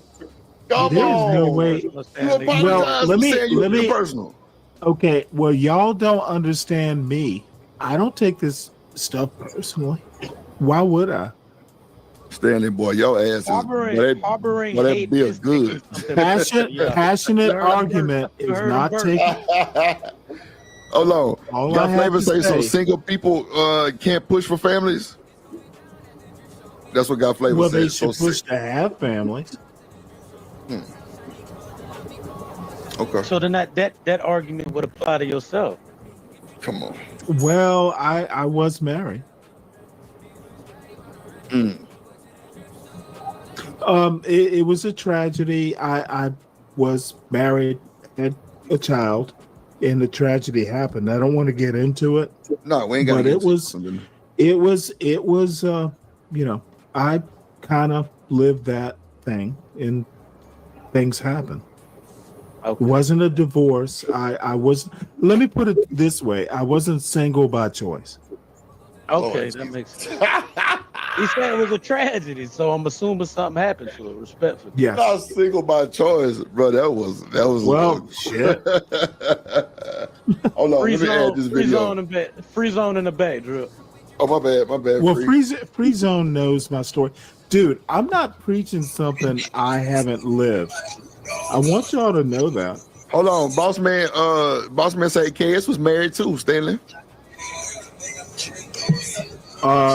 Yeah, okay. Did he die with his wife? Oh no, but Sneak, you got to mute your background. Well, You I gotta mute do your know. background. It was a rhetorical question. Nah, I'm telling Shanika to cut her music down in the background. I should loud. What up, boss man? Shanika. She can't hear you. She might be the smartest person on this panel. Stanley, you better watch your motherfucking mouth, bro. I'm trying to tell you. I'm trying to chill, bro. You keep scratching at me, bro. You keep scratching that drip. I'm telling you, bro. You don't want me. Look, I'm trying to be respectful, bro. But you killing me right now, dog. Damn. Go ahead, Cam. Yeah, he's shooting the fuck out them shots. Oh, he's shooting them, bro. Yeah. Okay, look, I can always bow out. I will not take over another man's show. Nah, you ain't taking over shit right now. I'm just saying, like, you just like, come on, man. What you mean is smart? I ain't gonna hold you though, Drew. I like the banter. I like the banter from the sassy ass nigga. I ain't gonna hold you. I fuck with Stanley. I fuck with him. I just think that was the crazy. I think that shit was crazier than the other shit he was talking. To be honest with you. Okay, I don't know. A woman is smarter than a man. Line is I said what I said. You will never convince me. I came from a strong black family. I will fight for the strong black family. Nah, that's your thing. Do your thing. Ain't nothing wrong with that. But no, it's just my thing. Like the black family's not. Come on, Stanley. Okay, I'm trying to. Now I'm curious. Nah, you ain't bro. Stop the bullshit, Stan. You know what I said. You said what you said. No. You trying to mix my shit up. I ain't yes, I will like twist this, sir. Oh, absolutely, dude. I will twist your words. I will make you suffer for your words. Hell no. I know better. Just stay out the way. The black family in the black community, and I have thoughts about what the black community is. You'll never convince me. YouTube stronger than the black family, a good black family. Yeah. Okay. Man, I'm just saying, you got people like Casanat that can be like a Michael Jackson type. I don't give a fuck. Status. I agree with him on this though, Drip. I agree with him. No. I feel him because that. No. That motherfucker power or that black mama can do some powerful things in that grandma, bro. I don't disagree. I'm just saying nowadays, motherfuckers ain't even got no families, Cam. Ain't no strong families. I think they do. That's what we Dude, I got a 19-year-old. He has a family. There are some people who do. You talking about one person? Stop speaking for all black people, Dre. Nigga, you trying to speak for all? You talking about one person? N-word. Man, Stanley, bro, chill, dude, bro. Like you stop being so upset. Stanley, first of all, bro, you gonna watch how you handle Mr. Drip, right? So let me just explain some things about old Drip, right? So I've really been letting your funk ass make it right because I really feel. No, wait, no, nigga, I'm gonna tell you, nigga, ain't gotta explain shit. So listen, mute your motherfucking microphone. I'm listening. Now, hold on. I've been letting your motherfucking. Okay, go ahead, Cam. No, all I'm gonna say is I'm gonna go to the stove. So if I don't respond or you talking to me, you good. You good. Look, go to the store and bring me some more papers because I'm finna file off on Stanley. I got you. I'm trying to keep my cool. Oh, Stanley, hold on. Stanley, I could give a fuck about this shit. First of all, you don't have to give a fuck, son. Nah, I don't, bro. So wait. So miss me with the extra shit though. You feel me? Like dude, I don't come at you like that. Me with the I don't need to do a motherfucking thing. If you don't like it, Stanley, you can leave. If you don't like it, you can leave, bro. Like, you calling motherfuckers on here all kind of shit. And you get mad because I say the nigga, not no ER, none of that shit. It's cool. Yeah, Drip. That's a little large. Okay, well, watch this. It is a little large, right? So I give you your respect and say, my bad for calling you the N-word, right? I can give you that respect because at the end of the totem pole, at the end of the day, that is. Thank you, Drew. Bro, you an elder. Now, what's your point? I can respect it. I can respect it. I can be respectful. Now, what's your point? Nothing, because I don't give a fuck about none of this shit. So look, we finna bring up some more shit. Goddamn, boss man, I'm trying, bro. This boy, man, I'm like, whoa. But no, man. So this next clip we finna bring up is these folks say they goddamn addicted to cheating, bro. It's crazy work. I really want to get y'all insight fuck on you, this Ryan. The cheater, right? Shit, me too. I want to do. I just want to do what I want to do. Okay, hold on. What we're Can not you going stop to do cheating? is we're not going to use this as a free for all. I think so. Yeah, because I want to understand the psychological part about it, where it's like I can't stop cheating, right? So here's this motto, not a motto, but here's this thought process. When I cheated, right? I cheated not because my partner wasn't satisfying me, not because I wasn't happy. I think I just wasn't. I was bored, and the sense of peace, it was too peaceful. Wow. So it was like almost. Do y'all hear this shit? It was too peaceful, so the motherfucker started cheating. God damn. Hey, what she say? She said she was bored. That's why you got to give these women something to do. Come on, man. You got to give these women something to do. What man. a silly fucking. God damn. She say she was bored, boss man. The silly woman with the horse hair. Bro, that is funny, bro. God damn. Fellas, y'all better start buying game systems or something instead of them bullshit talk shows and YouTube. Put on some bullshit, man. Let me ask y'all a question. Oh, goddamn. Go ahead, Stan. Yeah. Why? There's a reason her man is bored with her.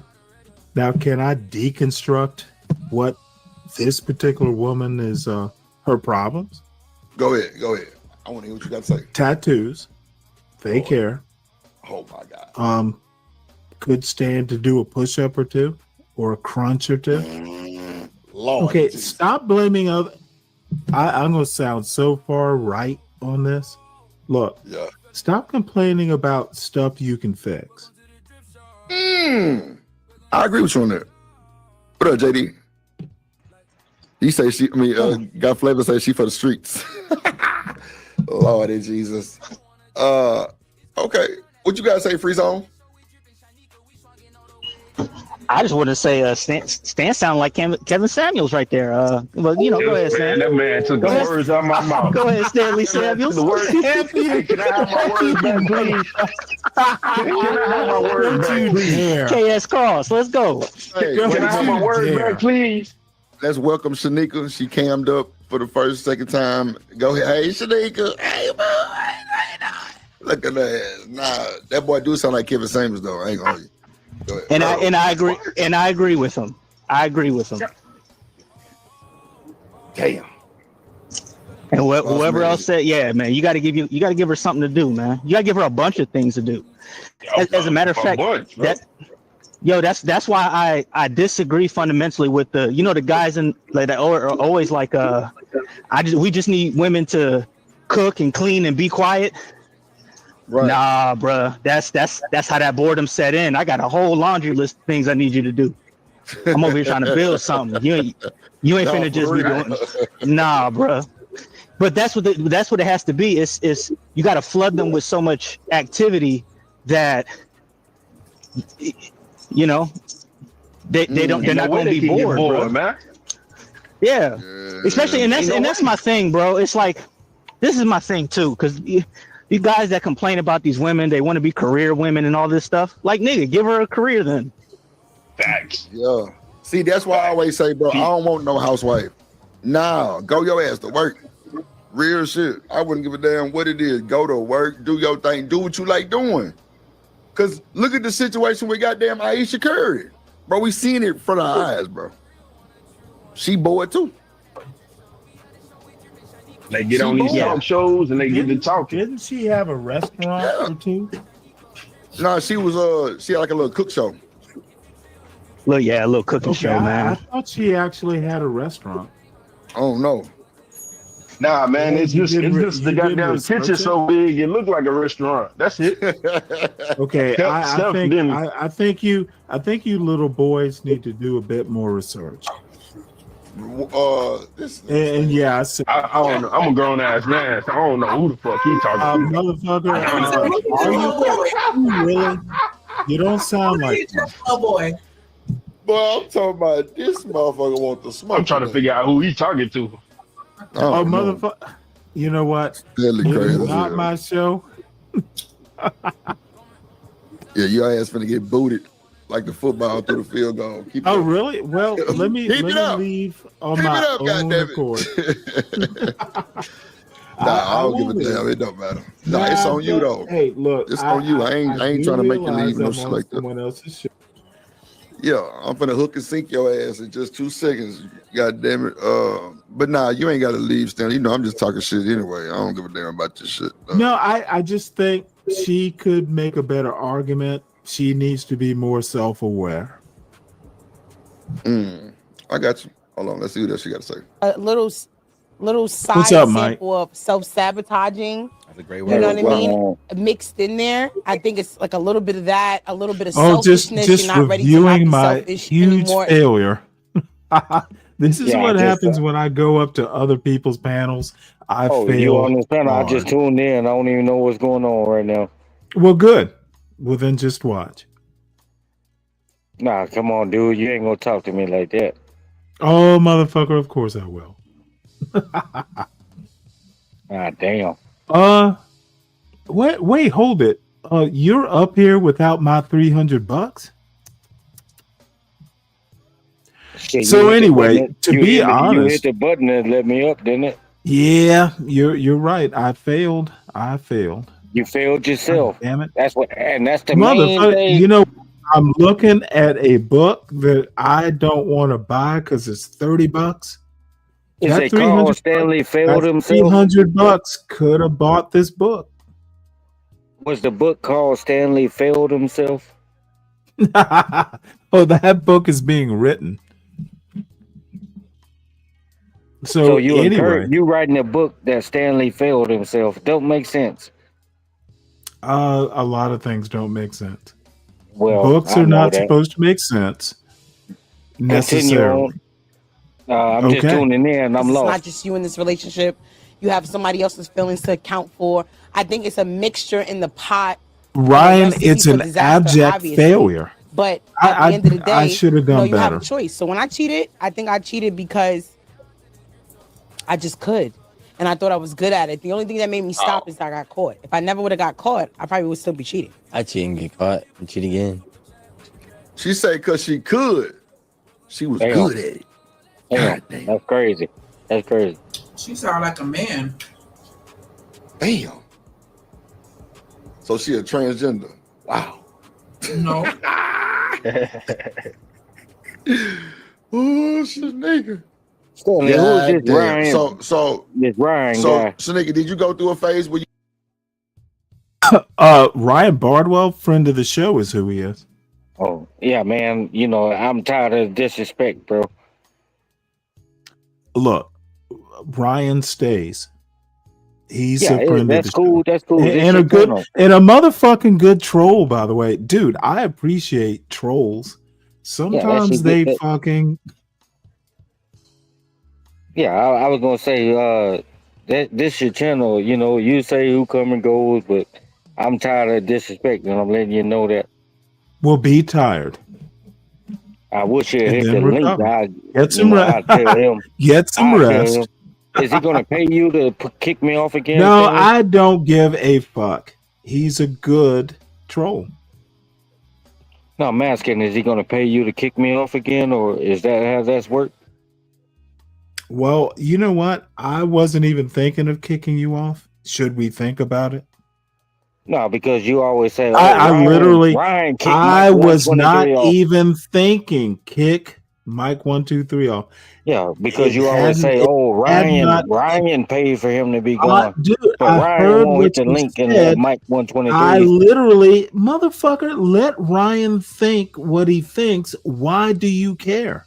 I was don't not care. I thinking just wish you of hit the link kick and Mike- tell me what he got to say to Dude, my face. kicking you off had not entered my mind until you Well, you brought know, it up.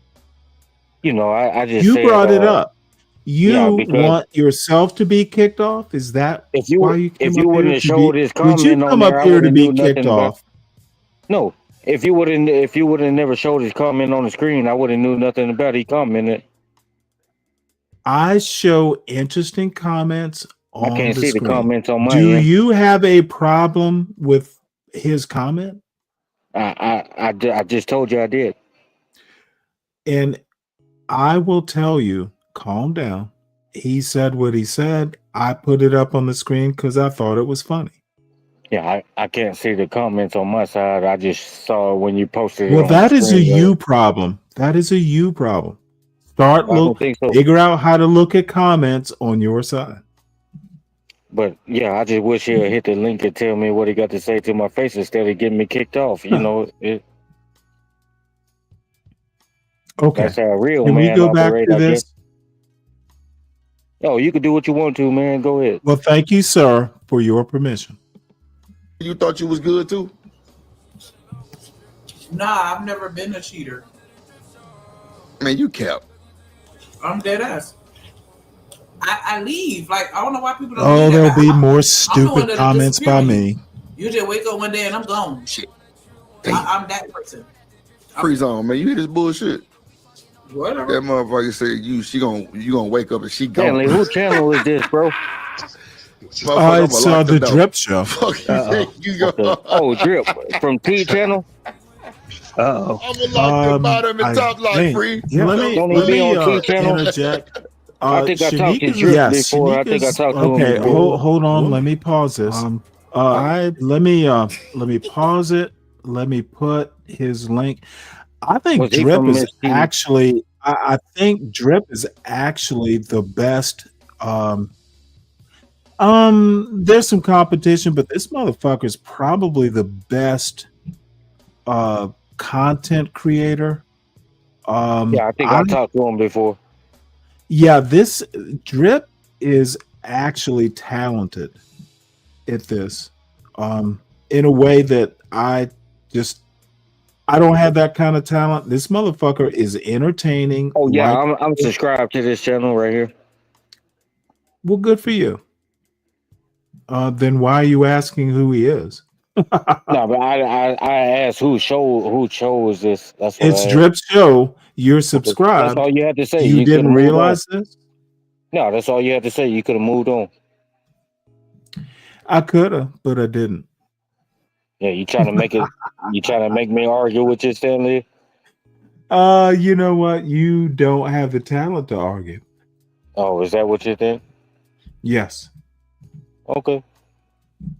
I'm happy. I'm happy you feel that way. But You should be happy.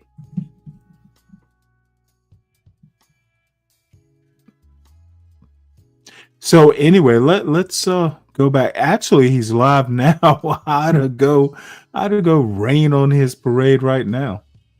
Bro, like, God damn it. this nigga Stanley. some of these damn channels you be on, Stanley. Goddamn. I am. Go ahead. I try. rarely go to channels. I consequences. should do less. Some of these You people, ain't gonna yeah, win. these people be beating your back in, Stanley, and you on it. Yeah, they do. You can't play with those license strips. You know just as well as Shanika knows, you can't play with licensing, man. They'll take I that know. shit away from your ass real quick, bro. Anybody else No, on the that's panel real. right here? You know, man. man. Freaking crap. You know what? And Shanika's actually kind of a cute woman. So anyway, let Yeah, you us think she move cute? on. I do. Wow. Why? Hey, I like her. Yeah, as long as you like it, Stanley. That don't mean everybody else gotta Hey, like it. I can't. Well, you should. This is Bob's show. I went up there the other morning. I was Simulator talking to pilot Bob Bob. and Blacks. Bob and Blacks. None of the other fools were up there. Yeah, simulator pilot Bob. See, you ain't ready for this. What is Yeah. our proper response? Bob is the only smart person on Bob's channel. And why do you Yeah, it think is. Bob is smart? It is CK. Why do you think Bob is Alright, smart? so what I would do is Because he is. I think Bob is a simulator pilot. He never shows you taking off or landing, have he? He's not supposed to. He's busy. Why would he be filming when he's goddamn landing a plane, fool? Well, it doesn't take Why, no if he's GoPro camera. landing a plane with a bunch of people in their lives at stake, why would he think about fucking putting it on YouTube, fool? I've seen pilots, take off Okay, and land you've on YouTube. seen, but Bob is busier All it takes is a GoPro camera set up. All it takes is a GoPro camera. Dude, do you know how silly you sound? Oh, do I sound silly, Stanley? Yes, you sound silly. That's why I said it. And I'm why gonna do try you to say see that? where that shade is, so I can't be seen. Because I think you're I'm silly. you know I'm telling Oh, you. motherfucker, stop being a 5-year-old. They already know you there. You know I'm telling the truth, Stanley. I don't have to You know explain you it. hide behind the dumpster. You know Come how you on, be jump, behind man. the dumpster, just pissing and looking around and shit. And on your like. No, I'm that's not what American, man. You know, it's bam. They ain't next to you and shit, but they like 6 feet away from the dumpster. Do they got the it in first their end, hand? the furthest Every edge of time the I hear that dumpster. guy, he's always fucking screaming. He's always screaming. Who, Every time I Dave? see this guy, yeah, he's always screaming. They look like Then I'm gonna back out. They look like motherfuckers with guns. I know Then his I'ma neighbors back got out to on be him. pissed. I'm gonna show him I got it. I'm gonna keep it at my side though. I ain't gonna aim it at him. And tell me This American man, Stanley, is hella sassy. I'm gonna back out the Goddamn. ham on him if I got it on me. Goddamn American I'm gonna man. be like, yo, what's up? I'm good. You know what? I don't have on my Yo, glasses. yeah, I thought he said must. Right. Okay, what about Shit, you? we Right? probably know that. So are they gangbangers? Well, this is why I don't really go up. Bob You were up and there. Blacks. You were up there. Motherfucker, you're. Don't interrupt when I'm speaking, please. Yeah, but you just Bob- say you never go up there. And you was up there. Bob and Blacks Who Defy were up on a panel, and I respect them both because they're smart black men. You respect a simulator pilot. Well, to each his own.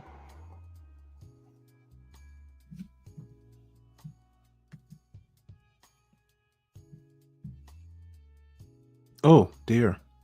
All right, you know what? Yes, they are gangbangers. They got on a red bandana. No, listen. They got on a red bandana. They black I'm talking about color for these people. Now what?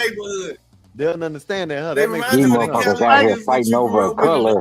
Why don't nobody fight over black, or why don't nobody fight over the color What gray? do that even matter? It's like, Why don't because nobody even fight saying over the that, color right? purple? You think Come on, man. gangbangers the only ones that What's so special about red and blue? What's so special about them colors? Them the police colors, you know that, Stanley. And I hate the police, but they fight over red and blue. It's amazing. I hate the police, but they fighting over the police colors, red and blue. I don't think Bob hates the police. He's fairly conservative. You're not understanding what I'm saying. No, I don't. Yeah, I asked you. Expand on it. I asked you a question. Why do people? Why? What why was don't your people- question? I forgot it. Ask the question again, please. Okay. Well, why don't people fight over the color gray, and why don't people fight over the color brown? Because Why did they choose how red many and gray blue? people? How many motherfucking gray people do you know? How many red people do you know? Or how many blue Okay, people do you bitch, know? you said gray. You used the word gray. How But many you're gray not people do understanding the you know? context of what I'm Okay, asking dude, you. I am not in the mood for stupidity. You're not understanding what You I'm asking said you. gray people. My question is, I didn't say how many people. gray people do? How many gray people do you know that you would fight for? I didn't say people, Stanley. I said, why don't people fight over the color red? Because they're brown not and gray? people; they're colors, fool. Stanley, you don't understand what I'm saying, Okay, man. motherfucker. Why would people fight over a color? Because they are. When you choose the color red and you choose, You go fight your Crayola crayon wars, and the rest of us will actually be smart. well, Motherfucker, okay. you fight over your crayon colors. These gangs. The is what rest I'm- of us actually will deal with actual life. Well, maybe I should use better words. You motherfucker, of course you should use better words. Starting now. Well, you know, people, you know, One down. people Oh my fight over the God. color You red. really want to Listen, continue all this? you got to do is listen. All you got to do is listen. It takes a second. All No, you got to do is and listen. listening is a chore. All you got to do is listen. Did you do your chores today, Stanley? Dude, why do you care? Well, you mentioned the word. Why do you care about my chores, son? Stanley, let's move on. Somebody No, understand what what I'm I'm saying. gonna do is fucking nail you for every idiotic word or thought I don't you think that was have. idiotic. Shut up so I think Somebody you're understand what I'm smart saying. and You don't tell stop me to shut up, talking dude. so I know you're not. Stanley, you don't tell Mike 123 to shut up. Motherfucker, I tell Mike 123 whatever the Well, fuck I want you to should tell Mike 123 on my panel, bitch. you should know you got Mike 123 fucked up, Stanley. You should know Motherfucker, that. Mike 123 is my toilet right now. Well, Stanley, you don't even Motherfucker, you know don't let you me don't even shit on understand you. what I was. You want to be shat upon. You want to be so smart all the You time, but you come didn't up here understand the to be context of what I was Stanley's saying. toilet. I was I shit on responding. you for the I fun was of it, and responding. you take it. Dude, flush yourself. I was responding to what they were talking about on the video, and you don't understand it. That's all you No, got to I say. don't understand it. Worse than that, I don't care. Well, let's continue. Thank you for the permission to continue. But you know what? I should be on this panel right now, I guess. Even these idiots are smarter than you. Shit. Guy, You just didn't your wig understand. off if you move. That don't even matter. So Say fucking particular drunk. You don't DA. understand. What's wrong with you, man? Yeah, I guess I am. Y'all got it. What would Are you they do? gangbangers? And I was Yeah, responding y'all to got this it. gangbanging stuff. Y'all don't want what I get. Y'all don't. It's okay, Stanley. Okay. I got. Just say you're lost. All right. Would you ever shoot dice in the alley? You Showtime. Hit that link up there, Stanley, and let me see if you can join this panel. Okay, Hit that all I link. was gonna say, bring Tough Guy in here because he knows about gangbanging and he knows about Tough pimping. guy, and fake What pimp. link? Fake pimp, tough guy. Is he talking about fake pimp, tough I guy? raised my three kids with a house and full of guns. Oh, listen to this Do you know how many motherfucker. times my kids played with guns? Never. Okay, this motherfucker is a tree dweller, I swear. Zero. And I've asked them since they became Uncle an adult. Bill is a Did you tree guys ever dweller. mess around with my stuff when I wasn't here? Nope. Uncle Phil, Oh, I because thought they that knew was better, 12, Uncle man. Phil. They knew better. They respected them. Yeah. And if they did want to play with them, they would go, "Hey, Dad, let's go shoot."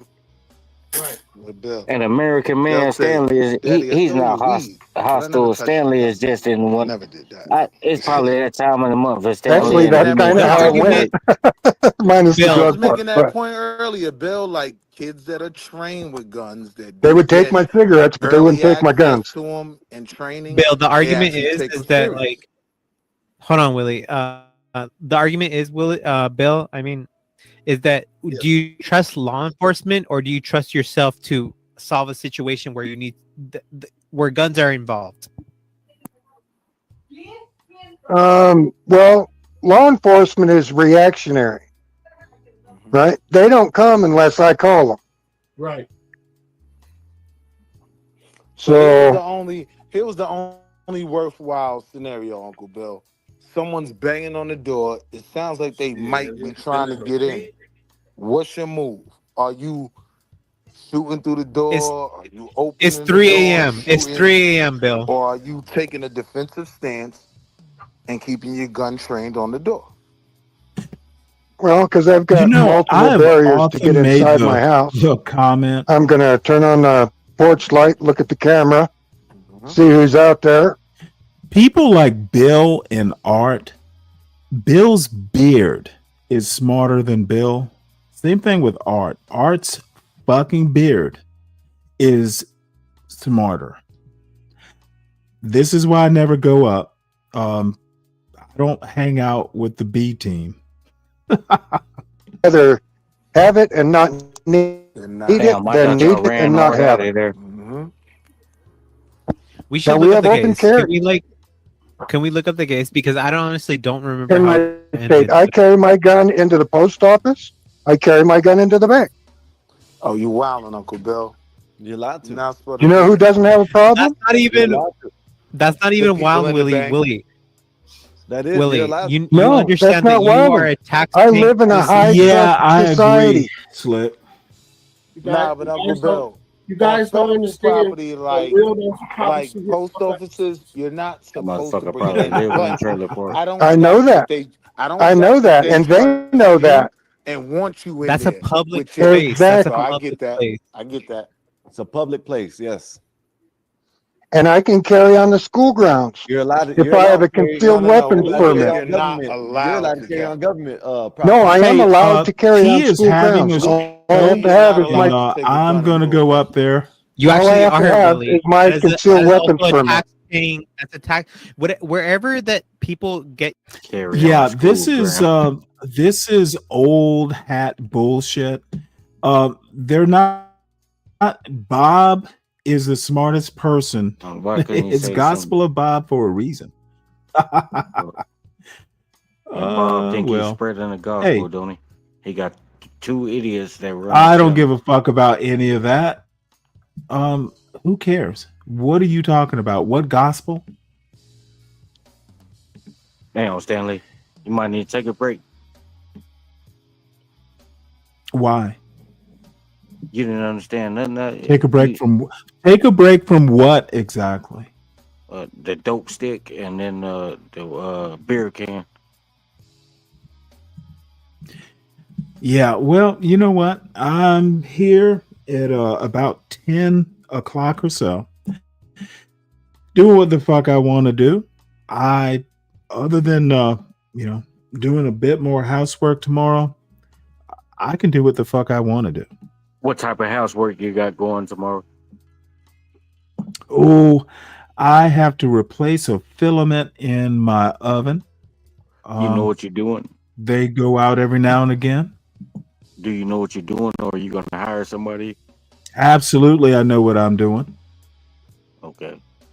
I wouldn't be doing Well, it why don't if I you didn't. video record yourself doing this so we can see if you know what Why you're doing? would I do that? That's boring housework. To give you a little content.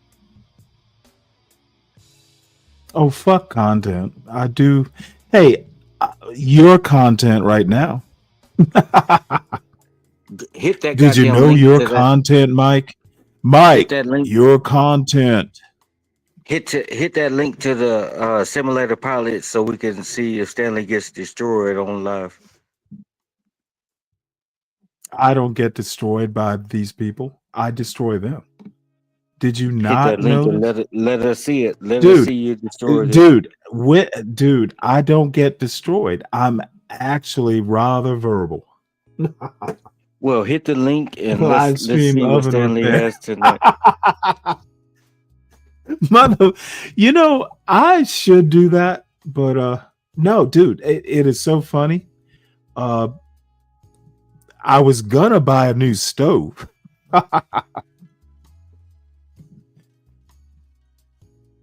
And why didn't you buy it?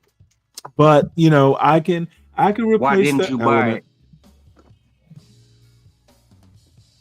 You was Because I'm gonna poor, buy it so that motherfucker. you I need can't one. afford a So new- why didn't you I buy can't it? afford a new.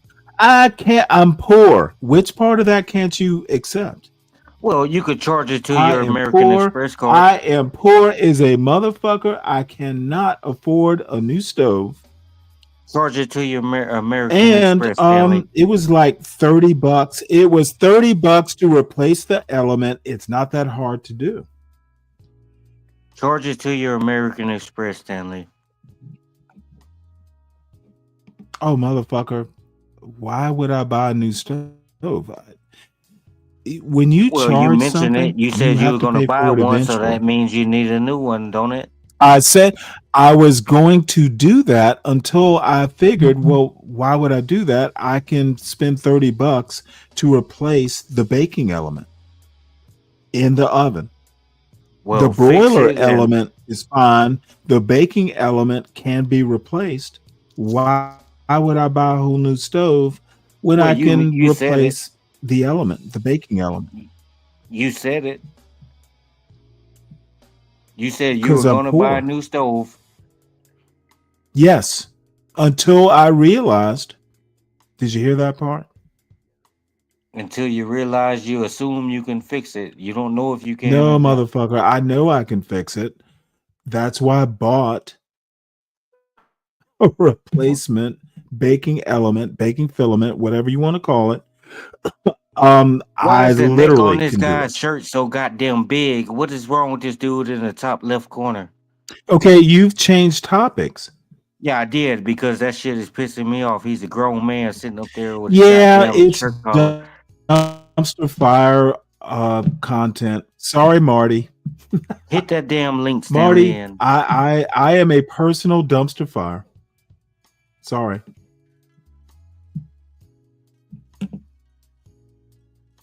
Any other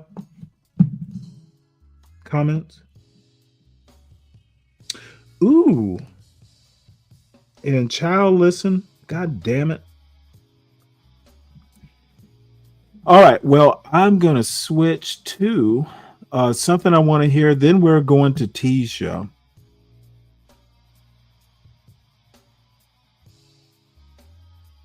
But one of my favorite folks, and I probably won't agree with what he has to say, but God damn it, we're going to hear it.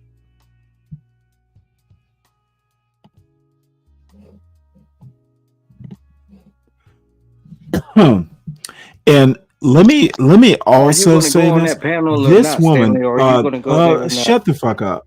Who is this woman in the yellow glass? She is gorgeous. This woman is fucking gorgeous. Who is she? Damn, you think Nasus? she's gorgeous? I do. What do you see in that? I think she is gorgeous. That's what I see. So anyway, we're gonna hear this. Just dropped. Oops. Just logged in minding my own business and I saw a murder in the internet. Looking here on my screen, and I'm going to show you because this man, Dirty, what's up? Mamdani, just murdered this other man, Cuomo, on my screen. Watch this. Yeah. Want to respond? And if we have a health pandemic, then why would New Yorkers turn back to the governor who sent seniors to their death in nursing homes? That's the kind of experience that's on offer here today. What I don't have an experience, I make up for in integrity, and what you don't have in integrity, you could never make up for in experience. Mr. Mamdani. What I make up, what I lack in experience, I make up for in integrity, and your kind of experience can never be tantamount or match up to that kind of integrity. And there's no amount of experience can ever make up for a lack of integrity. And I think that's right. Like Nancy Pelosi's got a lot of experience being very bad. They're very experienced murderers and gangsters and thieves, and their experience in doing a bad thing is not the greatest, is not what I want my democratic politics. I'm going to put on my other glasses.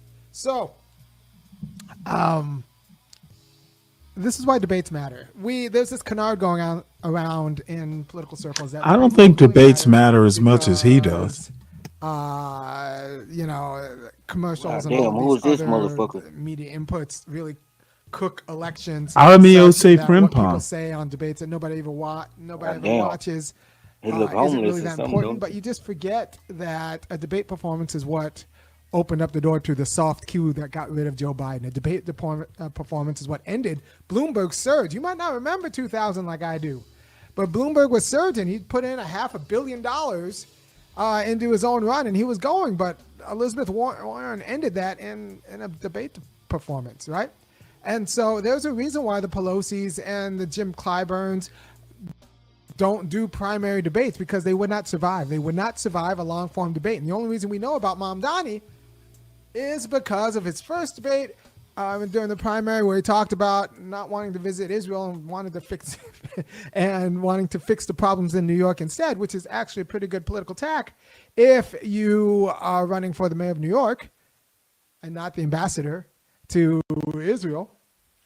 And then this debate, Like he's cemented it. So we underestimate, or it's not that we underestimate, we are propagandized into ignoring the relevance of debate. Now, I've said before, and I'm going to just reiterate the argument now, but because you might not have heard the news, that political parties, because of their privileged access to the ballot, should be regulated like public utilities, right? And that means that there should be regulations that reach all the way down to their internal workings, such that you have a mandatory political process of contested primary. Dirty right? dude, thank you for this. Having a contested primary is having to sit through. I always forget to do Now, it. you also need a media infrastructure that's going to disseminate this information. But once again, this could be regulated by the agency that regulates public utilities, or this particular public utility, which is political party.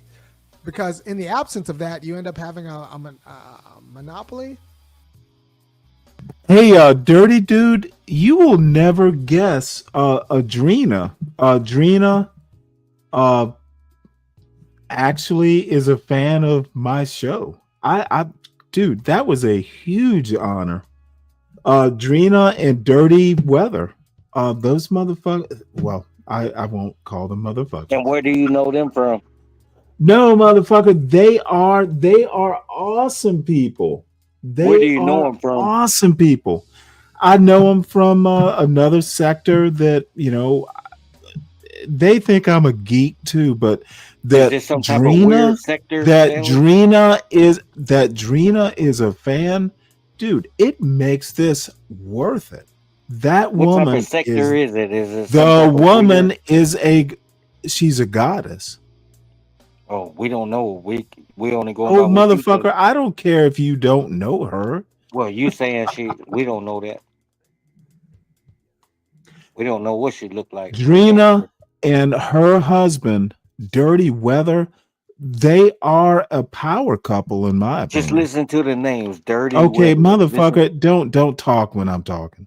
Well, I could say what I was. I'm actually talking to Dirty Dude. Well, and I'm Don't asking feel you the questions.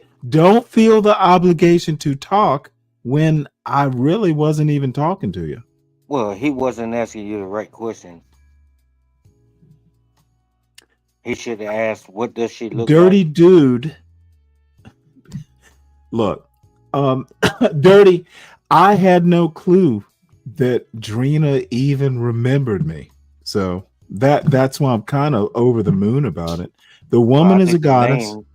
Dirty Weather is dude, I respect him immensely. Get it out, Joe Biden. Get it out. Oh fuck! No idea what. I'm thrilled. I don't get that kind of honor from people like Drina. The woman's a goddess. A monopoly problem within the party where elite interests then And you know what, Dirty? I respect them too. advantage relative to the power of I miss those folks, and I've actually been up on. Nancy I Pelosi talked would to not survive Terrence. a debate where she Fucking. I actually Terrence doesn't do shows much. I was up there. I guess it was day before yesterday. Terrence is smart as fuck. He is funny. He is smart. He is bright.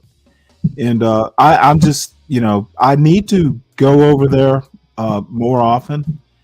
So in a way, those people kind of made this show too. Huge respect. Shalana, fucking funny and smart. Who is she? For a debate many times, led campaigns for debates. She just wouldn't show up. She would never do it. Jim Clyburn's the same way. Pelosi hasn't debated. Yeah, Terrence is first got the gig, but she got the gig by being the richest woman in the party, with in the area who held the best fundraisers for having the nicest house, and then since then has never had to debate, has always refused debates. And so we could get rid of Ryan, all of leave the worst Mike Democrats alone. the right way. We don't have to assassinate them. That goddamn we don't have to Ryan wait for them pays to to get me die. off, Stanley. But He want we to send could that just money so actually bad. have them. If Ryan debate wanted to session, get you off, we wouldn't have elected dude, Dianne I Feinstein, I who don't turned need out to be money brain to dead. bounce If you. she would have had to That shit articulate a burning a hole in sentence his on pocket. the Let him campaign spend that trail. money. Ryan Like, is cool. So we need to be Period. well, you know honest that what? there are I'll just conditions leave, to running a motherfucker. democracy. One of them All right. is Well, mandatory it is debates late. in an era where there are too many incentives not to debate and not to have contested primaries and not to have contested elections in general. So we need to Look what you did, actually have Ryan. rules that ensure contested elections in the same way that you have rules that ensure like weight classes in fighting, right? So regulate political parties like the public utilities that they are and treat them like public utilities because they have privileged access to the ballot, and then make sure that there's internal debates and a media environment that disseminates the content of those debates, and then let the people decide. I think we would get rid of all of the worst Democrats this way, and we would actually like vivify, make life in our democracy. I think it'd be more representative, and I think people would be less alienated from politics. Yeah, I mean, we have open and contested courtrooms because the public administration of justice is important, and we understand like the adversarial system actually brings out maybe the truth in a way that, I mean, it's a controversial belief, but we have an entire court system that's premised on the adversarial system, except we want political candidates not to have to face that sort of adversarial pressure. But I think pressure makes diamonds, and I want the U.S. to be a diamond, people. And like I said, I want to get rid of the worst Democrats, and I want to do it the right way. I want to do it the right way. And the right way is through open and honest debates. But they're not going to happen by magic. And I don't like this idea that we're just waiting for these Democrats to die as they ignore. I hate to interrupt Army, but T is on. We must watch. Somebody T's help show. me understand this. This woman is awesome too. Why is the income not going up? They are literally playing with us. They are literally playing with us. They want people to crash out. They want people to lose their minds. Can you imagine maybe being a young adult going into early adulthood? You know wondering, what I'm gonna what can I do? How about everyone go over to how T can I show? make money? What's the best way Let's to see make if I a can nice, figure out how to do decent this. amount of money Because in I'd this rather economy that we currently listen to have right her now? than listen to my Because even dumb people that make a decent amount of money are still complaining and struggling Yeah, they're because great the people. economy Dirty. is not making sense. The prices of things is not making sense with News doesn't like me that the much, income. but I What's still up, respect Stanley? How you them. doing? How you doing? Y'all can hit the link if y'all want to. Happy Thursday, y'all. I'm so glad to know it's No, Friday. what I'm gonna do is Understand. that. Waha happy says, do you trick remember where we all Obama go- had a cash, You know what? had cash This for is what all I'll old do. vehicles It'll off be the streets easier. to bring GM books out of the red? Y'all, let's go over to T's show. It's always helped the Please. big corporations, but not the people. Let's all go and support Miss And they T. all do this. She is wonderful. All the presidents do this. T's an Nobody awesome really wants woman. to. They Ryan. don't really give a fuck She- about Americans, the citizens.